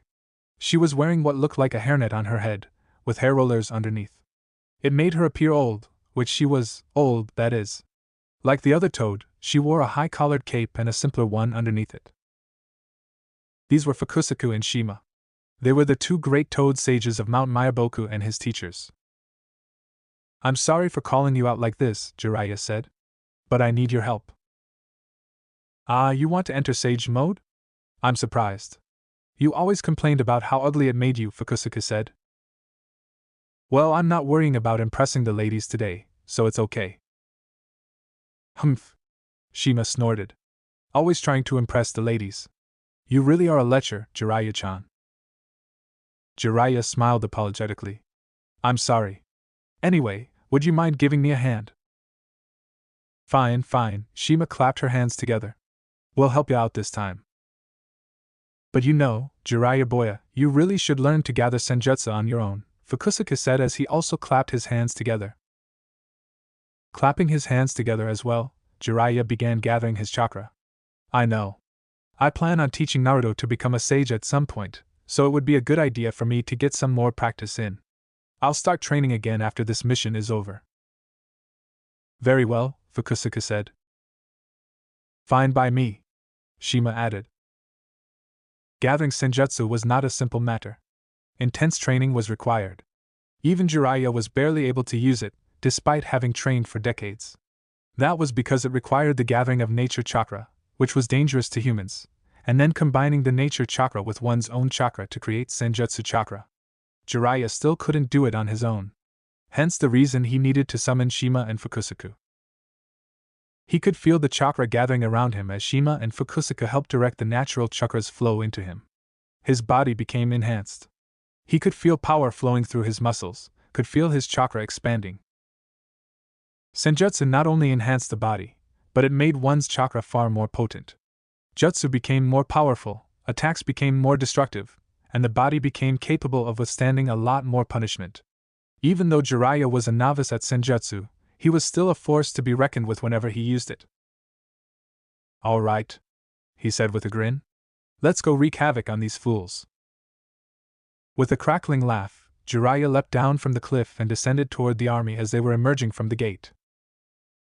Several kilometers away, the army that had caused the gates to open disappeared within a puff of smoke. Within a darkened tunnel, Naruto and several grizzled old men walked. One of them was Sandewa-sama, who stayed beside Naruto, guiding him along the path they needed to take. "It's a good thing you remembered this hidden passage," Naruto said. "Otherwise sneaking into the palace would have been a hell of a lot harder." "During Dota's rebellion, this was the passage that I took to escape," Sandewa said. "The flames of war were everywhere. Death had been around every corner. I remember looking for Princess Koiki and, when I couldn't find her anywhere, I fled by myself. To this day, my greatest shame was not rescuing her, even though she had already been saved by that man." "That man?" Naruto asked. Sandewa moved the light in his hand, revealing the worn-down tunnel, which was made of old stones that were cracked and decayed. Water dripped from cracks in the ceiling, hardening into sharp icicles. Naruto didn't think any of them would fall. They looked like they were studying. However, should they fall on one of these men, well, he didn't want to be the one to clean the floor of their blood.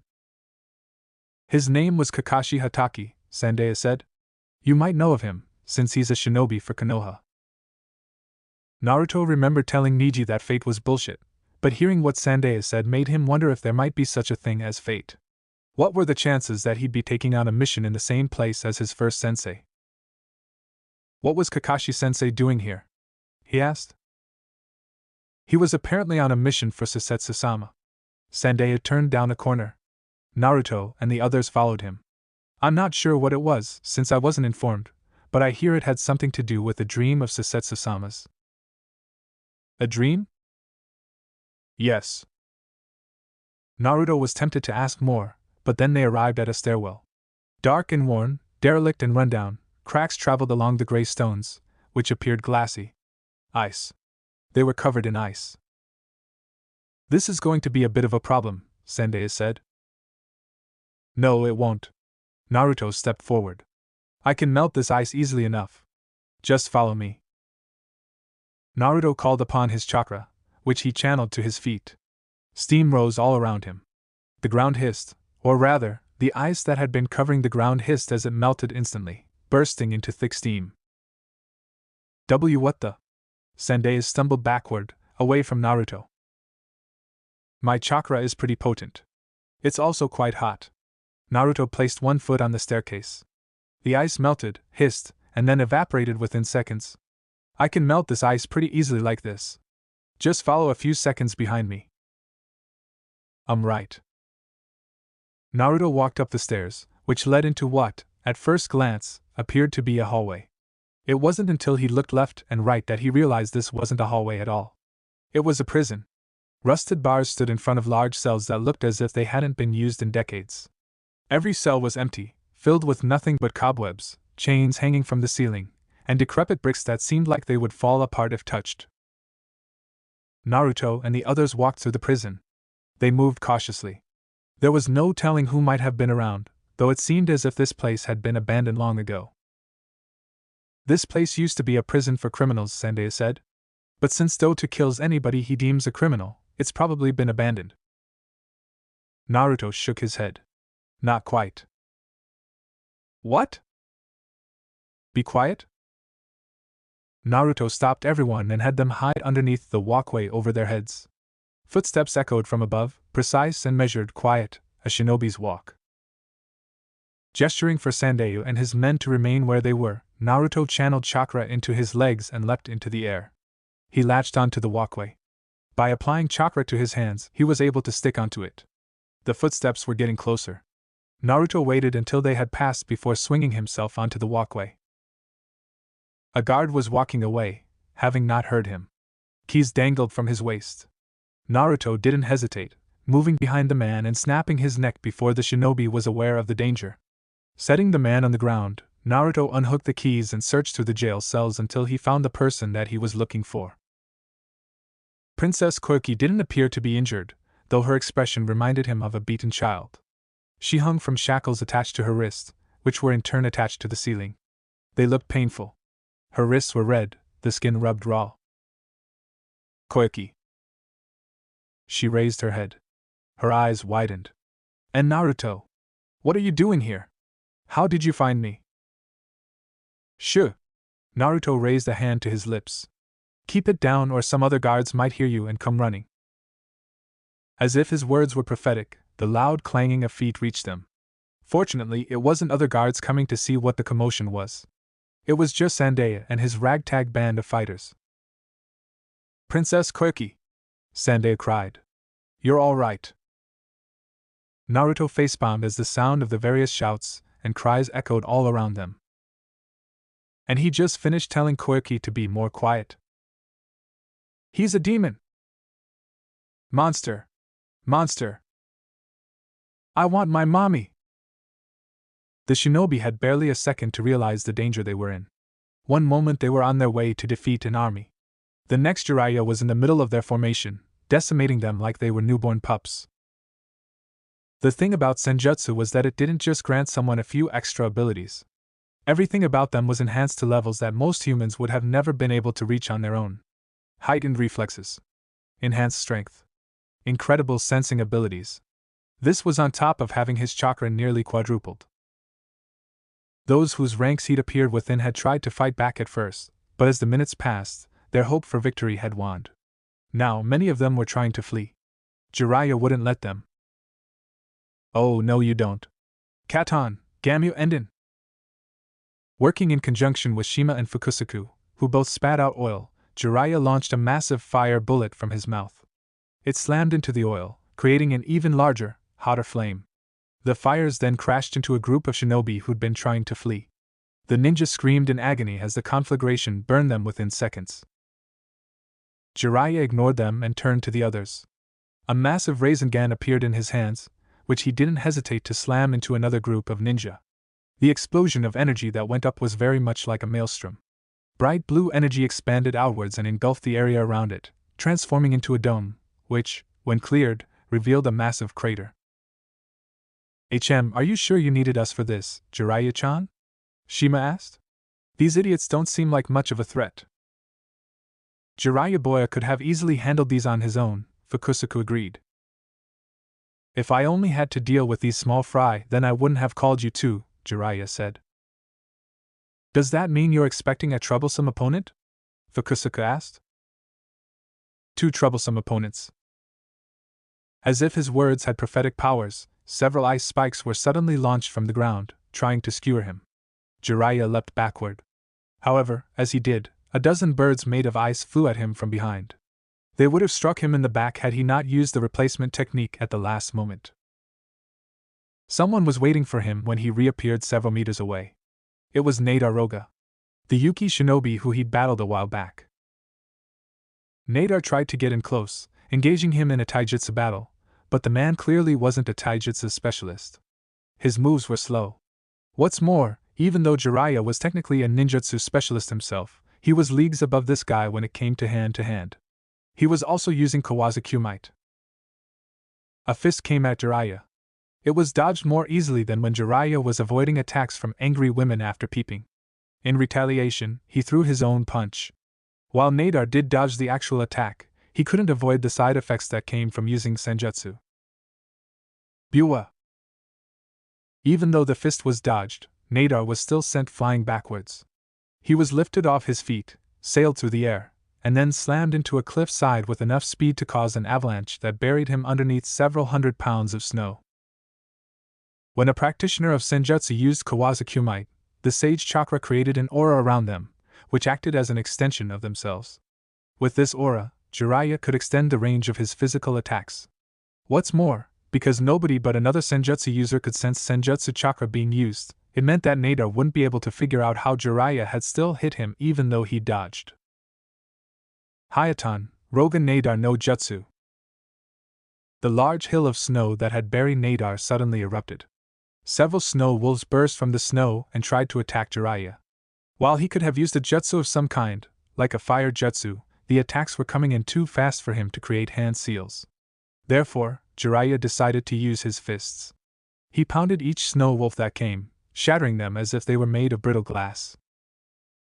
I'm surprised you survived that, Jiraiya called out. The snow had risen up before him like a cloud, making it impossible to see inside. It was an excellent smoke screen, and it would have worked if Jiraiya couldn't sense Nadar's chakra. You'll find that I'm a lot more resilient than the other 2 that you've faced, Nadar said. You might be but within this island, my powers and abilities far exceed your own. You think so, huh? Jiraiya mumbled. He didn't know how this guy could be so arrogant, but he guessed it didn't really matter. Nadar was confident in his victory. Jiraiya would have to show him that his confidence meant nothing when faced against a Sannin. Naruto needs my help, Jiraiya said, shifting his feet and adopting a wider stance. So, I'm afraid I'm going to have to remove you from the equation, just like I did your friends. Friends? Nadar snorted as if the notion that had been proposed was inconceivable. Don't be stupid. Those 2 weak fools that you and your apprentice defeated weren't my friends. They were just subordinates who proved to be less useful than I had anticipated. I have no use for weak fools who can't serve their feudal lord. So, Nadar was one of those people, the kind of person who didn't care for others if they weren't useful to their cause. That was fine. In fact, that would make killing him even easier. Is that so? Well, that's fine then. It's not like I care anyway. Jiraiya moved into a basic Kawasaki might stance. Now come at me so I can beat you to death. You're in the way of me helping my apprentice. After rescuing Koiki, Naruto had Sandai lead them back the way they'd come. Well, that had been the plan anyway.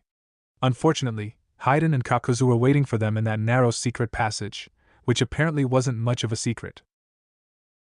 They stood side by side. Haiden had slung his large, triple-bladed scythe over his shoulders.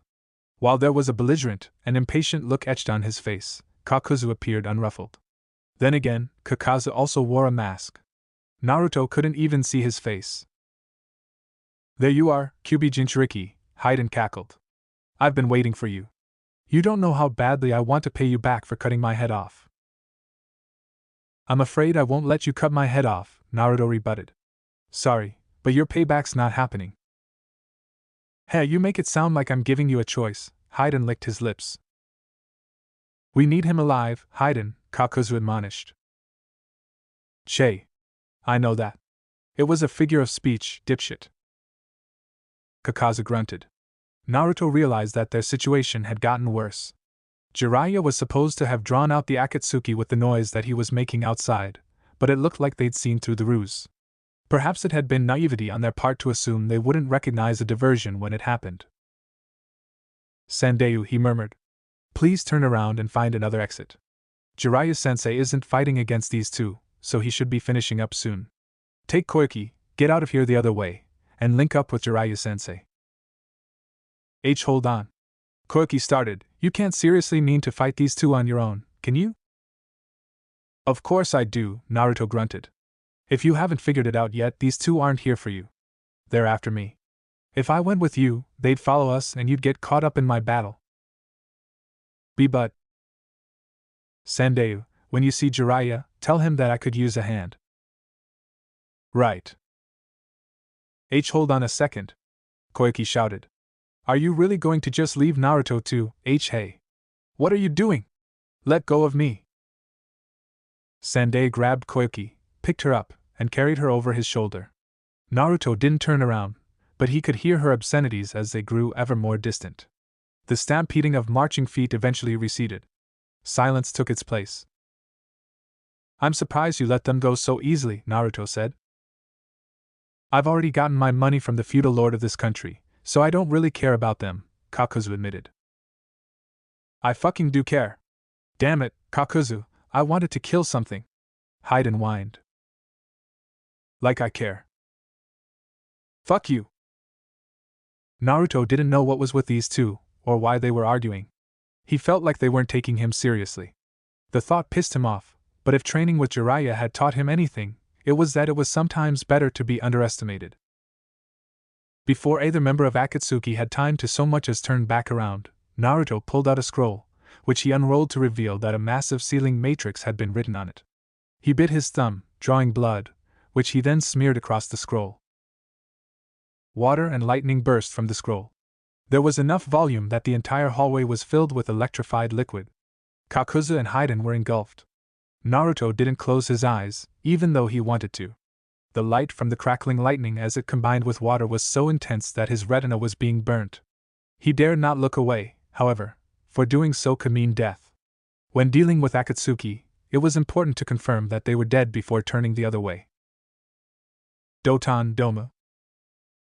Naruto leapt back as, before the water had even dispersed, Kakuzu burst from it and tried to pound a fist into his face.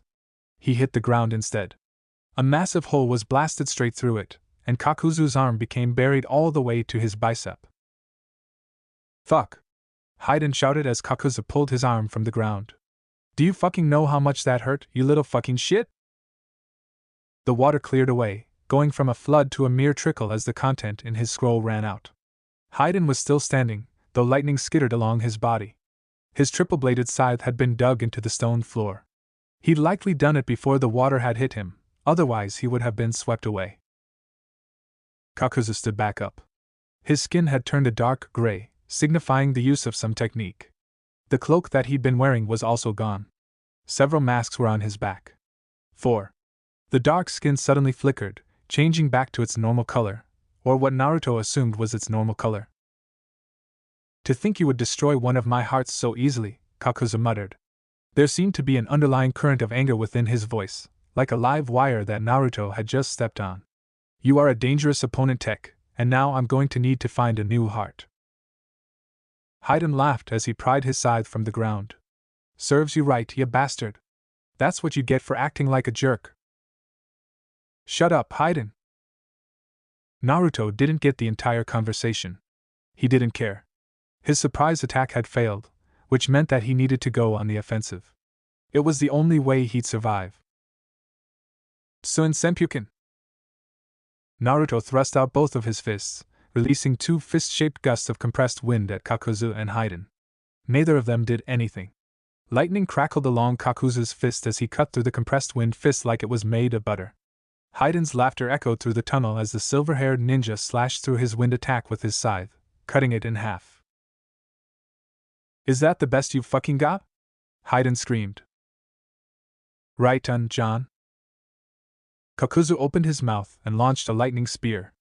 The attack was so fast that Naruto almost missed it. He moved to the side and spread out his hands. There was no time to create a jutsu, so he used pure chakra manipulation, creating a large gust of wind in front of him in the shape of a shield. Even though lightning was weak against wind, Naruto still pain jolted through his fingers. He winced. Gritting his teeth, he pushed more chakra into his makeshift shield. The lightning dispersed. I've got you now! Haydn cried as he appeared in front of Naruto, his scythe already raised. With no time to do much, Naruto rolled across the ground. Haydn's scythe sliced through the wall as if it was butter. As Naruto kipped to his feet, the insane Jashinist attacked him again. The air in front of Naruto was cut.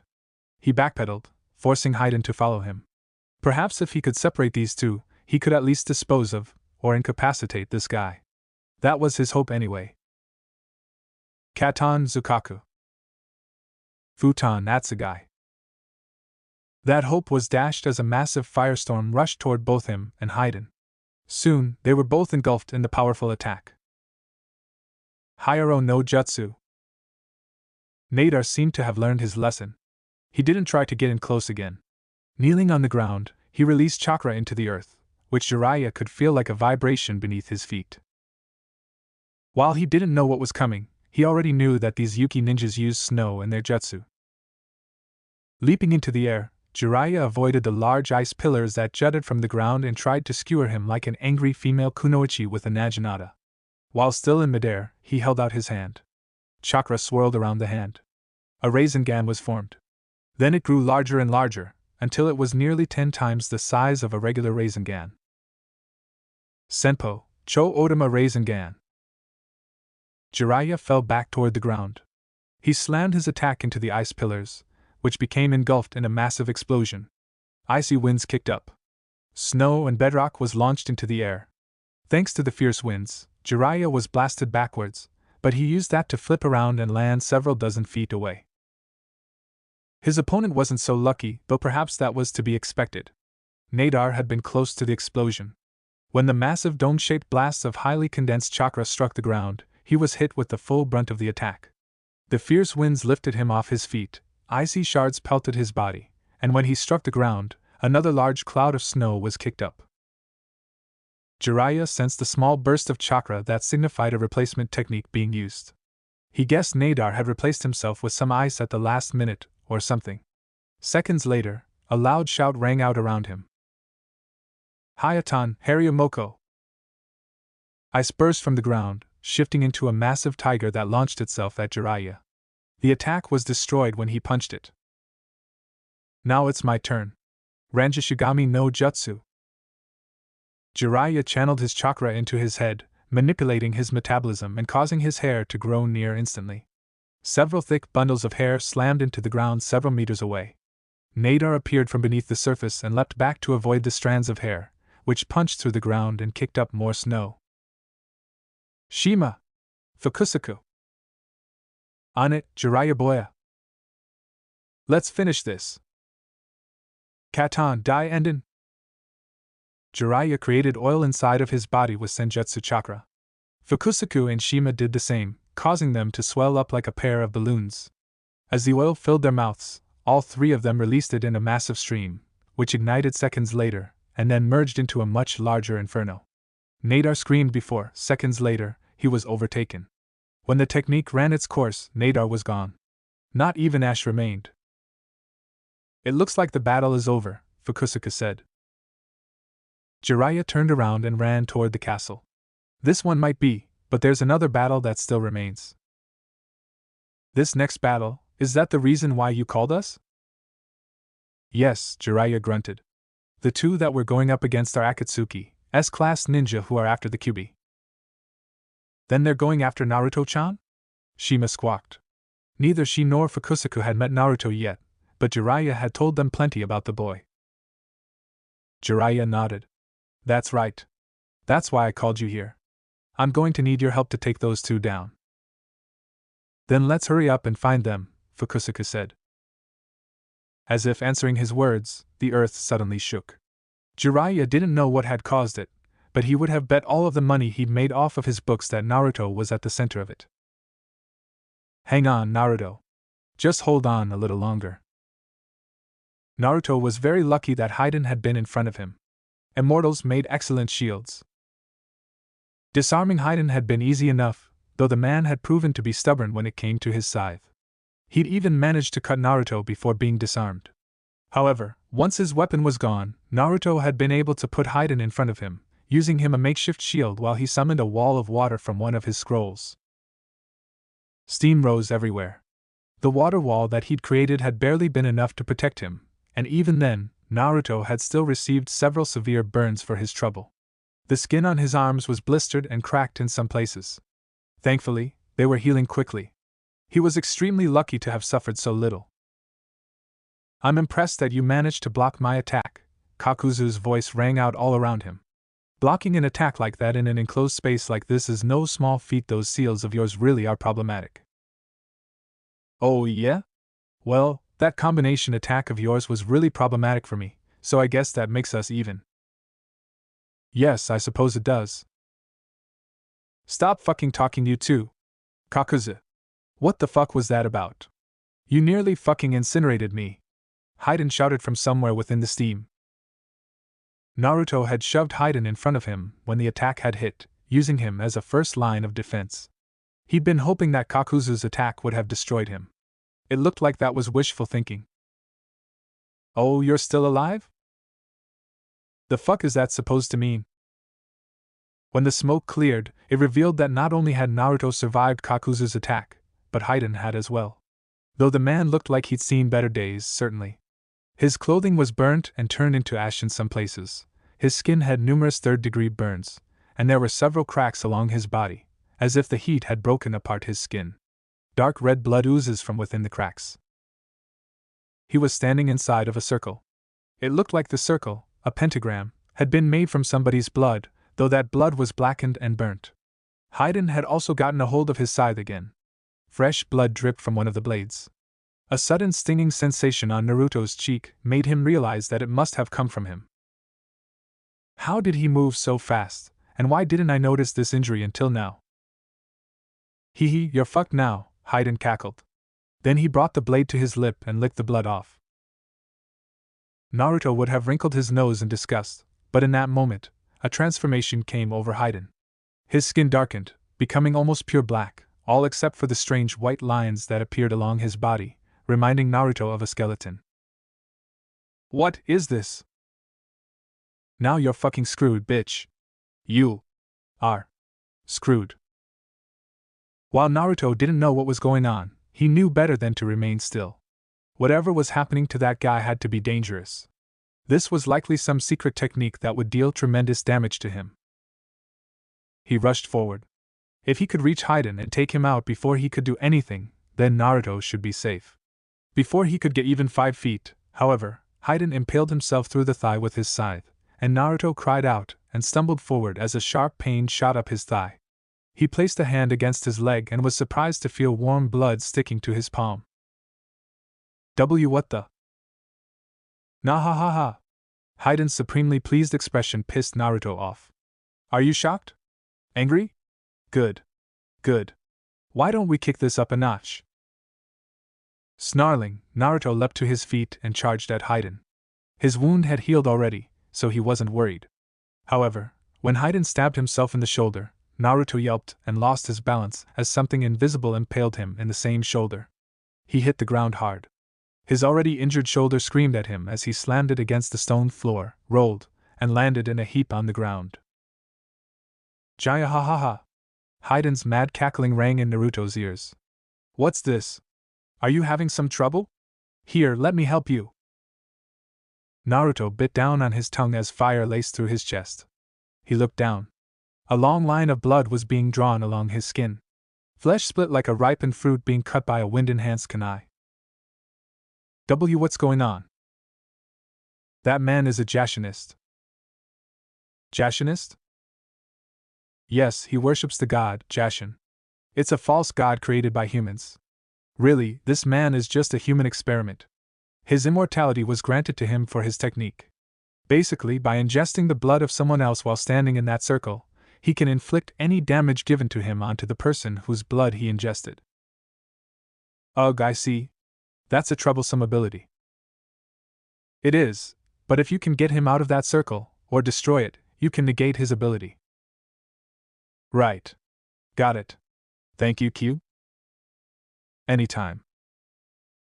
Naruto was thankful for his high-level regenerative abilities. That was the only reason he hadn't been more grievously injured. Still, if he didn't do something soon, then he'd likely pass out from pain if not blood loss. Standing to his feet, Naruto glared at Haiden, who laughed some more. That's a good look, shitstain. Bitches like you need to know their place. A growl escaped from the back of Naruto's throat as he tucked his arms into his torso. I'll show you my place. Tsuin Senpuken. 2 compressed bursts of air were jettisoned from Naruto's fists. Haiden laughed. You can't hurt me with that. You're just going to hurt. The 2 powerful spheres compressed air slammed into the ground, and more specifically, the circle that was the basis for Haiden's technique. The ground was crushed, denting and cracking, breaking up the lines that made the circle. Haiden's transformation vanished. What?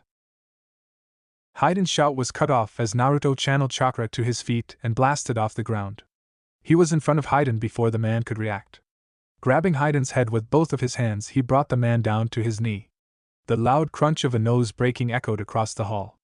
Blood ran down Naruto's knee, warm and thick. The scent of copper filled his nose, making it wrinkle. Jaya! My nose! You broke my fucking nose, you little shit! I'm gonna break more than that, Naruto declared. Futon, that's a guy. A voice came from behind him. Naruto turned around. One of Kakuzu's masks was standing several meters away, a tornado-like mass of compressed wind in its mouth. It was then released, tearing apart the ground with ease. Naruto's eyes watered. The intense wind not only tore the ground apart, but also the walls and ceiling. Was this man trying to bury them underneath tons of rubble? Naruto unfurled the scroll, which contained a pre-written storage seal. The scroll was at least 2 meters in length. He lifted it over his head and channeled chakra into it, causing the scroll to glow a light blue as it activated. The debris that had been falling toward him was sealed within the scroll. Naruto then threw the scroll in front of him and released the contents, which he then shoved forward with an intense blast of wind chakra. His hope was to negate Kakuzu's attack with an attack of equal power. The 2 wind attacks collided in the middle. The rubble between them was crushed. However, true to Naruto's hope, his wind technique plus the large chunks of stone helped negate Kakuzu's jutsu, leaving him uninjured. This isn't good. Have you thought about using your form? I'd rather not. If I use that and run out of energy before they do, it will leave me defenseless. You really are a difficult opponent, Kakuzu said. I've rarely met someone who was able to survive against us both for so long. Staying one step ahead of posers like you is easy, Naruto spat. Fucking easy? Ha! Don't make me laugh. You've been on the run from the very beginning of this fight. Grinning, Haiden stepped up to Kakuzu's side. He was bleeding heavily, and his body was still burnt, unlike Naruto who was already healed up. Face it, shitty QB brat. You're nearly done for. It's only a matter of time now before I get you like a fucking fillet. Naruto had no intention of admitting that this jerk-off was right, but, well, Haiden was kinda right. He wasn't on his last rope, but neither were they. While Haiden might have looked like death warmed over, Kakuzu was perfectly fine. What's more, Haiden didn't appear to be bothered by the damage that had been done to him. You've put up a good fight, but it ends now, Kakuzu said, and 3 creatures with masks for faces emerged from his back. Oh fuck. Gay haha. Time to say your prayers, shitty QB brat. Haiden rushed forward, killing intent pouring from him like water from a broken sieve. Naruto readied himself for the next round of this battle. He didn't have much hope of winning, but he would be damned if. Kuchios, Gamaguchi Shibari. The world around them became pink. The walls, floors, and ceiling not only had the color changed, but flexible and rubbery-looking protuberances emerged from all sides like bubbles. Sticky and dripping with mucus, everything looked like a potential hazard. Naruto recognized the technique. It was one of Jiraiya's jutsu. Haiden, who'd been bull-rushing at Naruto, suddenly found his foot stuck. Not one to miss out on such a golden opportunity, Naruto leapt at Haiden, a Rasengan forming in his hand. He even went a step further and added some wind chakra to it, though he kept the wind chakra powered down, mostly because he didn't want to damage himself too much. Futon, Rasengan. Naruto slammed into Haiden, who raised his scythe to try and slice at him. It was fortunate that he'd already taken this action into account. He flipped over the attack and, while in midair, slammed the Rasengan down on the scythe. Metal squealed as the wind-coated Rasengan sliced through all 3 blades. What the fuck? My scythe! Still in midair, Naruto spun around and created another wind-style Rasengan in his other hand, and then he slammed that into Haiden's face. The result was not pretty. Haiden's head exploded as if it had been stuck inside of a grinder. Blood, bits of brain matter, and skull fragments flew across the toad esophagus, splattering along the walls and clattering to the floor. Haiden's body remained standing. Miraculously, it was still moving, as if it was trying to find its head. Naruto realized that this man really might have been immortal. So he slammed another wind-style Rasengan into Haiden. His body was torn apart as well. Naruto, his face and the front of his body covered in blood, breathed heavily, as if he'd exerted himself a great deal more in that 1 second than he had for the entire battle. If this doesn't kill him, then I don't know what will, he declared. No, he's dead. Not even someone who's been enhanced like that man can withstand having their entire body destroyed. Good to know. Naruto.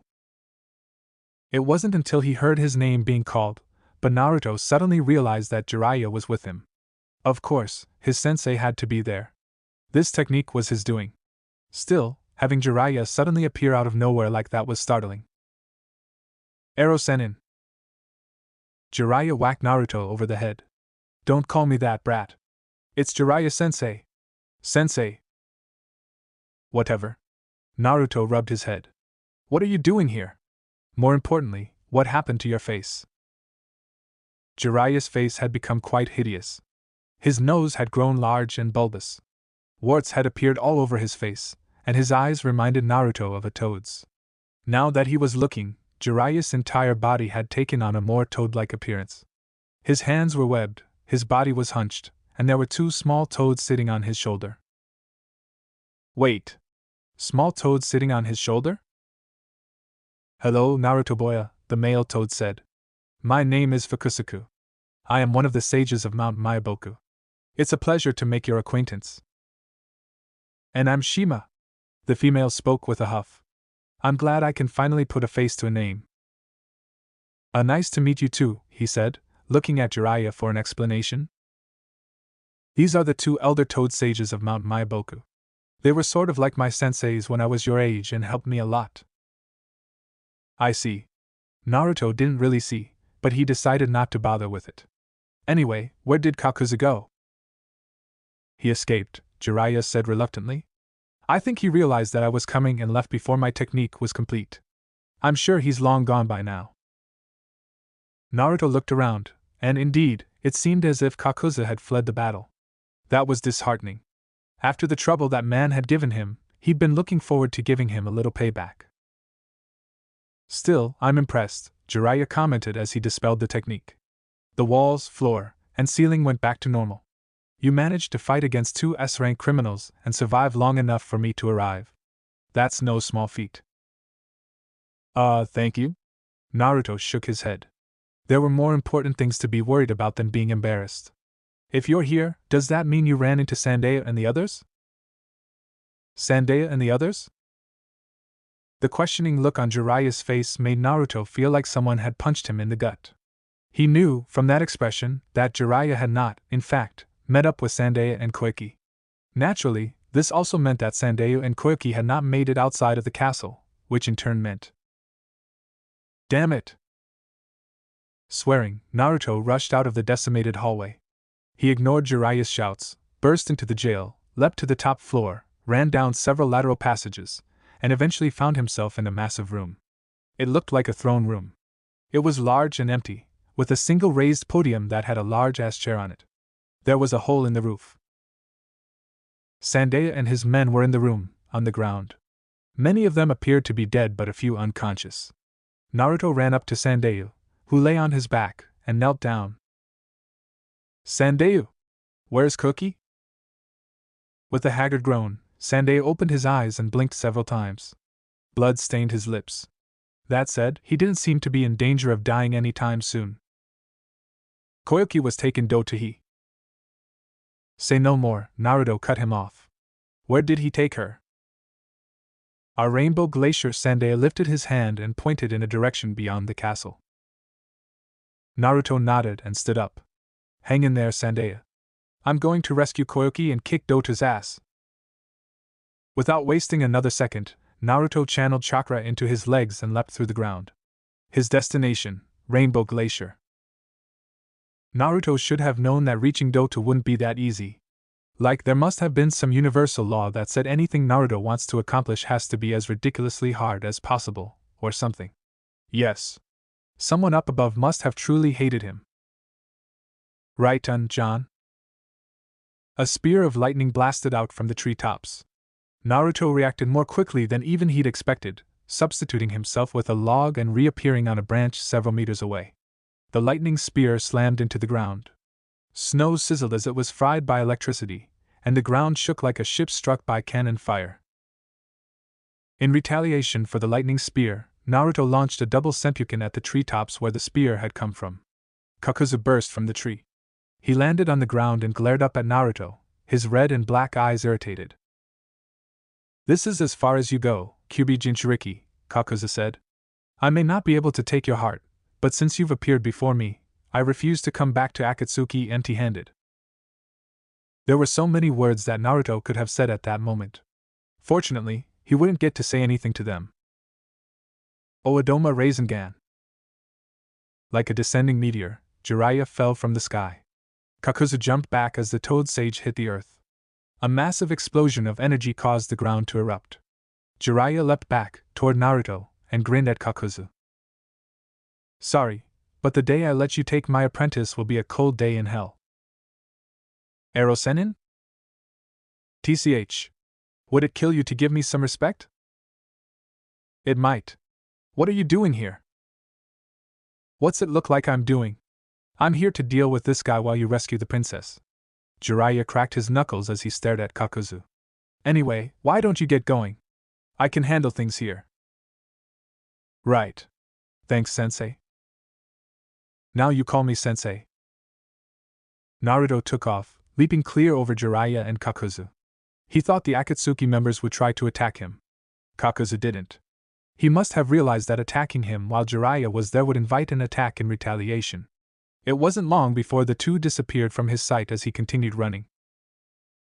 The sounds of battle echoed behind him. Naruto eventually reached the Rainbow Glacier. True to its name, the place that Naruto stood in was a valley set between several mountains, and standing over him like silent guardians were three massive glaciers. Their icy figures gleamed in the bright sun, which seemed to contrast with the tense atmosphere.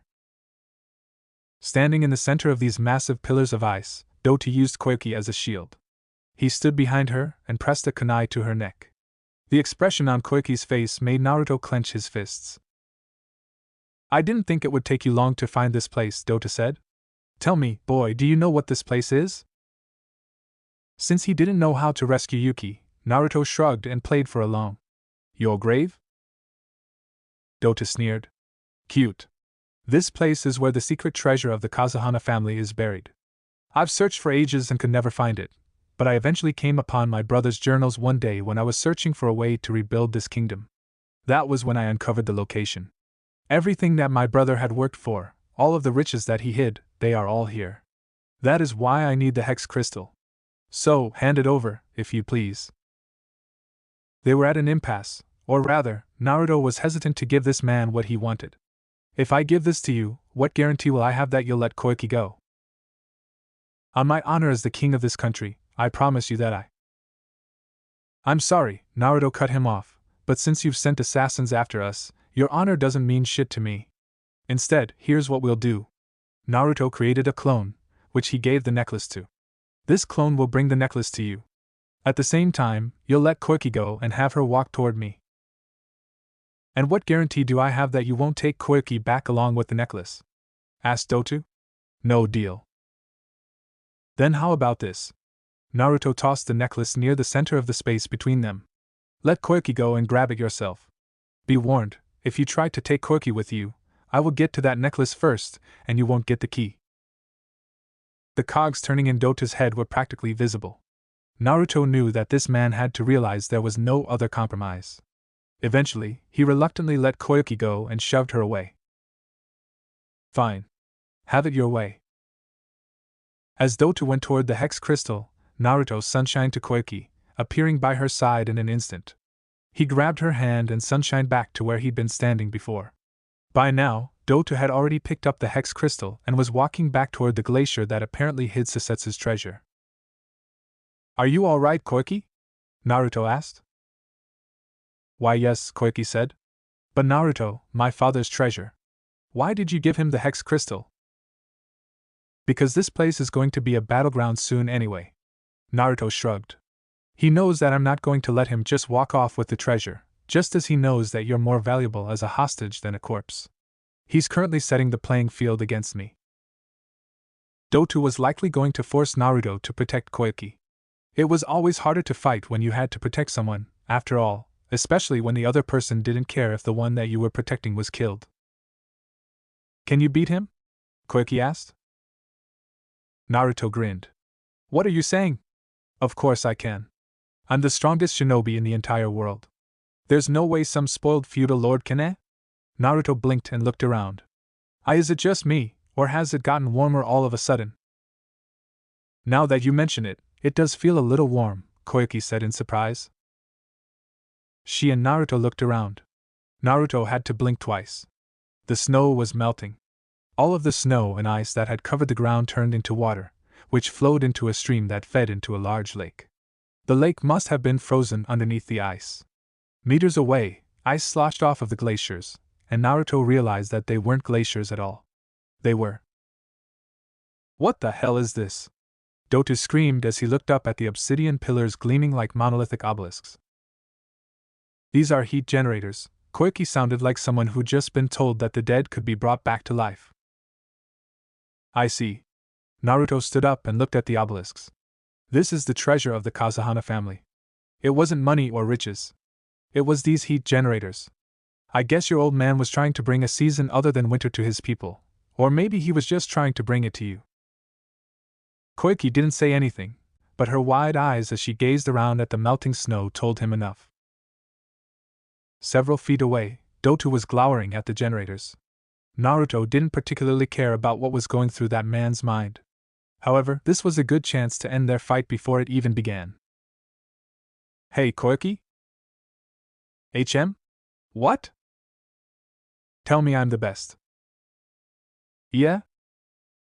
Tell me I'm the best, Naruto insisted. I need you to tell me that I'm the best ninja you know, that I'm the strongest. If you tell me I'm the best, I'll be able to beat that douchey uncle of yours no problem. Koiki gawked at him for several seconds, but then, like storm clouds breaking, she smiled at him. Naruto, you are without a doubt the greatest, most incredible ninja that I have ever met. Heh. With encouragement like that, there's no way that I could lose. With chakra encasing his feet, Naruto launched himself forward so quickly it was almost like he'd shined. A Rasengan appeared in his right hand. Perhaps it was because of the light from the now melting ice, but the Rasengan suddenly became multicolored, like a rainbow. Is that rainbow chakra? Koiki gaped.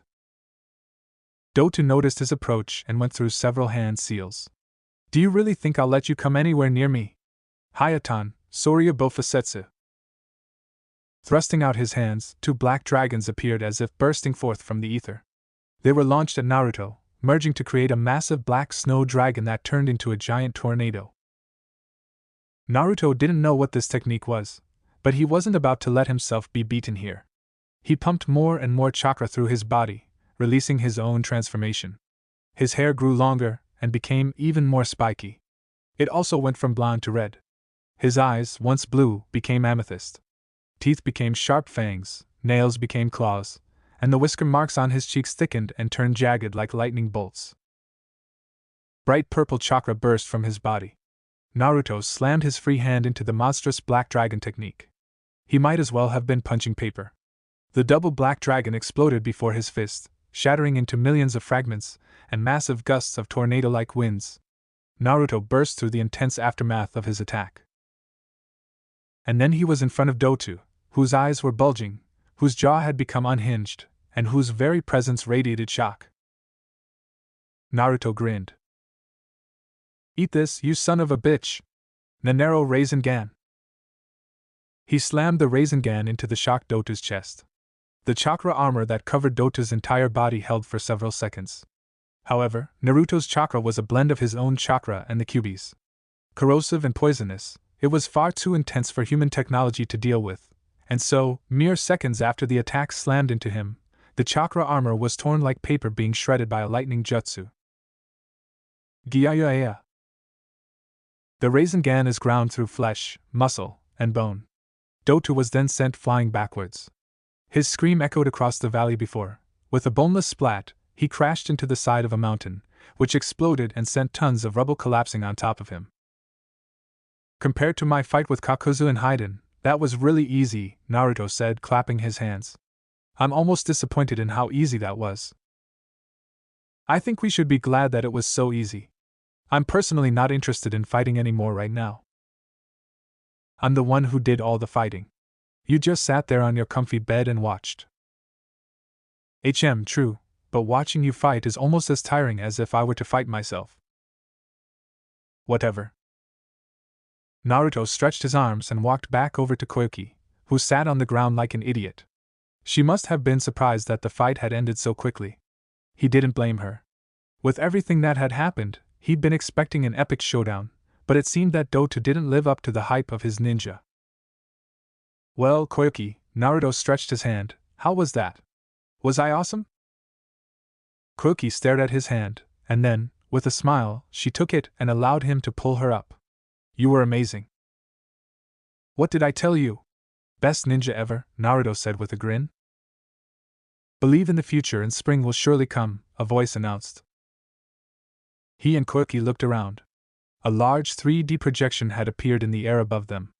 It was of a younger Princess Koyuki, who couldn't have been more than 5 or 6 when it was taken. What will you do when spring comes, Koyuki? The voice asked. The little girl's bright smile was like a rainbow after a rainstorm. I'm going to be a princess. Oh? The voice sounded amused. What kind of princess? Let's see. Little Koyuki looked thoughtful. One that's strong, and kind, and most of all, one who fights for justice. The voice chuckled. That's some dream. Koyuki held a hand to her mouth. Tears had gathered in her eyes as her younger self spoke again. But there's something else that I want to be, too. And what is that? The man, who Naruto guessed now was her father, asked. Beaming at the camera, or rather, the one who was holding the camera, Koyuki, her voice full of gusto, said, an actress. The Koyuki standing next to Naruto laughed as her tears finally fell. They were not tears of sadness, however, as the smile on her face proved otherwise. They were tears of joy. Several dozen meters away, the director, who must have arrived sometime during Naruto's fight, turned to his cameraman. Tell you got all that? The cameraman gave the director a thumbs up. Preparations for Koyuki's coronation had gone underway. It was a large event. Not only did the people of Yuki no Kuni need to be informed about the new regime change, but repairs had to be effected to downtrodden cities. Koyuki had to make several appearances to let everyone know about her, and everyone needed to learn about the heat generators that had melted the snow. This was on top of creating a new council, rebuilding the army, and filing massive amounts of paperwork to determine things like budget and new policies set down by Koike. Kakuza had managed to escape, according to Jiraiya. The man had apparently sacrificed 2 of his masks. That was disappointing, but Jiraiya had assured Naruto that it would take the man a long time to recover from his injuries. Naruto spent most of his time with Koike, who had requested him to be her bodyguard whenever she went out. His days were often spent looking at her backside. He had to admit, spending time staring at Koike's backside was time well spent, and not just because hers was lovely. While standing guard was boring, he and Koike got to have fun during the evenings. Thanks to the toads of Mount Myaboku, Naruto was well on his way to becoming an alcoholic. He blamed it on the first time he drank sake with the toad boss, Gamabunta. That day, Naruto had discovered the joys of being shit-faced, which was why, every night after her tasks were done, he and Koike would go to her room and drink firebrand sake until they passed out. That night, he and Koike were hitting the sake a little harder than normal. By a little, Naruto meant they'd already drunk 2 whole jugs of sake and showed no signs of stopping. The seal that Naruto used to slow down his metabolism was working wonderfully, and he was well on his way to becoming drunker than Jiraiya in a brothel. He and Koike were sitting on the bed, which was indeed a luxurious bed, large and soft and covered in satin sheets. Koike was sitting cross-legged. Her expensive dress had long since been discarded. She was now wearing a pair of black shorts that did an adequate job of covering her butt and a loose sleeveless shirt. Naruto was only wearing his pants and a black shirt. "Can you believe that jerk?" Koike asked, referring to the minister who she had a meeting with that day. "The punk thought he could. He thought I was easy. Did you see what he did?" "I saw," Naruto said, hiccuping. "He tried to touch my butt." "Well," Naruto slurred. "It is a very nice butt." Koike sent him a sly expression. "Oh? You like my butt?" Maybe it was the alcohol, but Naruto was feeling really bold. "Yes." "I wanna touch it." "Can I?" A grinning Koike uncrossed her legs and shifted until she was on all fours, her backside facing Naruto. "Go on. Give it a feel." Naruto belatedly realized that he must have been drunker than he thought. He didn't even hesitate in placing his hands on Koike's ass, which was somehow firm yet squishy, kind of like a marshmallow. Were all women's asses this nice? "Do you like it?" Koike asked, her breathing hitching when Naruto squeezed. "It's nice." Naruto felt like he was in a trance as he squeezed, caressed, and massaged Koike's buttocks, which clenched with his movements. Her shorts folded as he worked, conforming to her mound and outlined the traces of her lips. Naruto's pants became unbearably tight. "And not so rough," Koike moaned as she fell forward, burying her face in a large, fluffy pillow. She turned her head and, with her cheeks turning a pale pink, she said, "You have to be more gentle." Still lost in a drunken haze, Naruto did as told, caressing her ass more tenderly. However, but rubbing soon wasn't enough. Leaning over, Naruto stuck his head between her thighs and placed his mouth over her crotch. Koike's moan was stifled as she buried her face into her pillow. Her butt cheeks clenched and quivered as her thighs closed around Naruto's head. This normally would have been heaven, but the act ended up knocking off the seal that Naruto had been using, sobering him up instantly. It didn't take more than a second for Naruto to comprehend his situation, and he did. He panicked. Koike squawked in surprise when Naruto jerked his head from between her thighs. He leapt off the bed and backed off. Koike turned around and, sitting on her haunches, she frowned at him. "What are you doing, Naruto? Why'd you stop?" "I'm sorry. We shouldn't be doing this?" "Why not?" Naruto grabbed his left arm. "You wouldn't understand." "Oh yeah?" Koike pinned him with a surprising glare. "Try me." There must have still been some alcohol running in his system. That was the only explanation he could use to justify why he said what he did next. "It's because I'm a monster." "What?" "I said I'm a monster. I'm not human." Judging from the look on Koike's face, she didn't understand what he was saying. "Naruto, I know you're a super awesome and powerful ninja, but just because you're strong, that doesn't mean you're not human." You don't get it. Frustrated, Naruto channeled wind chakra into his fingers and sliced his left forearm clean open. Blood gushed forth as the veins in his arm were severed. It spilled over his forearm and splashed against the ground, creating a dark pool. Koki screamed. What are you doing? Just watch, Naruto said forcefully enough that Koki could do nothing but watch. She didn't have to watch long. Mere seconds after he sliced open his wrist, the wound closed. When Naruto wiped the blood off, her eyes widened. The wound had disappeared entirely, as if he never cut it open. What? Do you see now? Naruto asked. I'm immortal. I can't age, I heal from any injuries I receive, I'm not even sure if I can die. What can I be if not a monster? All his life, people had been calling him a monster. Naruto knew that the reason he'd been called that was because of the kyuubi being sealed inside of him. That was why it hadn't bothered him as much when he found out. His thoughts had been that if he could just change their opinion, that if he could show them what a splendid ninja he was, they would accept him. But now, everything they said about him was true. He was a monster. He couldn't blame this on the kyuubi, though a part of him wanted to. Koki slowly climbed off the bed. Her bare feet padded across the carpet. Naruto was so caught up in his own thoughts that he didn't know what she was doing until she had already pulled him into a hug. He stiffened, and for just a second, Naruto went into a panic and prepared to run. Then she spoke. I don't know why you think that would make you a monster, but I can promise you that you're the only one who thinks that way. Naruto wanted to run away. This was just like the situation with Toki, and he didn't want any part of it. Someone like him shouldn't be getting this close to others. No one else knows about this. If they did, then they would all hate me. I don't hate you. You're drunk. I'm drunk enough to be honest. I don't hate you. I could never hate you, and if anyone else found out, if they really cared about you, they wouldn't hate you either.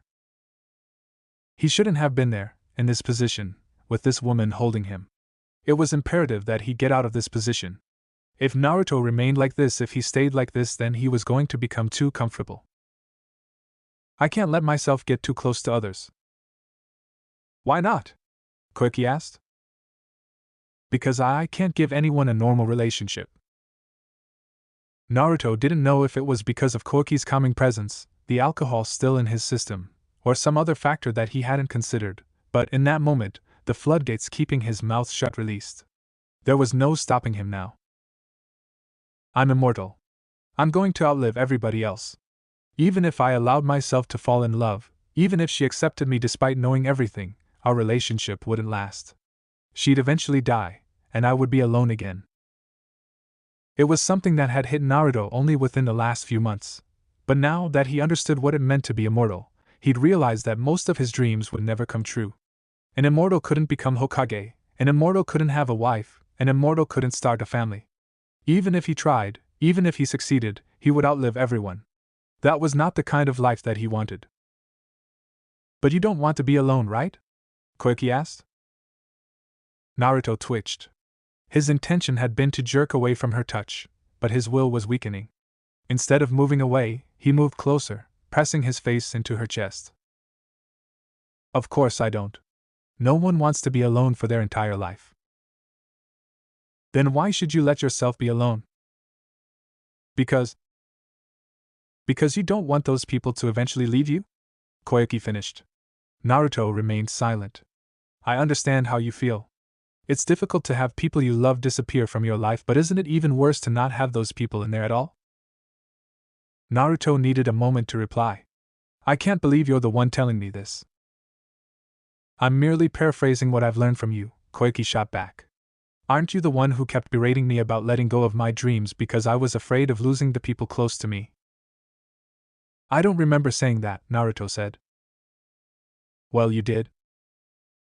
A good portion of Naruto's strength fled him, or maybe it was just a fight going out of him. He no longer had any desire to move from this woman's embrace. Still, some part of him did try to resist. I can't promise you a stable relationship. I didn't ask for one. If you grant me this one night, that will be enough. Just tonight? Well, I won't mind if you decide to come back every now and again. He would have liked to keep blaming the alcohol, but he was completely sober now. His thoughts were about as rational as they would get. You don't mind that I'm a monster? You might live to regret it. A soft, delicate yet strong hand went under his chin and lifted his head up. Koiki's smiling face was there to meet him. I could never, would never, regret this, she said. Then she kissed, and every argument that Naruto could have given fled. All that remained was the feeling of her lips. Itachi and Kisame were sitting together around a campfire. It was the middle of the night, and the fire cast shadows along their faces. Despite the late hour, either of them were asleep. They were shinobi. S-ranked missing ninja. They could go days without sleep if required. Even when they did sleep, it was only in fits, and always a light sleep that they could easily wake up from. Any Itachi, are you thinking about your brother? I wonder what happened to that brat. We know that the retrieval team from Konoha was not successful in getting him back, but we don't know anything else. Orochimaru took over his body? Was that a twitch? Kisame, Itachi said coldly. Do not speak of things that we have no information on. You really are worried. Itachi said nothing to Kisame's comment. He stared at the fire, doing what he did best, not speaking at all. Just then, without warning, the area around them suddenly exploded. However, Itachi and Kisame were not S-ranked ninja for no reason. They both replaced themselves with a log. Reappearing several meters away, they stared at the scorched ground where they had been standing seconds prior. Kisame whistled. That was a close one, Itachi. Kisame was unable to say any more as something large and covered in black markings slammed into him. He was sent flying, out of Itachi's sight. The object, a person, flew after him along with two other figures, one male and two females. That meant Itachi was alone with their original attacker. Several snakes coiled around his body. They bared their fangs and sunk them into his flesh, except Itachi had already cast an illusion, and the body that the snakes had bitten turned into a flock of crows. Itachi appeared from around a tree, walking calmly into the clearing. Ku, I should have expected nothing less from you, Itachi-kun, a familiar voice said, echoing around the clearing. Orochimaru. That is correct. A figure stepped into the clearing. It did not look like Orochimaru. Not at all. Hello, Itachi-kun, Orochimaru, wearing the face of Sasuke Uchiha, said the Tomo in his red Sharingan eyes spinning. It's been a long time. 2 weeks after Koiki was crowned as the daimyo of Yuki no Kuni, now renamed Haru no Kuni, Naruto and Jiraiya were slated to leave.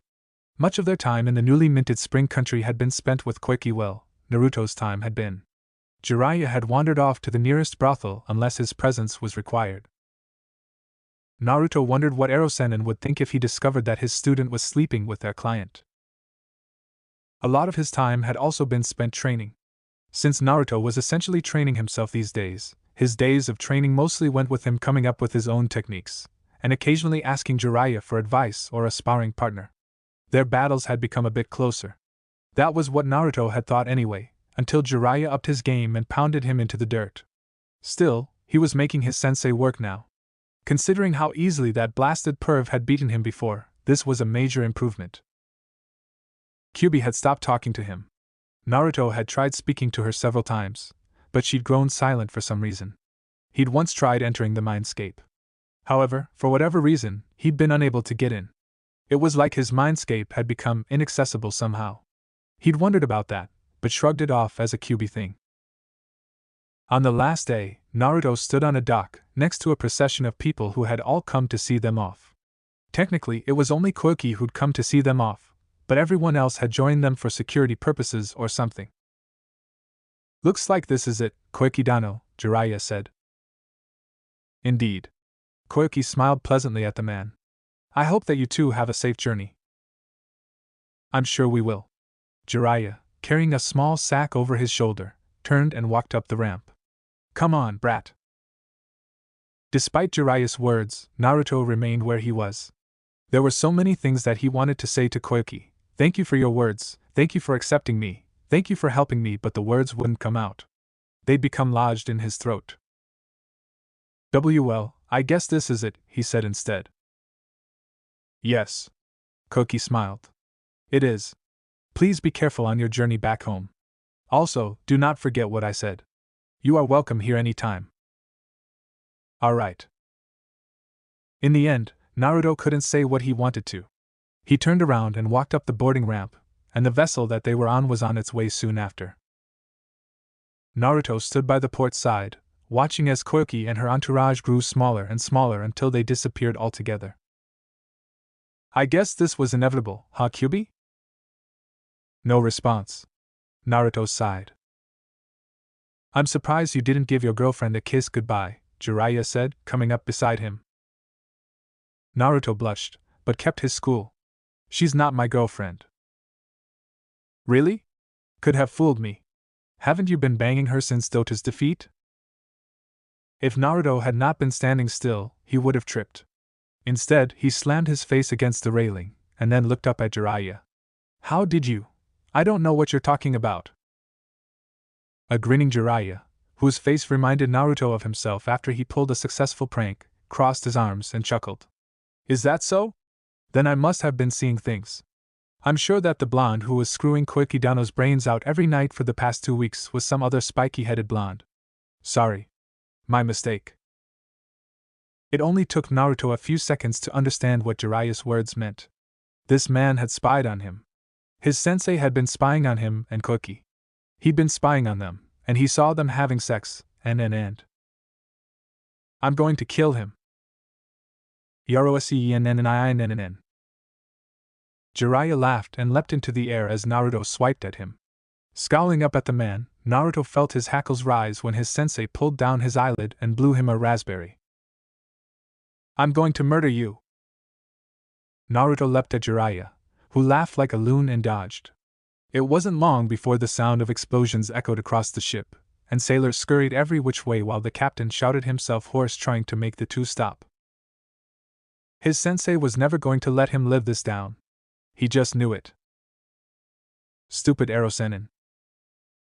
Chapter 49. The Return Home. Tenden sighed as she manned her father's store. The day was incredibly slow, phenomenally slow. She hadn't had a single customer in the last 2 hours. Days like this were the worst, not only because she was stuck behind a counter all day, but also because she couldn't go on a mission. Guy-sensei and Rock Lee were probably training. Knowing Niji as she did, he was probably training as well. Not her. She was stuck doing jack squat all day. Dang it. She wished someone would at least enter the store so she could have a decent conversation with another human being. As if someone had heard her wish, the bell on the door jingled, and Tenten looked up as someone walked in. Long blonde hair hung down to her waist. Her eyes were dark and contrasted with her pale skin. The dark pants she wore rustled as she moved, making the depiction of clouds on her left pant leg come alive. She wore a dark shirt with purple body armor over it. That armor conformed to her budding 18-year-old figure, and Tenten couldn't stop from eyeing the girl's bust with a bit of envy. White bandages wrapped around her arms and ankles. Fingerless gloves. Ninja sandals. There was a Kumogakure headband on her forehead. Yujito. Tenten greeted enthusiastically.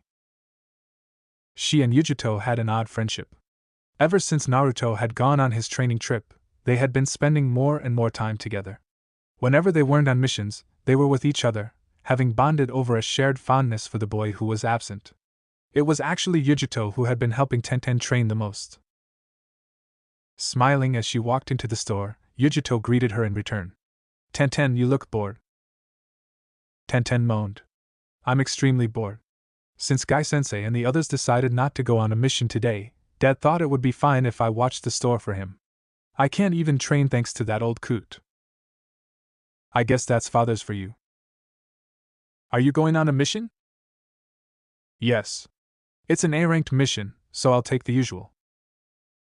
Got it. Yujitoni was of Kumogakure, but she was living in Konoha as a liaison between the two villages. Despite being a liaison, she often went out of the village on missions that the Raikage sent to her via carrier bird. Sometimes she would disappear for as long as a whole month.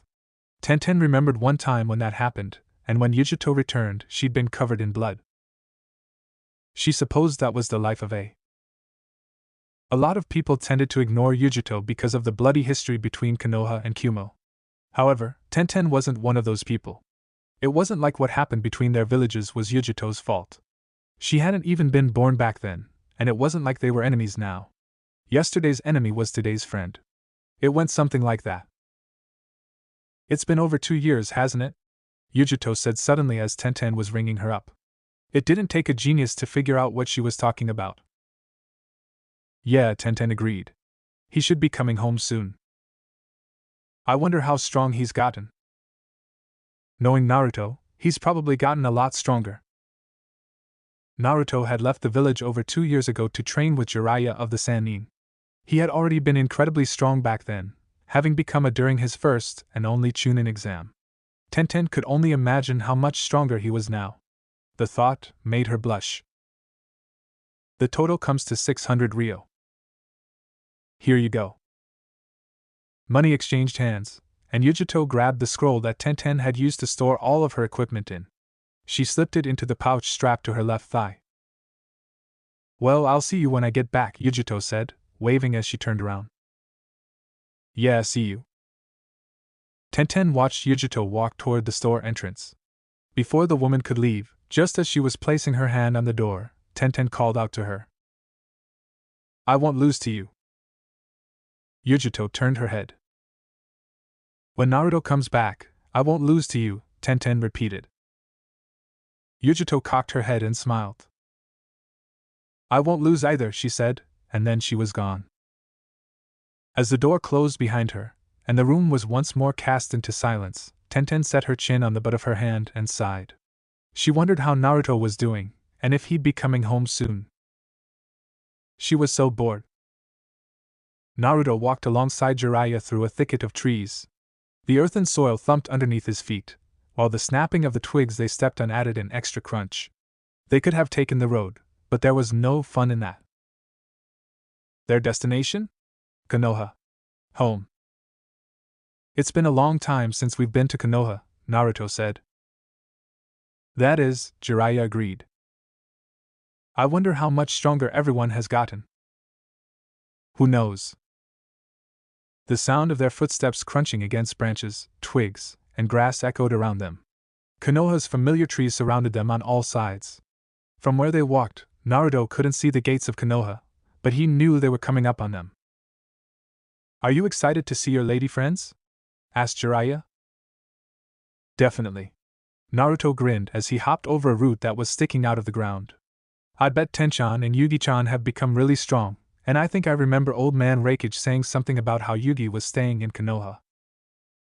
She's a liaison between Kumo and Konoha, Jiraiya informed him. It's kinda surprising that Tsunade would let someone like that into the village, but I guess it just goes to show you how much the times are changing. Yeah. You gonna screw M? Naruto scowled at his sensei. Don't be so crass, you damn pervert. You know it's not my policy to have sex unless they want it. Jiraiya's perverted smile, which appeared suddenly and without warning, made Naruto shudder. I know all about your policy. I remember that time when you and Temari went on a mission and… Alright. That's enough out of you, Naruto mumbled as the sea of trees slowly parted to reveal a large red gate in front of them. The gate's doors were currently open, though that would change at night when they locked the gate up. As he and Jiraiya stepped through, Naruto got his first good look at the village, Konoha, his home and the place he hadn't seen in over 2 years. Konoha, known as a village but having more in common with a large city, spread out before him a series of houses and buildings of varying shapes and sizes. Over to the left was the small booth that registered people coming into the village. He recognized the two sitting behind the counter. Kotetsu and Izumo, the so-called Eternal. However, most of his attention was on the village itself. It hasn't changed much, has it? Asked Jiraiya. No, it really hasn't, Naruto agreed. Konoha looked the same now as it had when they left, the buildings, the mostly thatched roofs, and the Hokage Tower standing in the center of it all before the Hokage monument. It all looked just like he remembered. There was only one small difference. Hey, isn't that Deciding to get a better look, Naruto used the sealless Shunshin no Jutsu to transport himself onto the nearest lamp post. Now standing several meters above the ground, Naruto could see the village much better, and so he had a great view of the only change that Konoha looked like it had undergone. That was the addition of Tsunade's face to the Hokage monument. Tsunade Obasan looks surprisingly good up there, doesn't she, Akane? Naruto received no answer. He sighed.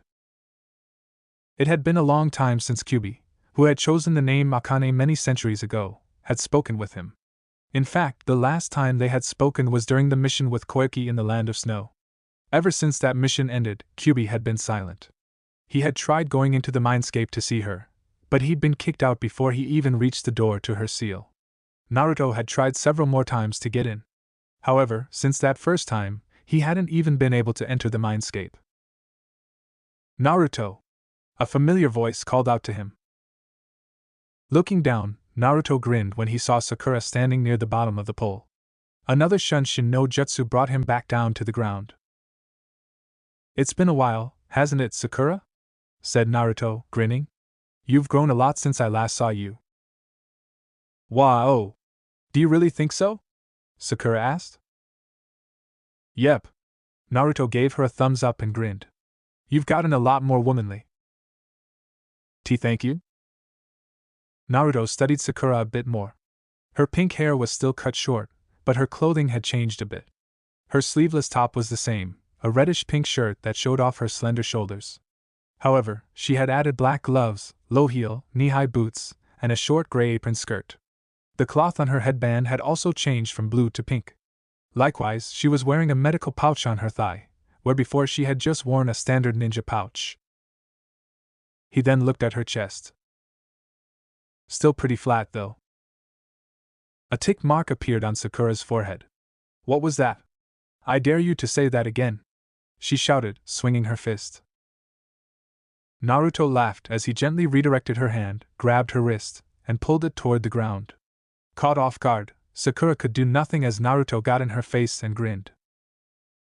Relax, I didn't mean anything bad by it, he said. You still look cute. It was interesting to see how red Sakura's face had turned. He and Sakura had never gotten along all that well, mostly because he'd been trying to hit on her, and she had literally hit him. Then, after they had both graduated, Naruto dropped his crush for her and began ignoring her except when they had to communicate. That had changed a little during the Chunin exams. He hadn't seen much of her after the exams because he'd been so busy, but it looked like she had matured a bit. He was also amused to know that he could make her blush. That wasn't something he'd been capable of doing before. Are you going to see Tsunade-sama? Asked Sakura, changing the subject as she looked away. Probably, Naruto said. We need to at least let her know that we're back. Knowing Tsunadeheim as I do, she's probably gonna have some plan for you to show off the skills you gained during our training, Jiraiya said. Oh, Jiraiya-sama, Sakura greeted. Hello? Hey there, Sakura. It looks like you've gotten a lot stronger. I can see that Tsunade's training has been good for you. It has, Sakura agreed. Hey, it's Naruto. Another familiar, but slightly more mature than he remembered, voice said. It was a kid with spiky hair, a yellow shirt with a blue scarf, and a headband on his forehead. There were two people with him, a girl with orange pigtails and a boy whose nose looked perpetually runny. Naruto recognized them. Konohamaru, Moegi, Udan, he greeted with a grin. How are you three doing? I see you've become a ninja since I left. Hee, that's right, Naruto, Konohamaru said, swiping his thumb across his nose. We've become really strong now. You look at it. Nodding several times, Naruto said, I can tell you've become much stronger just by looking at you. You'll be surprised by how strong we've become, Moegi added. Just look at our new jutsu, Udan said, sniffling. All three performed a hand seal that Naruto recognized, and would have been hard-pressed not to recognize. It was for a jutsu he was quite familiar with. He was, after all, the inventor of this particular jutsu. Oroku no Jutsu, son! A large burst of smoke exploded around the trio. Sakura coughed several times and waved her hand in front of her face, though that changed as the smoke cleared and she saw what had happened to the three younger ninja. Then her eyes bulged. Wah wah. All three genin had transformed from children into busty ladies, a long-haired hottie in the center, a smoking orange-haired beauty on the left, and a drop-dead gorgeous girl with short blue hair on the right. Each of them struck a pose that Naruto guessed they thought was seductive. He had to admit that they weren't bad, but... It's no good, Naruto said with a sigh. What? All three of them shouted. Your appearances are fine, Naruto continued. But only a pervert like this old lek would fall for something so simple. He hitched a thumb at Jiraiya, who was snorting like a bull as he eyed the three with hearts in his eyes. The Oroku no Jutsu is about more than just transforming into a naked woman. First is the placement of the smoke. You have to place it around you so that it shows enough to tantalize and tease, but isn't enough to show everything. Konohamaru, you're showing too much, while Moegi and Udan aren't showing enough. Next up is your stances. They're very basic. Since there are three of you, it would have been better to get close together. It's more distracting to your opponents if you three get bust to bust. How you think so? Moegi asked as the three of them dispelled their technique. I know so, Naruto said. One time when I was infiltrating a slave trading ring, the girls I had come to rescue distracted the guards by posing together like that. It's a tried and true method. I suppose that means we'll need to work on this some more, Konohamaru muttered. Absolutely not. Sakura suddenly shouted, pointing at them. You three should never perform that jutsu again. What kind of technique is that anyway? It's a legitimate technique, Naruto replied to her scorn with a calm frown. The Oroku no Jutsu is great for distracting enemies. Even non-perverted ninja can be surprised if you use such an audacious and silly technique on them. A second's distraction in battle can mean the difference between life and death. Sakura faltered at Naruto's well-thought-out lecture. He would have smiled as her still pointing hand dropped.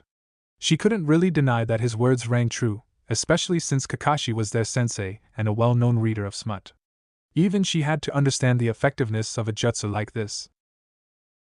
I also have a reverse version of the Oroku no Jutsu that's effective against female ninja, Naruto added. How well Sakura turned away, her cheeks the same color as her hair. Maybe I should see how effective this technique of yours is just so I don't get surprised by it. Hiding his grin, Naruto said, maybe later. We have to see Tsunade Obasan, remember? After saying goodbye to Konohamaru, Moegi, and Udan, Naruto and Jiraiya, with Sakura now in tow, headed to the Hokage Tower. The massive red tower looked the same as it always had. As Naruto entered the Hokage's office with Jiraiya and Sakura, he looked around and realized that almost nothing had changed. His feet thumped lightly against the tiled floor. On the opposite end of the room, behind a desk stacked with papers, sat Tsunade Senju, the leader of the Leaf, the fifth Hokage, and a woman who could destroy buildings with a single punch. Tsunade hadn't changed at all since he'd seen her. Blonde hair tied into two ponytails. Brown eyes. A porcelain face framed by several bangs. A green haori sat on her shoulders, underneath which was a gray kimono shirt tied together by a blue obi. Like everything else, Tsunade's massive chest, which practically spilled out of her shirt, was the same as he remembered. Her aide, the dark-haired, brown-eyed Shizen, also didn't look like she had changed much. As he, Jiraiya, and Sakura walked up to the desk, Tsunade stared at him and smirked. You look like you've grown a little stronger. And you haven't aged a day. Impressive for an old hag. Sakura gawked at him. And Naruto. What are you saying? Apologize to Tsunade-sama immediately. However, it was too late. Tsunade had risen from her seat and moved around the desk. Her eyes shone with a dangerous gleam. An old hag, am I? She asked. She cracked her knuckles. This old hag can still kick your ass. Just like what had happened with Sakura, Tsunade threw a punch at him, one that was far stronger than his teammates. Despite its strength, however, Naruto dealt with it the same way he had the last one, by gently redirecting it with a nudge. Unlike Sakura, who had allowed herself to be pulled toward him, Tsunade pulled back. Her experience made her more able to adapt to situational shifts in combat. Not bad, brat, Tsunade said, moving back to her seat, where the shocked Shizen was staring between them with wide eyes. You used just a bit of wind chakra to push aside my attack. That sort of wind manipulation isn't something just anyone can master. I should have expected you to figure out how my trick worked. Naruto raised his hands behind his head and grinned. I guess that's a kage for you. Indeed. Tsunade looked at Jiraiya. How strong would you say Naruto is? Without his hybrid mode, Naruto can match most save for the S-ranked ones like Kakashi and Itachi, Jiraiya answered, rubbing his chin. And with hybrid mode? He can easily match an S-ranked ninja on his own. I'd say he's even stronger than Kisame Hashigake. Is that so? Tsunade murmured, placing her forearms on the desk and leaning forward. In that case, how would you like to take the Jonin exams, Naruto? While Sakura and Shizen both looked at her aghast, Naruto considered the proposal. He knew of the Jonin exams, but he didn't know what they entailed. The Jonin exams were one of the most well-kept secrets of each respective hidden village. The reason for this was due to how highly valued were. The Chunin exams was a huge event that brought all of the villages together and was used to advertise their ninja to prospective clients, but that was because nothing a genin knew was worth keeping a secret over. On the other hand, a with enough skills to take the Jonin exams likely had several village secrets, or knew at least one or more of their village's most powerful ninjutsu. No village was willing to showcase such secrets to the public, lest they risk other villages or missing ninja getting their hands on those secrets. I certainly don't mind taking the Jonin exams, Naruto said as he sensed the presence of a certain one-eyed squatting outside the window. Excellent. Tsunade leaned back and clapped her hands once. It will take at least a day to prepare for the exams. I need to gather the proctors who will administer the test. I'm guessing Kakashi is going to be one of them, said Naruto. Kakashi? Tsunade questioned. Why do you say that? Before Naruto could state that Kakashi was hanging around outside, the doors to the Hokage's office opened and two people walked in. One of them had black hair shaped like a pineapple and a lazy look in his eyes. The other was a gorgeous blonde with a unique hairstyle that consisted of 4 ponytails. Temari, Shikamaru, Sakura greeted before Naruto could say anything. Look at what the cat dragged in. As she gestured to him, Shikamaru and Temari turned. While the lazy look in Shikamaru's eyes remained, Temari's expression was telling, though Naruto highly doubted anyone except Tsunade and Jiraiya had noticed the blush on her cheeks. Naruto? Shikamaru blinked. Naruto, is that you? Who else would I be? Iruka-sensei? Asked Naruto. Wow. Shikamaru stared at him for a long moment before a smile broke out. I can't believe you're finally back. You've gotten a lot bigger. You look like you've changed quite a bit. So do you. You don't seem as lazy as you used to, Naruto shot back. Shikamaru sighed. I know. Ever since I became I've been swamped with work. It's so troublesome. Naruto smiled before looking at the woman by his side. Temari, it's been a while. Almost a year, Temari agreed. The last time we saw each other was on that mission in the Land of Claws. That's right. Naruto grinned as he recalled that mission.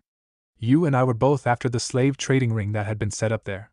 Neither of us knew the other was on the mission, and we nearly got into a fight when we thought the other had been hired by the slavers. Temari laughed as she placed her hands on her hips. That's right. And after the mission, she stopped talking, looked around, and suddenly seemed to remember that there were people in there with them. Anyway, it's good to see you again, Naruto. I'm curious to see how strong your wind affinity has grown. I didn't get to see much of it during our last mission together. I'll be sure to make some time so we can compare notes. Naruto winked. You two seem awfully close, Sakura muttered, giving Naruto a glare. Of course, Temari said. Naruto spent the first 6 months of his training in Suna, learning how to use wind chakra. I was the one who trained him, so he and I became pretty close. Tsunade raised an eyebrow and looked at Jiraiya, who merely grinned and gave her a thumbs up, causing her to sigh. Shizen, standing beside her, giggled into her hand. Meanwhile, Shikamaru muttered a soft troublesome while Sakura looked like she had just been struck in the face with a dead fish. Since you're in Konoha, I'm assuming that you guys are here to deliver a report regarding the upcoming Chunin exams, Naruto said. That's right. At the mention of the Chunin exams, Shikamaru walked up to Tsunade's desk and handed her a folder. Here is a list of all the applicants from the other villages. While the list hasn't been finalized, There's unlikely to be any changes since most of these villages don't have any more genin worth sending to the exams. Thank you, Shikamaru, Tsunade said as she received the folder and set it on her desk. Well, I'll see you later, Naruto. Shikamaru waved at him as he ambled out the door. Temari hung back for a second to speak with Naruto. I'll try to make some time before I leave for us to talk. You can stop by my apartment if you want, Naruto suggested. I might do that. Anyway, catch you later. Naruto waved as Temari left, not noticing the people staring at him until the door had closed and Temari's footsteps receded. Only then did he notice Jiraiya's perverted giggling, Tsunade's raised eyebrow, Shizen's smile, and Sakura's "what the fuck did I just watch?" expression. The only one he couldn't see was Kakashi, who remained hidden outside. I had no idea you and Temari were so close, Tsunade said, glaring at Jiraiya, who stopped giggling long enough to shrug. Don't look at me. I wasn't in charge of his training when we went to Suna. Whatever. Tsunade sighed and rubbed her head. Anyway, let me explain how the Jonin exam works before you head home to unpack. Sure thing, Naruto said, but maybe you should let Kakashi do the explaining, since he's been standing outside this window ever since our meeting started. Naruto, what are you talking about? Asked Sakura. Before Naruto could answer, the window opened and a somewhat gangly figure walked in. Black pants. White tape wrapped around the ankles. Blue shinobi sandals. The person before them didn't look particularly imposing in his blue long-sleeved shirt and green flak jacket, but Naruto knew not to underestimate this spiky-haired ninja, whose silver hair was only slightly odder than the way his headband covered his right eye. Kakashi-sensei! Sakura shouted in surprise. Hello, Sakura. Naruto. Kakashi gave them both an eye smile. I see your sensing abilities have become impressive. That's not the only thing that you'll find impressive, Naruto assured. I'm guessing you're going to be one of the proctors for the Jonin exam? That's right, Kakashi admitted. The Jonin exam is a 3-part test that's administered by 3 proctors, Tsunade began. Each test is designed to test something specific: your ability to make analytical decisions based on little information, your abilities in combat, and whether or not you are an appropriate candidate to become. Due to the nature of the tests, you won't actually know what the tests are until you take them, but all 3 proctors have to give you a pass. If even one job and decides that you aren't fit for the job, then you'll fail. Sounds rough. All villages hold their to a much higher standard than we do our, Tsunade explained. That's the reason there are so many and very few. Even though some might have Jonin-level abilities, that doesn't mean they're fit to be joined, so in order to find out who is truly qualified, we hold a stringent test to make sure that only the best of the best can become our elite. From what Naruto remembered of his lessons with Jiraiya, only about 1 in every 500 ninja become a. Konoha had around 20,000 shinobi, give or take, but there were only around 100 to 150 were joined.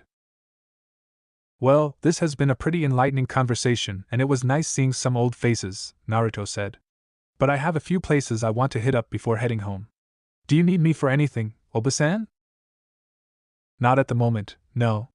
Tsunade shook her head. Alright. Then I'll see you all later. Grinning, Naruto headed out of the door, down the hall, and out of the Hokage Tower. He had 2 stops that he would like to make before heading home. One of them was to see a good friend. Naruto stepped through the door, a soft jingle ringing out. The Higurashi weapon shop looked no different now than it had when he first entered several years ago. Racks lined the walls. Weapons sat on the racks. There were several aisles filled with ninja supplies, shuriken, kunai, ninja wire, they even had storage scrolls. At the back of the shop was a long counter, which sat in front of a door that Naruto knew led to a forge, though he'd never actually seen it. She sat in front of the counter. Her hair was still tied into those 2 buns, which were reminiscent of a mouse. A few strands of hair fell down her face, bringing attention to her eyes, large gems of warm brown. Her face was older. She looked more mature, more grown up. Her outfit had changed. She was sporting a long-sleeved, high-collared white blouse with maroon edges, black fingerless gloves, low-heeled sandals, and a black forehead protector. Her puffy hakama pants sat low. The sides of her hips were exposed, but they had been covered in bandages. She wasn't wearing her ninja pouch, but Naruto assumed she carried everything she needed in a scroll now. That seemed more her style. Ten-chan. Naruto greeted with his usual exuberant wave. Tenten's head snapped up at the sound of his voice. She stared at him for several seconds, eyes blinking as though she couldn't make heads or tails of him. Naruto? She asked, her voice tentative, hesitant. Naruto spread his arms. In the flesh. Naruto! Before Naruto could say anything more, Tenten leapt over her counter and bounded toward him. He had only a second to realize that she wasn't stopping. Then she was on him, and Naruto felt like he'd been hit by a freight train, and then his body was being squeezed as though it was trapped in a vice. Naruto could have sworn his spine was being bent. I can't believe you're back, Tenten said before jerking backwards as though she had been struck by a lightning jutsu. Naruto ignored the way his spine protested the action and grinned. Yep. I'm back. When did you get back? Just now. Still grinning, Naruto placed his hands behind his head and relaxed. I needed to see Oba-san for a bit, but after we finished talking, I came straight here. I'm glad to see you. Tenten's cheeks turned just the tiniest bit red. I missed you. Thanks. I missed you too, Naruto said with another grin. Say, do you want to go get some Ichirakus with me? I'd like to visit the old man and Ayam-chan. Tenten looked around her store for a second, dithering, but then she looked back at him and grinned. Sure, I'd love to. Just let me close up shop early for the day, and then we can get going. Sounds good. Naruto waited for Tenten as she moved about the store. She was locking up supplies and taking down some of the better ninja weapons, which would probably be stored in the back. He would have asked if she needed help, but Naruto didn't know where any of this stuff went, so he didn't think he'd be much help. He might even make things worse. When Tenten was finished, she locked up the door, and they began making their way toward Ichiraku. While they walked, they talked. How was your training with Jiraiya-sama? Please don't call that pervert Sama. He doesn't deserve the title. It went well. I learned a lot, and I've grown much stronger. I can tell. What about you, Ten-chan? How have the past 3 years been with Team Guy? Same as always. Guy-sensei and Lee are always going off to train their youthful bodies, and Niji has been spending most of his time learning from Hayashi Hyuga ever since he became A. I didn't know Niji's become A, Naruto gawked. Holy shit. Has anyone else made it to? No. Just Niji. Shikamaru probably could become A, but he's too lazy and unmotivated. Yeah, that lazy bum would never do something so troublesome. I know that Shino also took the Jonin exams once about a year ago, but he failed during the final test. I guess these exams really are hard. It wasn't long before the familiar stand came into sight. Ichiraku was a bar-style restaurant built into a 2-story building that served as both storage shed and house for the father/daughter pair who owned it. As Naruto lifted the small flaps and entered with Tenten, he took a look around. There were only 2 other customers sitting at the bar. Tsuchiyaji-san wasn't present, but Ayam was standing over the boiler where they cooked ramen noodles. Ayam-chan. 2 pork ramen, 1 chicken ramen, and a shrimp ramen for your favorite customer, please. Turning around, Ayam looked over at him. Like Tenten, it took her a moment to realize who he was, but then her face broke into a broad grin. Well, if it isn't my favorite customer, Ayam said. Let me whip up some ramen for you to celebrate your return. Thanks, Ayam-chan. Naruto and Tenten sat down at the bar, and the 2 customers looked at them before going back to their ramen. As they sat there, Naruto began to regale both Tenten and Ayam with stories about his training with Jiraiya, focusing primarily on the missions that he had been on instead of the training itself. Those were much more interesting. And then I shoved a Rasengan into his face. It wasn't the prettiest way to defeat someone. Naruto finished telling them about the time he had broken into a drug smuggling ring. It was one of his more exciting adventures because the smugglers had hired an A-ranked missing ninja to protect them. I'll bet, Tenten muttered as their ramen arrived. She had ordered chicken. That Rasengan of yours is a brutal technique. I've seen you pulverize boulders with it. I don't want to imagine what that can do to a human face. Is that really an appropriate dinner conversation? Asked Ayam. She looked more than a little green. It is for a ninja, Naruto and Tenten said at the same time. They looked at each other, grinned, and then began laughing. Jiraiya stood off to the side in the Hokage's office as three, Kakashi Hatake, Asuma Sarutobi, and Kurina Yui stood before the desk. Tsunade was sitting behind the desk. By her side, as always, was Shizen. Being an outsider, of a sort, Jiraiya merely remained against the wall, his arms crossed as he watched the proceedings. I've gathered the three of you here to be proctors in administering the Jonin exams to Naruto Uzumaki, Tsunade said. Naruto? Kurina's eyes widened fractionally, not quite hiding her surprise. I had heard that he'd returned to the village. I guess that explains why Jiraiya-sama is here, Asuma said. Kakashi flipped another page of his book. Nodding her head once, Tsunade said, that's right. Naruto has returned to the village, and while I can't say for certain, I'm positive that he's more than capable of becoming a.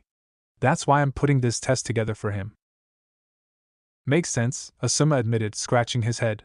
The kid put on a pretty good show during the Chunin exams 3.5 years ago, and if he's been training with Jiraiya-sama, then he's bound to be a monster. Asuma, Kurinai chided. Mind the way you word things. Sorry, Asuma mumbled, abashed. That is what I want you three to determine, Tsunade said. Jiraiya has assured me of his skills, but I would like to have you three assess his abilities. It's imperative to know how good he has become. Is that understood? Yes, the three said. Then I'll leave the details of the exams to you. The meeting came to an end. Asuma and Kurinai left together, speaking in hushed tones. Jiraiya couldn't hear what was being said, but he somehow didn't think they were talking about Naruto's test. There was a closeness between them that made Jiraiya's senses tingle. He would have giggled at the thought of these two dating, though he also didn't want to earn Kurinai's or Tsunade's ire, so he refrained from doing so. I'll see you later, Tsuheim, Jiraiya said as he walked up to the silver-haired who was leaving. Kakashi and I have some catching up to do. Is that so? Have a good time, Tsunade said, uncaring. Jiraiya almost felt like crying. She could have expressed a little more desire to keep me here. Jiraiya left the Hokage Tower with Kakashi and made it onto the busy streets. As they slipped past a few pedestrians, he reached into his ninja pouch and pulled out a book. Here you go, Kakashi, he said, holding it out for the man. This is the next volume of the Makeout Paradise series. It hasn't been released yet. Ah! Kakashi's gasp was like that of a man who'd been dying from thirst but hadn't realized it until water was placed in front of him. He grabbed the book with trembling hands, staring at it as though he was holding the holiest of holy grails. This is amazing! I can't wait to read it. I figured you would be excited. Jiraiya grinned at the knowledge that someone appreciated his work. He'd spent so much time with Naruto, who didn't seem to enjoy good literature even when it smacked him in the face, that he had forgotten what honest praise felt like. He sighed at the thought of his foolish apprentice. At least Kakashi understood what great literature was all about. Damn, ungrateful students. He and his father are cut from the same cloth. They're on the move, Jiraiya said suddenly. Kakashi stopped ogling his new book to look at Jiraiya, his expression stern despite having only one eye. By them, I'm guessing you mean the Akatsuki. That's right. I have no idea why they are moving now, but they have become more active. Perhaps they have managed to acquire all of the funding they need, or maybe there's some other reason. It doesn't change the fact that they're now going around capturing. Which means Naruto is one of their targets, Kakashi added, nodding. Tell me, Jiraiya-sama, just how strong is Naruto? That's hard to say, Jiraiya admitted. In just his standard state, Naruto is easily on par with most level ninja. He has a knack of ninjutsu and that rivals his parents, but he's not skilled in jinjutsu. His taijutsu is about average. He has speed and power, and his technique is impeccable, but he isn't a monster like Mato Gai or Rock Lee. I doubt there are many people in the world who can match those two in taijutsu. True. They walked around a group of children who were playing in the street, ninja, from the looks of it, and continued moving until they reached a small dango shop. They sat down and ordered some dango and tea. As they waited, Jiraiya continued talking. I've discovered a bit more about the Akatsuki. you already know that it's made up of 9 S-ranked missing ninja. These ninja work in pairs of 2. Itachi and Kisame are one pair. There was another pair that Naruto and I ran into. Kakuzu of Takigakure and Haiden of Yugakure. Both of them were definitely stronger than your average.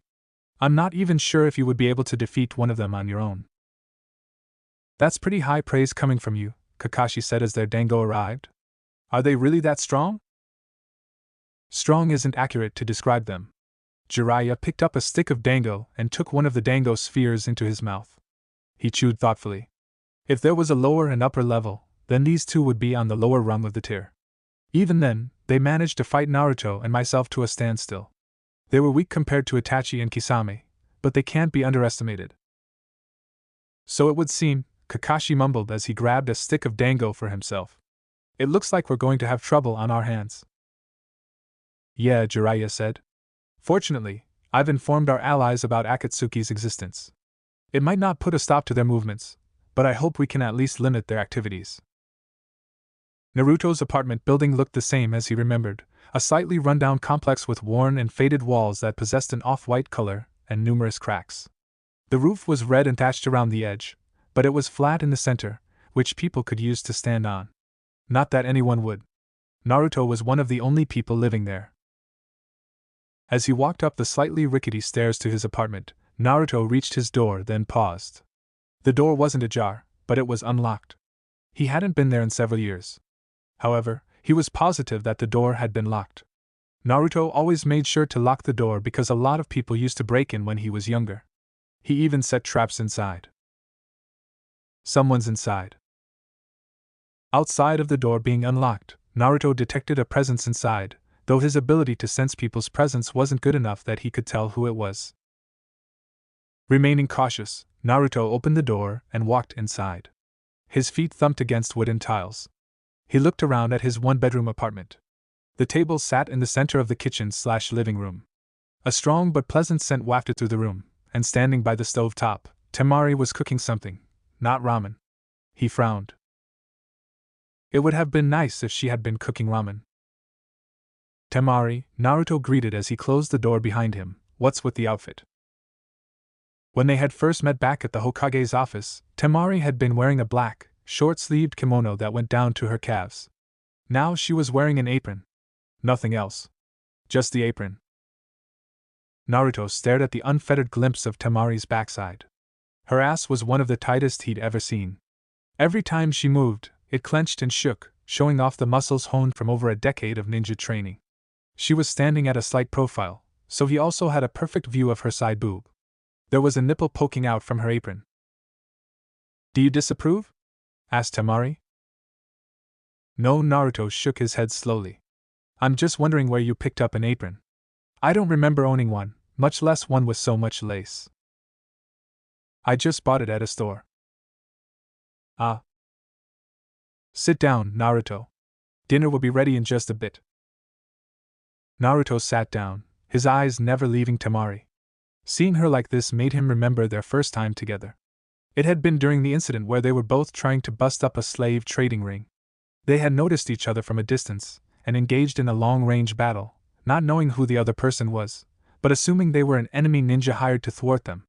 After nearly an hour of battle, Temari had run out of chakra and Naruto went in for the kill, only to discover that he had been fighting Temari. After that, he and Temari had recovered and proceeded to destroy the slave traders together. They'd had sex that night. He still remembered exactly how everything had happened as if it was yesterday. It was over. Destroying the slave trading ring was a lot easier than he thought it would be, but they didn't have any ninja or ronin wandering samurai guarding them, so he guessed it only made sense. Also, Naruto had a partner to help him. A large party was being held by the woman who'd been taken into captivity. Bonfires burned brightly in the clearing they had chosen, and the drinks they'd stolen from the slave traders were being passed around. It was midnight. That meant it was too late for such a large group to travel, which was why the women had decided to hold this party. Naruto sat on a log nursing his sake, watching as the women danced and drank their fill. They seemed awfully exuberant for a group that had been taken from their homes. It just went to show him the strength they possessed. Not everyone could shrug off being held captive like they had. Not gonna join the party? asked Temari as she sat down beside him. Shaking his head, Naruto said, I think it would make them uncomfortable if I joined. I think it would make them feel more grateful, Temari shot back. Chuckling, Naruto said, You haven't changed a bit, have you? You're just as confident as I remember. Of course, Temari said with a grin. Us Suna Kunoichi are nothing if not confident in ourselves. Strong, beautiful, and confident, Naruto murmured. You sound like the perfect woman. Temari perked up. Do you like strong women? Who doesn't? Asked Naruto with a shrug. Strong women are sexy. Then you think I'm sexy? Naruto paused when he heard the inflection in Temari's voice. It was impossible to miss those seductive overtones, the one that made his spine tingle. He glanced at her out of the corner of his eye. She really had changed quite a bit. Her body had become more womanly, her breasts filled out her black kimono, her legs were even longer and more well-defined. Naruto was sure that if she pulled her kimono off, he would see that she had abs. I always thought you were very pretty, Naruto admitted with a grin. However, I'd say you've definitely become a lot sexier since I last saw you. Smiling, Temari stood up, grabbed his hand, and pulled him to his feet. Come on, she said. Let's join the festivities. Naruto let Temari drag him over to one of the bonfires, where he became surrounded by several different women, including Temari. The next morning, he and Temari would wake up surrounded by a bunch of girls. He would still be buried hill deep inside of her. Here you go, Temari said as she set the plate of kebabs on the table. It was hard to prepare these since you don't have a grill. I hope you appreciate the trouble I went through to make all this happen. A beautiful kunoichi is making me a meal, Naruto said, grinning. How could I not appreciate it? Good answer. Temari smiled. Naruto grabbed the first kebab as Temari sat down, slowly pulling off a piece of meat and sticking it into his mouth. A burst of juicy flavor hit his taste buds. It had a strong seasoning that didn't quite overpower the meat. This is definitely Temari's cooking. You were thinking something really rude just now, weren't you? Temari accused. Naruto shook his head in denial. I was thinking that this was definitely your cooking. It has your unique signature. And what is my signature? Lots of spice. Are you saying I'm hot? Yes. In one smooth, fluid motion, Temari had stood up, placed her bare foot on the chair between his legs, pushed him away from the table, and then swung her thigh around until she was straddling him. She took the still mostly unfinished kebab from his hands before grabbing one of the vegetables on it and pulling it off. She put it in her mouth. Leaning forward, she offered the food in her mouth to Naruto, who gladly took a bite, swallowed, took another bite, swallowed, and then claimed her lips in a kiss. Temari pulled back. Ah! She chided, wagging the kebab in her hand back and forth. Not until you finish everything I made for you. Naruto would have scarfed the food down right then and there, but he knew Temari better than that. He waited until she held the kebab out to him. He ate it quickly. Temari blinked as she realized the kebab was gone. Then she discarded the bare stick and grabbed another. Are you that hungry? I'm that hungry for you. His words made Temari send him a heated look. You're getting a lot better with those lines of yours. Perhaps I practice in front of a mirror. I could see you doing that. Now, eat.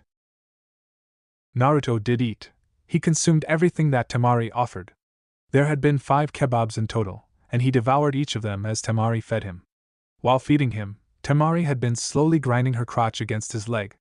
She wasn't wearing panties, so he'd been more than capable of feeling her lips as they left a trail against his pant leg. The wetness from her lips was staining them. Naruto, I want you to kiss me. Such a demanding woman you are. Does that mean you won't? I never said that. Naruto placed a hand on the back of Temari's neck and pulled her into a searing kiss. She could probably taste the food she had made on his tongue, but she didn't seem to care. She kissed back. Naruto reached out with his hand and undid the braids in her hair, allowing the long strands to come undone. No one could have guessed that Temari's hair was over half a meter in length. That done, he threaded one hand through her hair, fingers caressing her scalp, while the other landed on her backside and stayed there. Temari's tongue was much smaller than his, and as it probed his mouth, he closed his lips around it and sucked. He enjoyed both the feel of her tongue in his mouth and the moans that she produced. Her ass felt amazing in his hand. As they continued to sloppily kiss, he squeezed the flesh of her bare bottom, reveling in the sensual combination of hard muscles and soft flesh. Naruto enjoyed the way it clenched as he massaged it. However, all too soon, simple touches and caresses weren't enough. A squeak emitted from Temari's mouth as Naruto stood up, taking her with him. He didn't break their kiss as he swept the plate and everything else off the table, set her down, and switched from kissing her mouth to sucking on her neck. Her mouth no longer hampered by his, Temari opened hers in a loud moan that rang to the ceiling. Naruto reached down and quickly undid his pants. Temari helped him undo the top 2 buttons before he slid them down, and then she slid off the table, turned around, bent over, and placed both hands on the surface to keep herself supported. Her lips were dripping wet. Trails of nectar ran down her inner thighs. She turned her head to look at him out of the corner of her eye. "What are you waiting for? Don't you recognize an invitation when you see one? You never let up with the insults, do you?" "Of course not. It's not in my nature." Naruto grabbed Temari's hips and lined himself up with her, pausing for only a second. "Believe me, I know," he said before plunging himself into her. Temari gasped as he filled her up, and Naruto let out a low groan as he pushed himself until he was resting against her hips. The sight of their connection, of his crotch bumping against her ass, made him growl with desire. "Pound me, Naruto. I want it fast and hard." "With pleasure." Naruto pulled out until just his head was still inside, and then he thrust himself back inside. Temari screamed as her back arched. Naruto pulled out again, and then thrust back inside again. Pull out. Thrust in. He repeated this, picking up speed with each consecutive thrust. Temari's insides were hot and wet, and her walls clamped around him as he set a hard pace. Her apron had come loose as he pounded into her. Naruto undid the bow and pulled the apron off, allowing Temari's modest breasts to become visible as they bounced back and forth. He could only see the occasional glimpse of them, but he leaned over until his chest was against her back, and then he reached up and cupped her breasts with each hand. "Oh, fucking hell, Naruto. Not my breasts. You know those are, sensitive. You can't expect me not to grab them when they're swinging in front of me like this," Naruto growled in her ear as he pinched her nipples. "Your tits are irresistible." "They are pretty sexy, Rai. Fuck." Temari was cut off at the end of her sentence when Naruto suddenly half thrust into her, pulled back, and then thrust all the way. "Damn it, Naruto. Let me finish my, on." "Not happening." Temari was bent all the way over, her face on the table, standing on her tiptoes. Her calves were quivering and her ass jiggled as he slapped against it with his continuous thrusts in and out. Love juices dripped down her legs, creating glistening trails that mixed with the sweat forming on her skin. No longer satisfied with just pumping into her from behind, Naruto pulled her up and fell backwards into his chair. He took his hands from her breasts, but only so he could grab hold of her thighs and spread them lewdly. It was probably a good thing no one else was with them. After resting her legs on either side of his thighs, Naruto leaned his head over her shoulder and began thrusting his hips upwards. "Oh!" Temari was unable to speak thanks to his actions. She just screamed as Naruto thrust his hips up into her from below. From this angle, he had the perfect glimpse of Temari's boobs as they bounced up and down.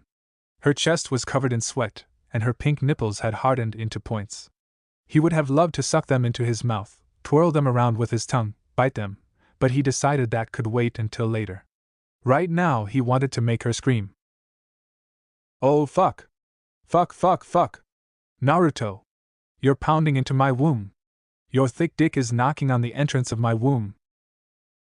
Do you want me to stop? Are you stupid?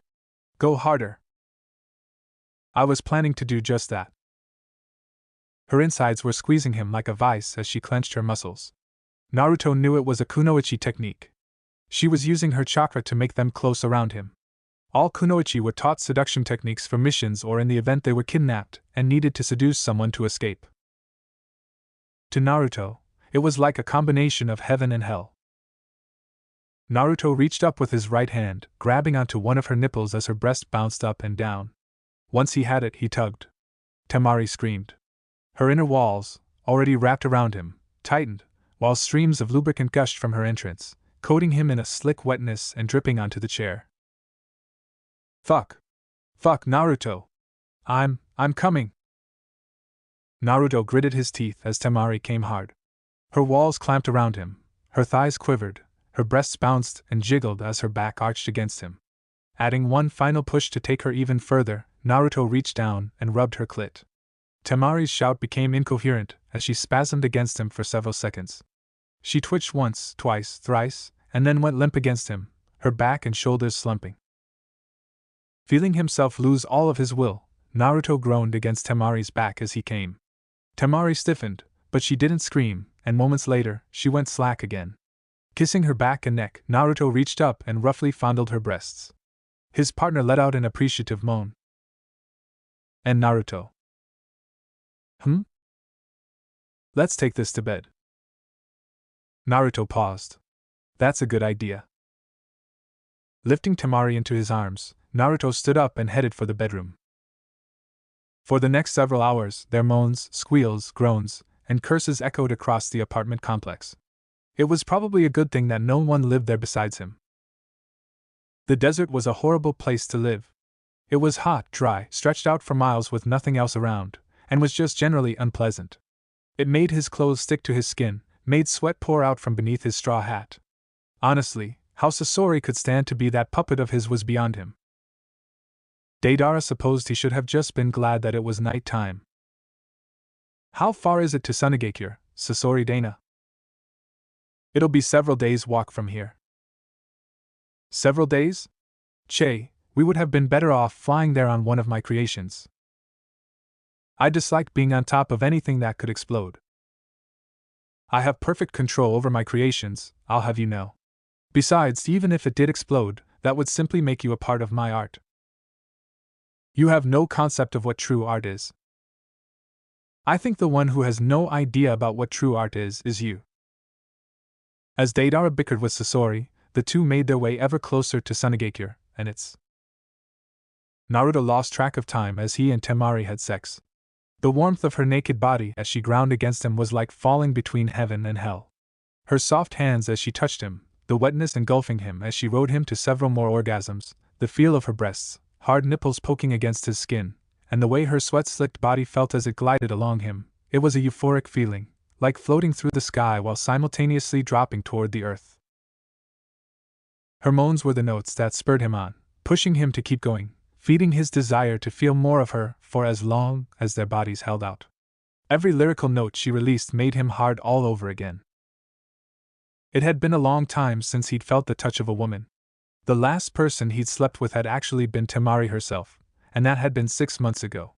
He probably could have found other women to sleep with, but even if Naruto didn't intend on entering a true relationship with anyone, that didn't mean he wanted to sleep with someone he had no feelings for. After they had finished, Naruto and Temari laid side by side on the bed, their breathing heavy, rasping. It echoed all around them. Despite having impressive stamina himself, Naruto felt like he'd been running for months without rest. He guessed that was the price he paid for several hours of non-stop sex. The covers had long since become a mess. Sighing, Naruto reached down, grabbed the covers that had become tangled around their feet, and pulled it over them. The moment he did, Temari turned and snuggled against his side, rubbing her body into him. That was nice, she murmured, her haggard voice making her exhaustion more than evident. It was, he agreed, and then paused. Temari? Are you sure this is okay? There was no response for a minute. Temari had to know what he was talking about. She was a smart woman. Naruto was a half-demon, a term that he used loosely to describe his immortality. Since Akane technically was not a demon, he was not really a half-demon. Still, half-demon was the most appropriate term that Naruto could think of to describe himself. He wouldn't age. He wouldn't die. 100 years from now, maybe even as few as 40, Temari would be gone from this world, but Naruto would still be there, living proof of a time that no longer existed. Because of his immortality, it was hard to have a normal relationship with anyone, which was one of the reasons he'd done his best to maintain his distance from others. He wanted to avoid becoming attached to them. He didn't want to fall in love, only to watch as that love was ripped from his arms by the cruel hands of time. "Yes, this is fine," she said at last, kissing his shoulder. "I'm fine with things as they are." "Yeah, but…"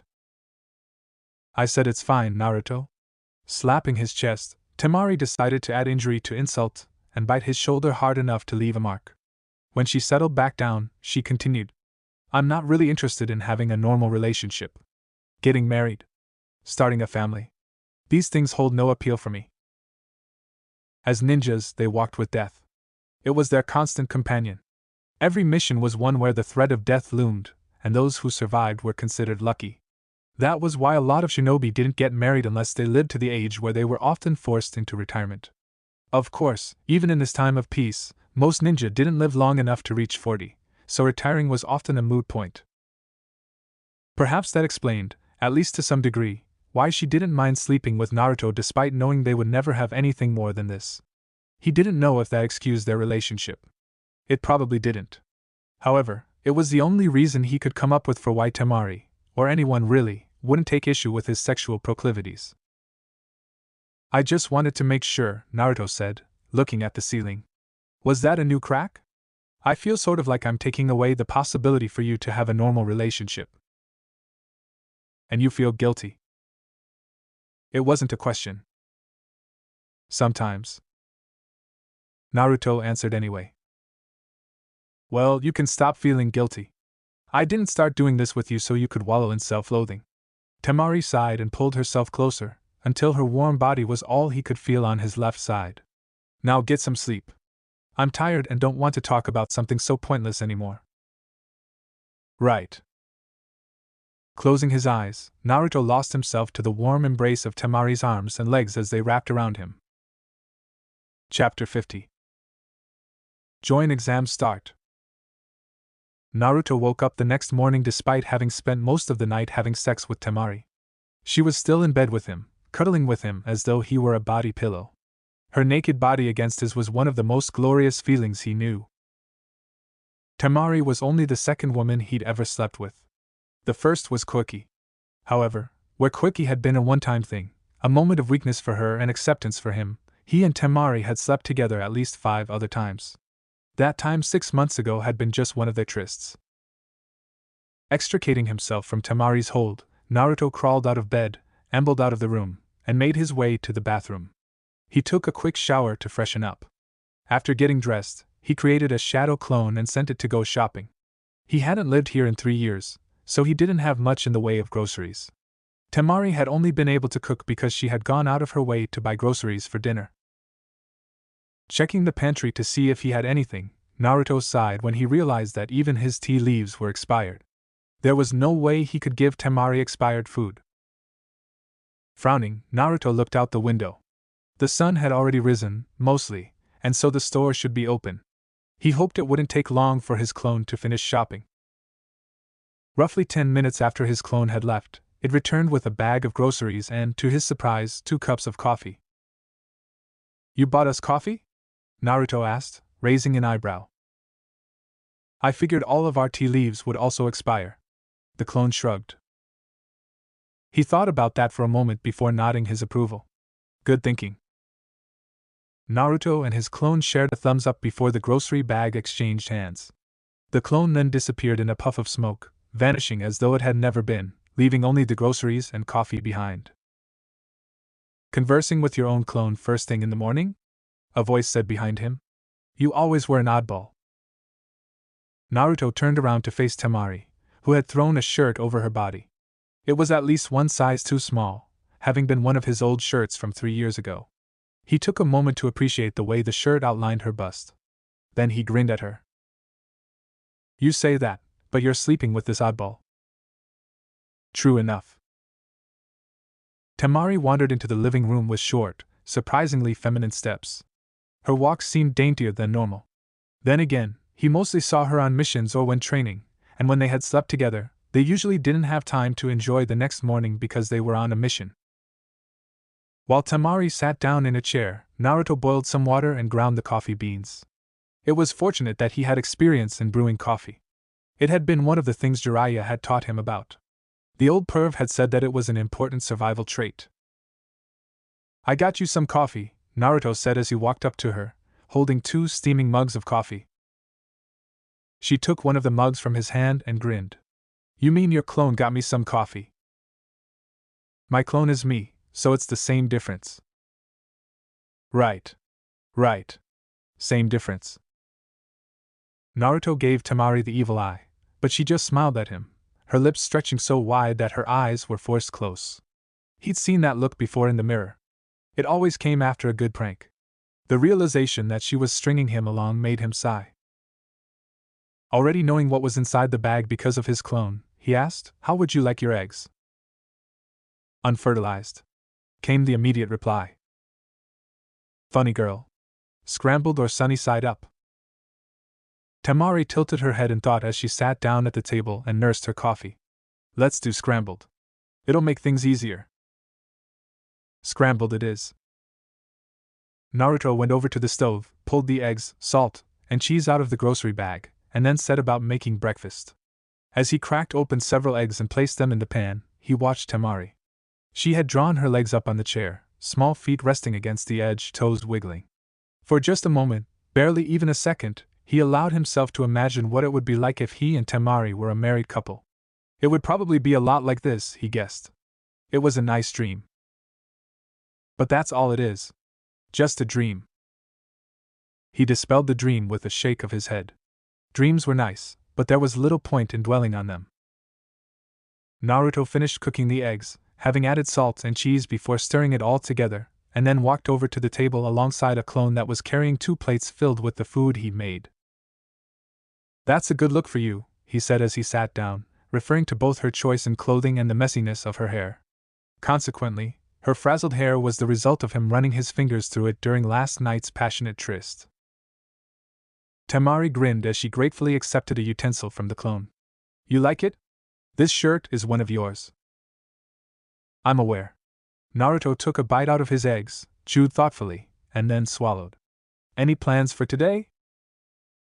"I'm still in the process of getting ready for the Chunin exams, so I'll probably have to walk around with that lazy bum you call a friend," Temari began. "That's why I'm here in the first place. I'll probably stick around for another day or 2. "Which means you'll be here until it's time for me to take the Jonin exams," Naruto muttered. "Yep." Tsunade had said that it would take 2 days to prepare for the Jonin exam.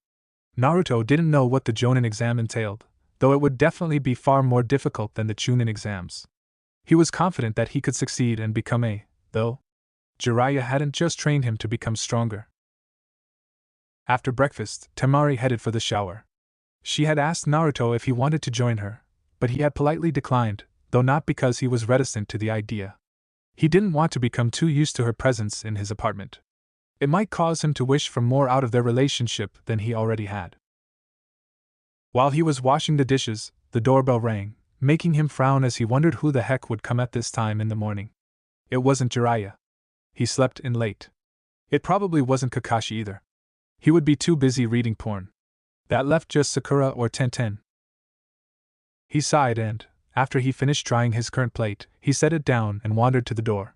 Looking through the eye-hole confirmed that it wasn't Tenten. It was Sakura. He opened the door. "Morning, Sakura," he greeted. "Something I can help you with?" "Naruto, good morning," Sakura said in a bright, cheerful voice as she placed her hands behind her back. "There's nothing you can help me with. I was just wondering if you'd like me to show you around Konoha? A lot's changed since you've been away, you know." Well, that was a nice gesture from Sakura, though he didn't think he needed her help. He did at least consider the possibility of letting her show him around. Then again, he could also spend that time with Tenchan or Yugi-chan, which had been his plan after Temari left. Before he could make a decision, or rather, give voice to his decision, Temari wandered back into the living room. She was only clad in a towel, so a good portion of her body was exposed. The towel wrapped around her middle, showcasing and pushing together her modest chest while also reveling in the curvature of her hips and waist. Several marks on her neck from where he'd sucked too hard shone visibly in the natural sunlight filtering in through the window and doorway. "Hey, Naruto," Temari began, Where do you put your shampoo? Sakura and Temari stared at each other, but while Temari appeared relatively unbothered by the sudden situation, Sakura was anything but. Her face was slowly turning the same shade of cherry blossom pink as her hair. Bright green eyes had already grown to the size of dishpans, and her arms were shaking as she clenched her hands into fists. It looked like Mount Sakura was seconds from violently exploding into extreme violence.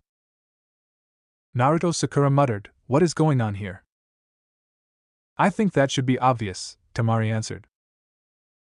Sakura looked like she needed a moment to digest this situation. She stared at Temari, who had crossed her arms and was giving the pink-haired girl an amused look, and then she switched her gaze to Naruto. Had this been years ago, before he learned the secrets of the Kagebunshin no Jutsu, Naruto would have already been cowering. He hadn't done that in years, however.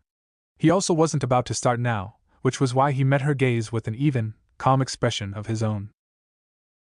"I suppose I don't have any right to say who you can be in a relationship with," Sakura said at last, pressing a hand to her forehead and sighing as though admitting this was painful. "You definitely do not," Naruto agreed. "I also won't tell anyone about this," Sakura added as she gave him a stern look.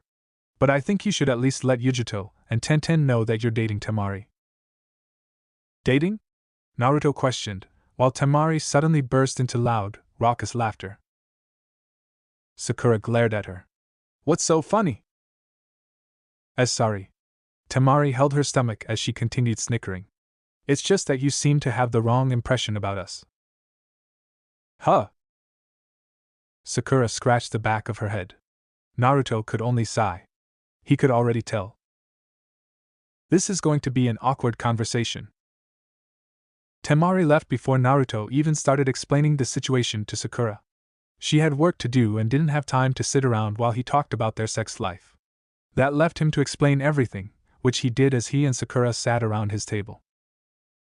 To his surprise, Sakura did not get violent, or even angry at him after he finished explaining his unusual relationship with Temari. She had simply sighed and said that she wouldn't judge him for it. Naruto had the feeling that she was judging him and just not saying it, but he couldn't fault her for that. Sakura was a lot more pure than he was. She believed that sex was all about love, that it was something you did only with the person you loved, the person you planned to marry.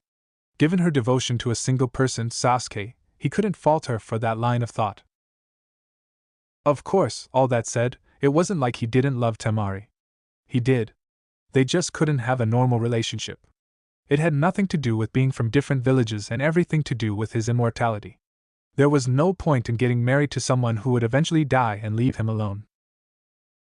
The next 2 days were spent refamiliarizing himself with the village alongside Tenten, who he had roped into coming with him.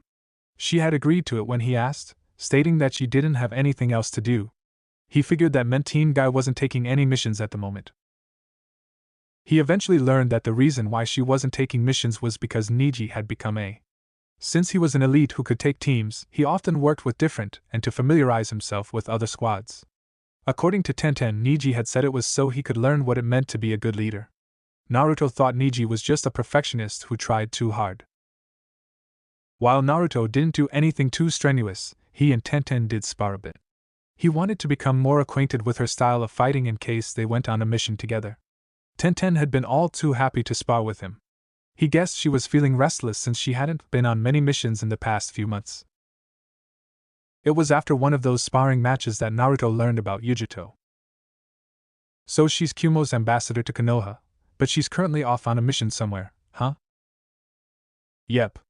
She goes on a lot of missions, so she's usually only in the village for a few days before going back out on another mission. Sometimes she's gone for days, and sometimes she's gone for months, especially when she's called back to Kumo." "That's so." He and Tenten were sitting on the grassy field of the Team 7 training ground, eating a bento lunch that had been prepared for them by Tenten's mother. Her mother was a slender woman with hair similar to her daughter's, though she didn't have Tenten's signature panda buns, just long brown hair. It was surprising, but Naruto had never met Tenten's mother until just yesterday. The lunch she had prepared wasn't ramen, but it was still pretty good, a mixture of vegetables and fried chicken with a side of rice. "You really have become strong," Tenten said. "So have you. I'm impressed by how well you can use all those weapons. You used to only be capable of throwing them." Yeah, I've trained some, but you've really gotten strong. Tenten gave him a slight stink eye. You were going easy on me. Well, yes, but I had the benefit of training under a Sannin. Naruto leaned back on his hands and looked at the clear, blue sky. Jiraiya might be a pervy old man who peeps on women when they're bathing, but he's also stronger than anyone I know. Even after all this time, I still haven't beaten him in a single spar. Well, he's also got a lot of experience, Tenten said, picking out a piece of fried chicken and popping it into her mouth. Jiraiya, Tsunade, Orochimaru, they've been ninjas for longer than we've been alive, and they experienced war, while the most we've experienced was the small one-day battle against Suna during the Chunin exam. I know. I'm not saying I don't know why I haven't been able to win. Anyway, this was nice. Tenten laid down on the grass, spreading her arms out. It's been a long time since I've been able to really cut loose. Niji and Lee have been so busy with their own training and missions that they don't really give me the time of day anymore. Doesn't seem very much like a team. Naruto paused, head cocked to the side. Then again, one of my teammates betrayed Konoha, so I'm not sure I have any right to talk about acting like a team. It's not like Sasuke betraying the village was your fault, Tenten said, sitting back up to place her hand over his. Sasuke was always a loose cannon, from what I saw, and Orochimaru offered him power. It was only a matter of time before he betrayed the village. If he didn't betray it for Orochimaru, he would have betrayed it for whoever offered him the most power. Yeah, I know that. Naruto didn't blame himself for Sasuke's choice. It wasn't his fault his friend didn't think he was gaining enough power. Sasuke had been impatient, and took the perceived shortest path to power. That was on him, and no one else, and it was why Naruto couldn't be blamed for whatever happened to him. He and Tenten continued to talk, though their conversation was mostly about inane matters. They traded training tips, spoke of missions, and bantered about daily life. While they were discussing the merits between weapons and hand-to-hand combat, Kakashi appeared before them in a swirl of leaves. Well, this is an interesting get-together, Kakashi said in greeting. His nose was buried in a book, which Naruto recognized as Jiraiya's latest Make-Out Paradise volume. Kakashi-sensei, Naruto and Tenten greeted at the same time. Hello, you two. Kakashi's only visible eye curved upward in his famous U-shaped eye smile. Naruto, I have come to tell you that the selected time for you to take your Jonin exam is going to be tomorrow at 4 am sharp. Meet us at the ANBU headquarters. Jonin exam? Tenten gawked at Kakashi before turning to Naruto, her face slowly morphing into a pout. You didn't tell me you were taking the Jonin exams. I couldn't really find a good time to slip it into conversation, Naruto admitted with a reluctant shrug. So, tomorrow at 4, which in Kakashi time means I should meet you at around noon, right? Very funny, Kakashi said. Unfortunately, I'm not the only one proctoring this exam, so I can't come late like I usually do. So you admit to arriving at all of our meetings late on purpose, Naruto said with a sigh. All right. 4 in the morning. I'll be there. I'll be waiting. As Kakashi disappeared within a puff of smoke, Naruto thought about what he would be doing, the Jonin exams. Knowing that he was on the verge of becoming an elite should have made him ecstatic. The village was recognizing him for his talent. That should have been a great thing. He should have been happy. But he wasn't. Naruto was immortal. While he had come to accept what that meant, he had also resigned himself to the many things in life that he couldn't have. Marriage. Family. Hokage. Almost all of the goals that Naruto had set for himself when he was younger were now out of his reach. He had accepted that. However, in accepting this, the emotions that he had once felt, the joy he would have experienced at getting closer to his goals, was diminished. What was the point in being happy when climbing the ninja ladder no longer led to Hokage? Beside him, still pouting, Tenten said, I can't believe you didn't tell me about this. I should have been the first person you told. Sorry. I somehow get the feeling that you really aren't all that sorry. Not many people knew where the ANBU headquarters was located, and in fact, its location was technically not even known to the ANBU themselves, though not for reasons one might imagine. Since the ANBU were the black ops of the village, no one could know the location of their base. There were many secrets stored inside. If these secrets were to be leaked, then the results could be catastrophic. To that end, the ANBU headquarters required ANBU members to take a secret route that led them there. However, the route was said to be so dizzying that not even the ANBU knew where they were going. It was sort of like being led somewhere while blindfolded. This was what Naruto had learned from his preliminary investigation. Naruto walked into a bar called the Rusty Kanai. His shinobi sandals thumped against the wooden tiles. While the name sounded ominous and dingy, the bar was anything but. Warm lighting, polished tables and booths, music playing in the background. It looked like a perfectly legitimate establishment, and the many patrons present who were drinking, laughing, and having a good time seemed to agree. Naruto looked around for a moment. No one was paying attention to him. Why would they? To them, he must have just been another patron.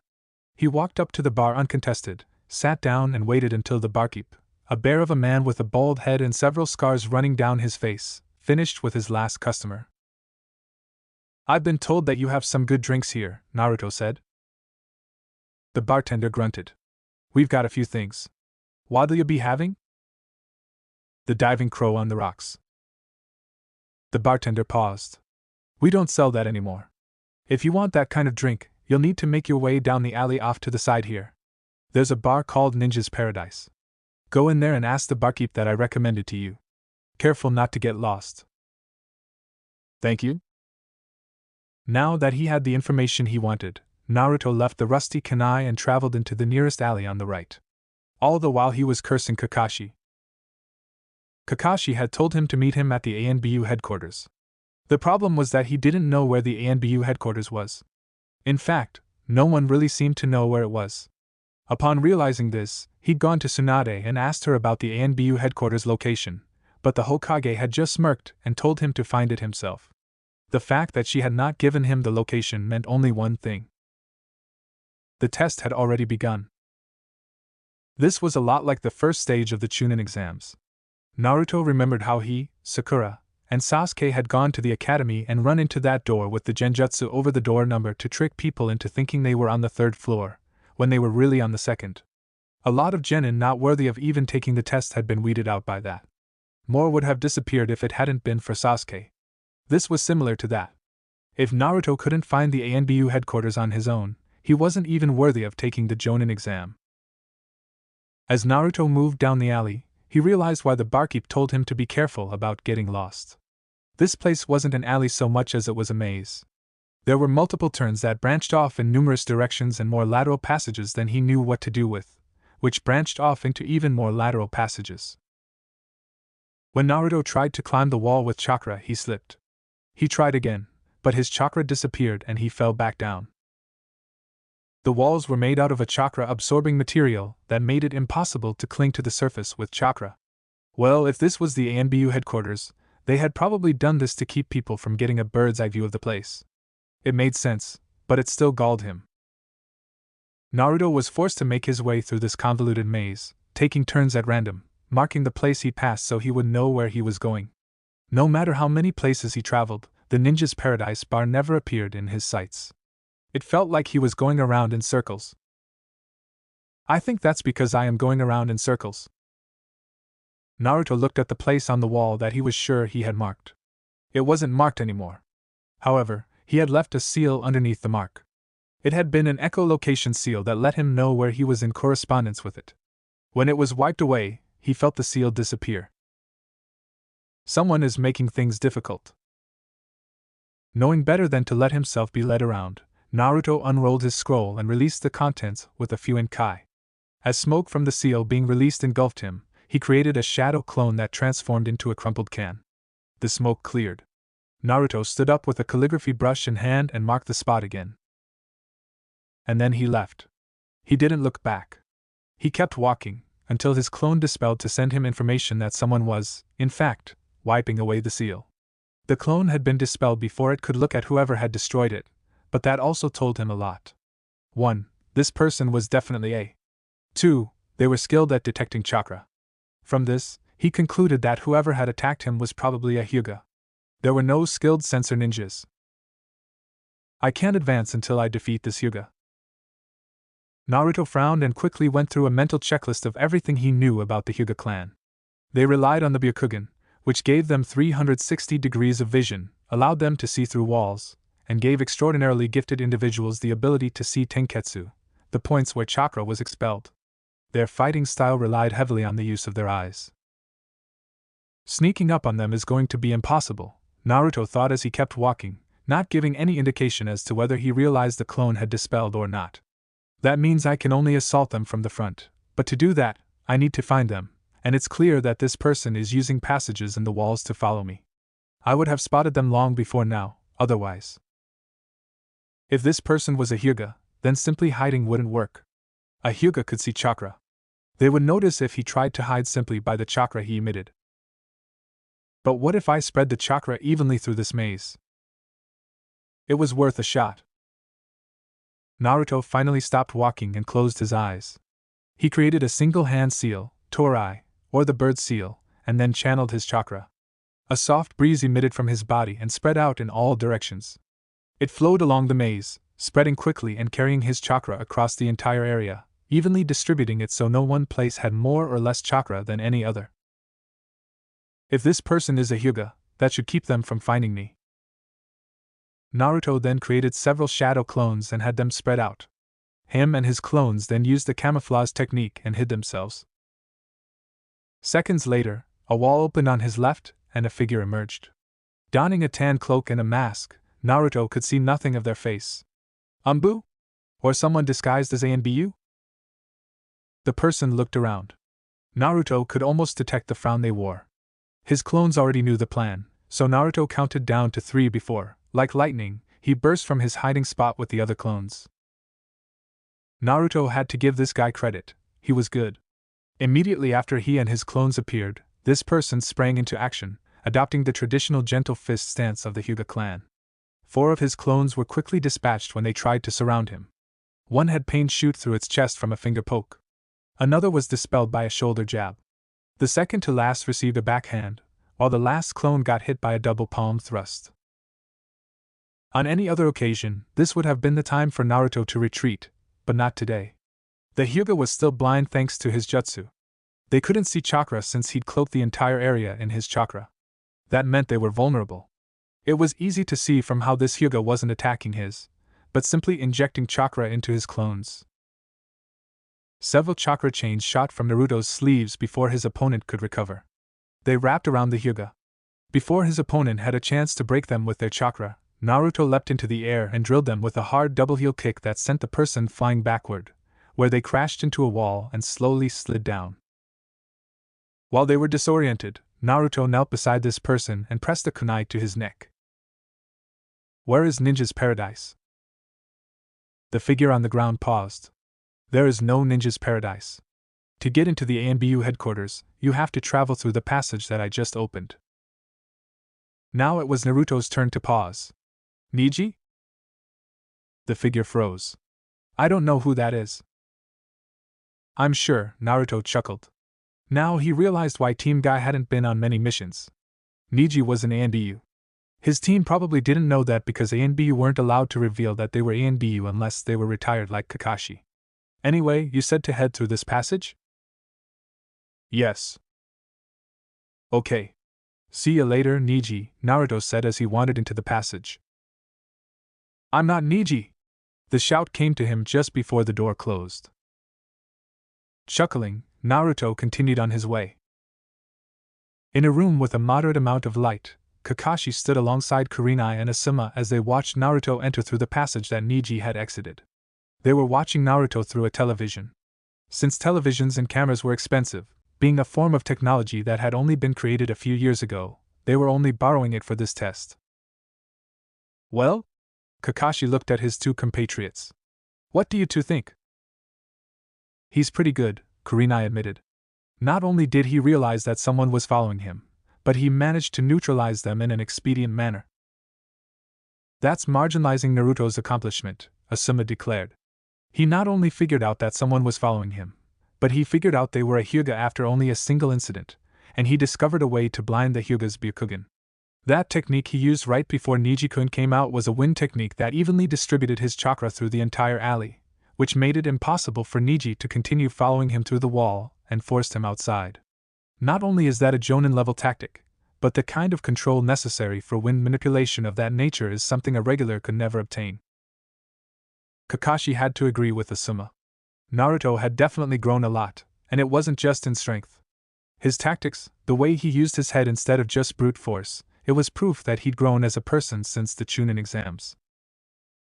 Well, I'd say he passed the first test, wouldn't you? Asked Kakashi. Yes, he did well, Kurenai agreed. Asuma blew out some smoke and said, I thought that. Then let's go and greet him, Kakashi said. He'll be coming down this way any second now. The hallway that Naruto found himself in only had one direction he could go. Down. It was a good thing because he had no desire to run around anymore, especially not after that maze. He went down several flights of stairs, a couple ladders, and eventually found himself wandering through a long hallway composed of gray, dull cement. When he reached the end, Naruto was met by 3 people. Kakashi-sensei. Kurenai-sensei. Asuma-sensei, he greeted, staring at each of them in turn before focusing on the 2 who weren't his senseis. I'm guessing you 2 are the remaining proctors. That's right, Kurenai said with a smile.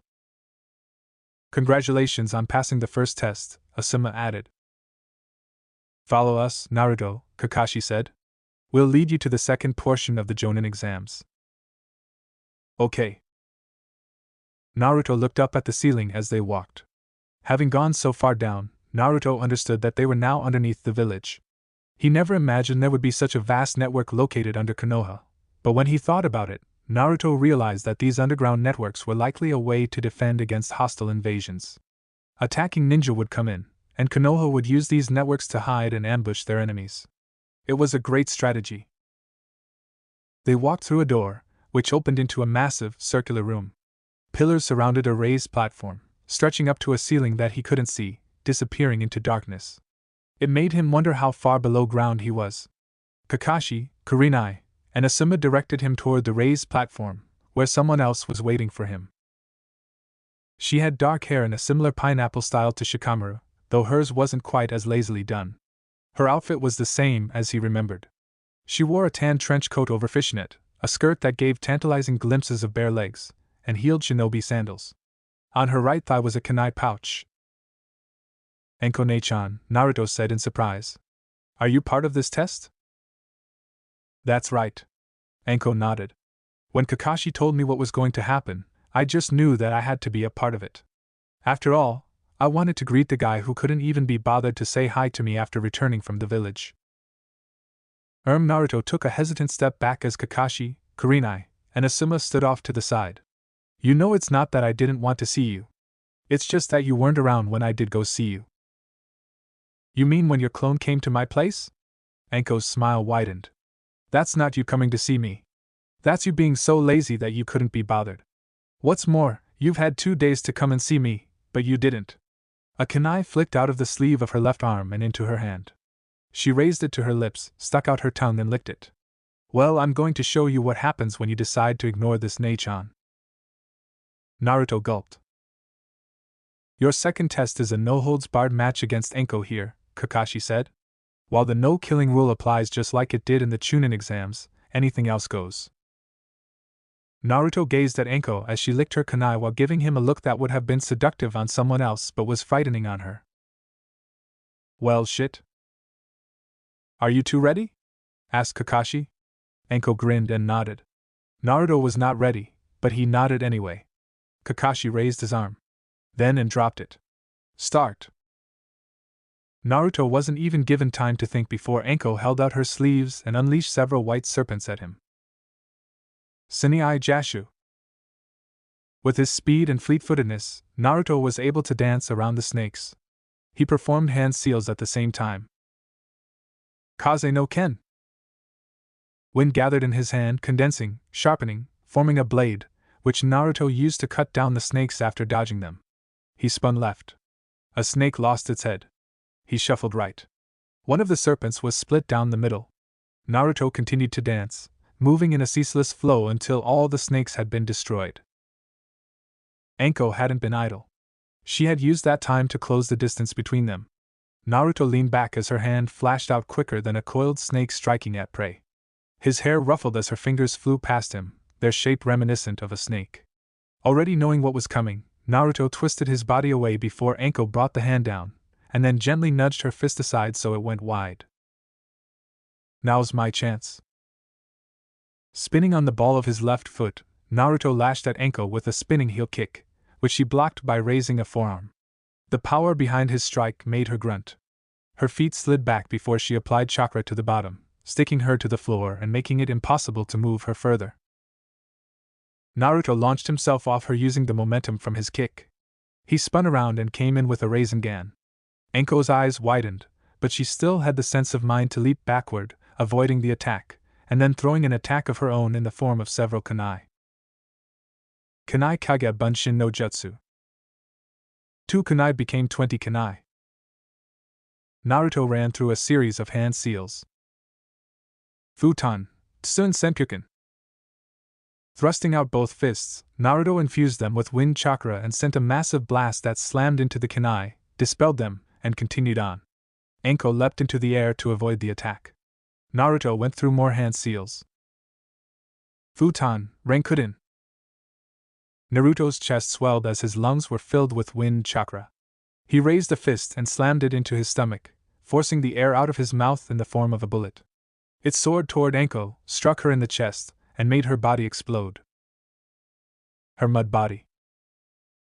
A mud clone. Sinai Jashu.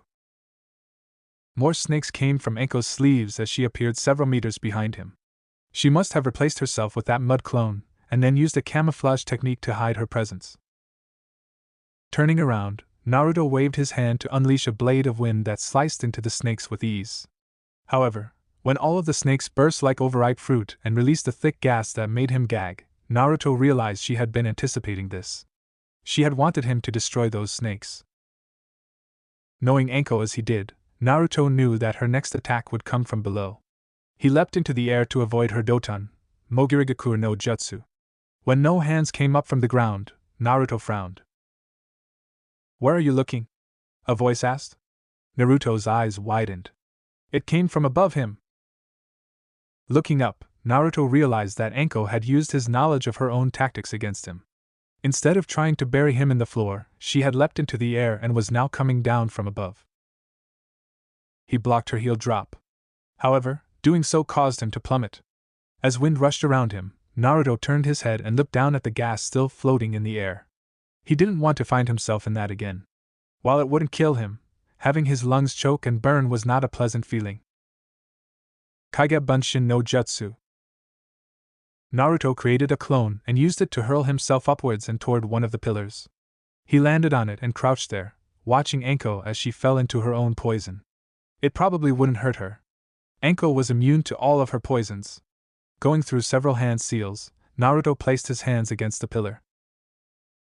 Futon, Suryoku. Wind blasted from his palms and launched him through the air, sending him hurtling toward Anko, who was looking right at him with a grin on her face. He frowned. Naruto pulled out several shuriken and tossed them at Anko, then went through several hand seals.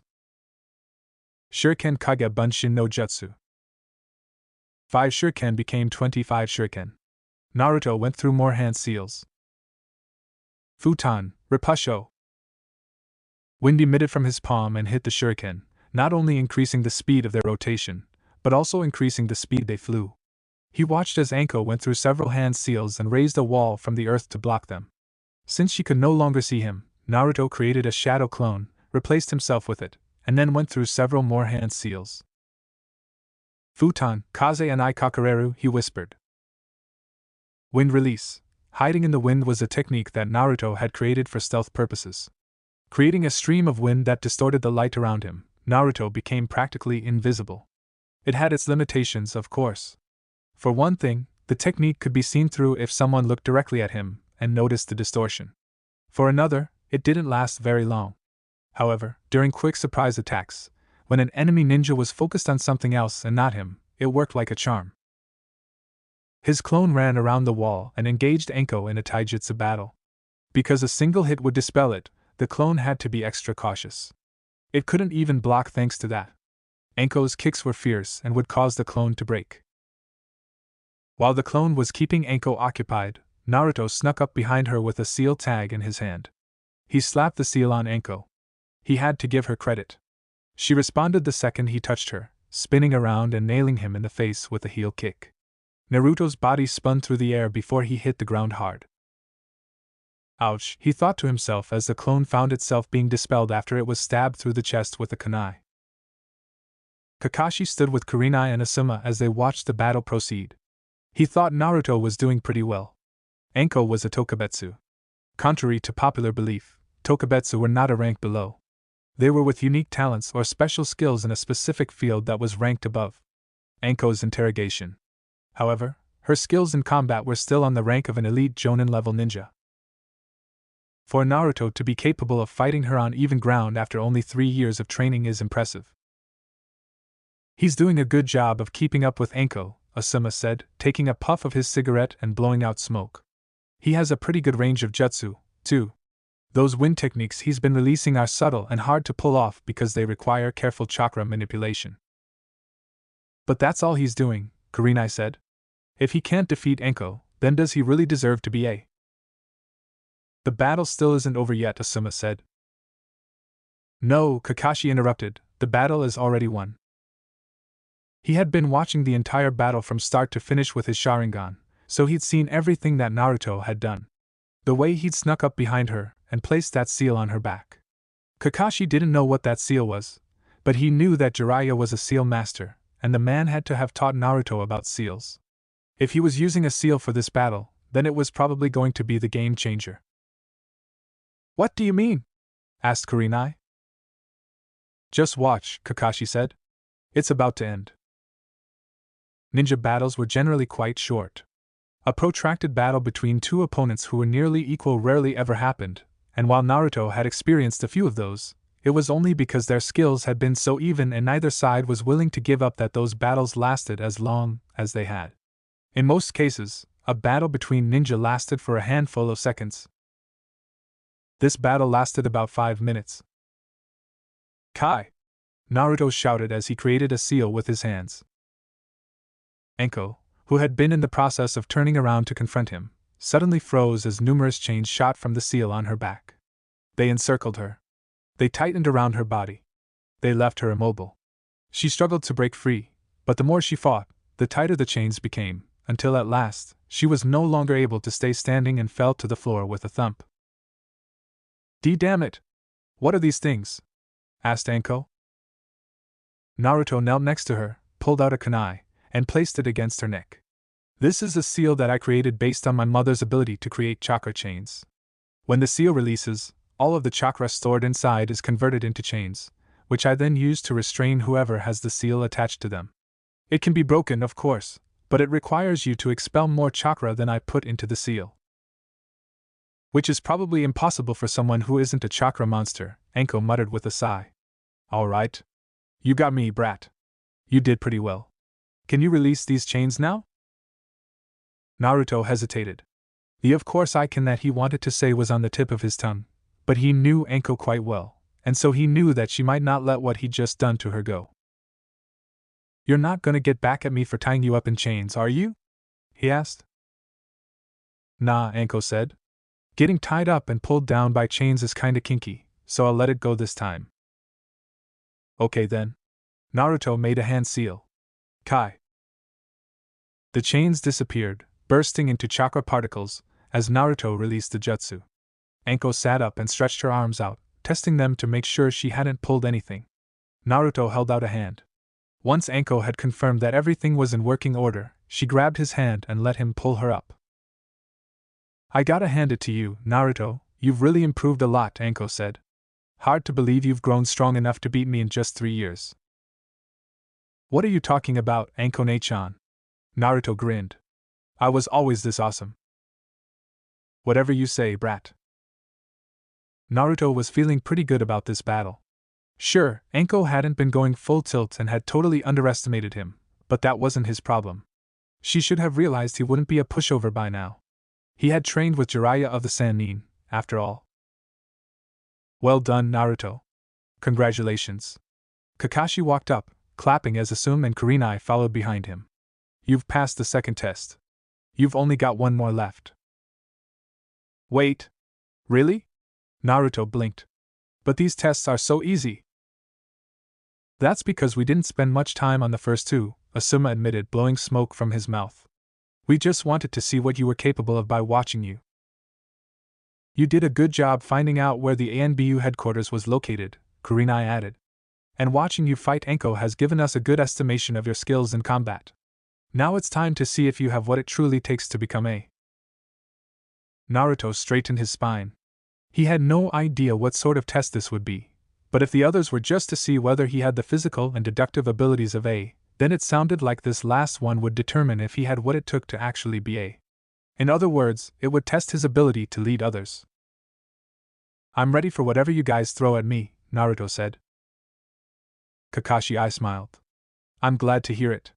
Your next test is going to be leading a group of shinobi on an A-ranked mission. As you know, are not only the most powerful ninja in our forces, they are also the ones most capable of leading squadrons. That's why talented Jonin eventually go on to take a squad of Genin. Jonin who haven't taken on a squad of their own are often given the hardest missions, Kurenai said. A-rank missions are some of the most difficult things a ninja can get. Only S-rank missions are harder, but those are rare enough to be practically non-existent. The chances of you getting one of those is slim. Naruto could already see where they were going with this, but he didn't interrupt them. Kakashi, Kurenai, and Asuma seemed excited to finally be explaining something like this. Perhaps this was their first time proctoring the Jonin exams. Naruto didn't know. However, he was loath to not let them have their fun. Beside him, Enko was grinning as though enjoying a show. That is why you're going to take an A-rank mission tomorrow, Asuma said. You'll pick out your squad from a list of and lead them on this mission. Meanwhile, the three of us will shadow you and watch to see if you're capable while leading a squadron of elite ninja. I should warn you, if these ninjas don't think you're fit to lead them, you'll get left in the dust. Good luck, brat, Enko said, her grin never leaving her face. Thanks, Nei-chan, Naruto said, already trying to imagine what kind of mission he'd be sent on. Assassination? Information gathering deep into enemy territory? Maybe he'd have to protect a VIP like he and Jiraiya had done for Koyuki and Prince Mikuru. Whatever mission he was given, Naruto knew one thing for sure. That mission was as good as aced. Kakashi, Kurenai, and Asuma hadn't been the only people watching the Jonin exams. Jiraiya, Tsunade, and Shizen were sitting in the Hokage's office, watching Naruto as he navigated his way through the maze to the ANBU headquarters, and then as he fought against Enko. While Tsunade and Shizen looked impressed, Jiraiya felt like smirking. Well, what did I tell you? Said Jiraiya. He's improved a lot, hasn't he? He has, Tsunade agreed. I'm impressed. I knew he would be stronger after he returned from his training, but I didn't expect him to be this capable, Shizen agreed. Enko is one of our better ninjas. It's impressive that he can not only fight her on even ground but even defeat her in single combat. If you think this is impressive, wait until you see him fight someone like Kakashi, Jiraiya said. Naruto is a lot stronger than he can showcase in a battle against Enko. Tsunade turned her head to give him a stare, one of her delicate eyebrows raised. Are you telling me that Naruto is even stronger than that without using his hybrid mode? Way stronger. Jiraiya crossed his arms and stared at the television screen. While I still win in most of our spars, Naruto beat me 1 out of every 5 times. It's not just his physical abilities that have improved. His tactics, intuition, jutsu, and knowledge of how to use those jutsu, all of it has improved to the point where it won't be long before he's defeating ninja that would have given us trouble back in our heyday. He and Naruto had spent the last 3 years training. While the first few months had been rocky thanks to the knowledge about Naruto's lineage, which Jiraiya had kept hidden, no longer becoming a secret to Naruto, the rest of their training had been productive. Naruto absorbs knowledge like a sponge when he sets his mind to it, Jiraiya continued. I've already taught him all the jutsu I know. He can't use some of them because they don't match his fighting style, but he has enough practical knowledge that he can use them to create his own ninjutsu. Tsunade would have choked on her sake had she been drinking it. Hold on a second, Jiraiya. Are you telling me that Naruto is actually capable of creating his own jutsu? That's not possible, Shizen said in shock. Naruto might be an amazing shinobi, but creating a jutsu is something that even struggles with. Only a Kage on the same level as Hiruzen Sarutobi could possibly create their own jutsu. What makes you think Naruto isn't that good? Asked Jiraiya, crossing his arms and presenting the two with his best smirk. Naruto might not have the same intellect as Hiruzen, Orochimaru, Kakashi, Minato, or even Shikamaru, but don't underestimate him just because of that. What Naruto lacks in intelligence, he more than makes up for in diligence and creativity. Jiraiya took a moment to let his words sink in. It wasn't surprising that Tsunade was shocked by this news. Creating jutsu took great knowledge of chakra theory and hand seals, which was not something that the average knew.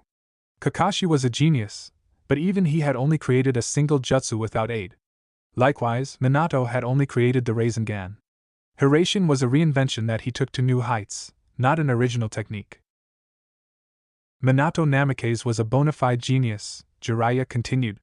Naruto doesn't have Minato's knowledge on chakra theory and ninjutsu, but he's pretty inventive.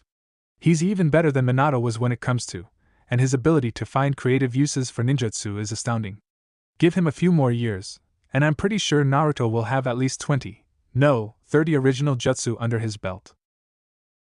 If what you say is true, then Naruto will be an even greater force in a few years, Tsunade said. It looks like my decision to let him take the Jonin exams was a good one. Speaking of, do we know what Naruto's last test is going to be? Asked Shizen. Naruto will be taking an A-rank mission tomorrow. Tsunade leaned back in her seat and crossed her arms. I already have a mission picked out. It's a difficult one too. That should let us see if his ability to lead is up to par with his ability in combat. Believe me, Naruto is definitely ready, Jiraiya said. I'll never say this to his face, but Naruto is easily my best pupil. That's high praise indeed, Tsunade said. Considering your pupil went on to become Hokage. Yeah, well, Jiraiya shrugged. He couldn't put into words what he felt about Naruto. He just had this feeling that Naruto was going to surpass his father. I believe I understand how you feel, Tsunade said when Jiraiya said nothing. There's something about Naruto that just makes you want to believe in him. Something like that. Naruto woke up early the next morning, though he technically didn't need to. After taking a quick shower to freshen up, he got dressed for his mission, putting on his black pants, followed by a black sleeveless shirt, which went under a long-sleeved, dark orange shirt. He bandaged his legs with white medical tape, then stuck his feet into his black ninja sandals. After that, put on his fingerless gloves, his black haori with an orange Uzumaki spiral on the back, and finally, his Magatama.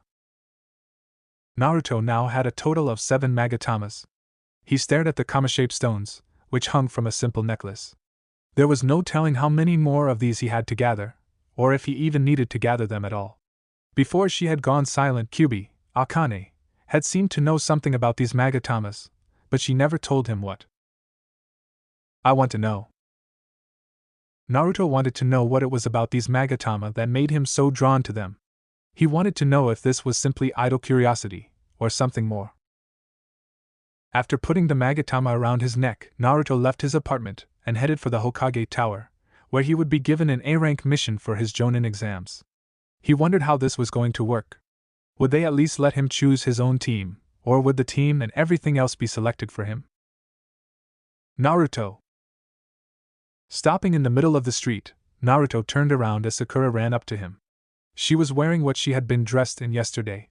Naruto waited until she was beside him to begin walking again. Are you heading to the Hokage Tower? Asked Sakura. Yeah, Naruto said.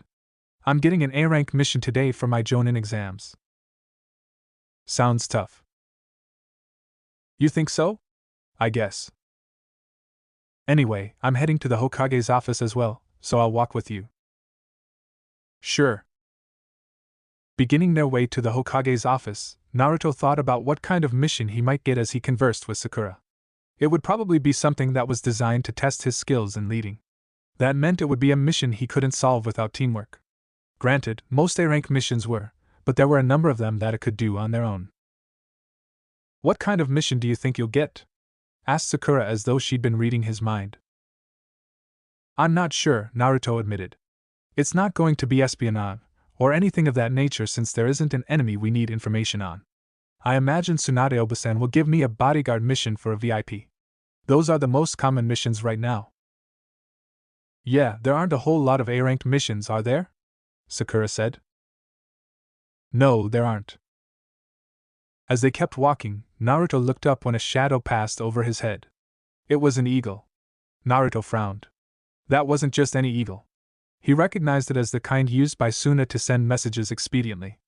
That was the fastest type of eagle they had, which meant that Suna was sending Tsunade an urgent message for some reason.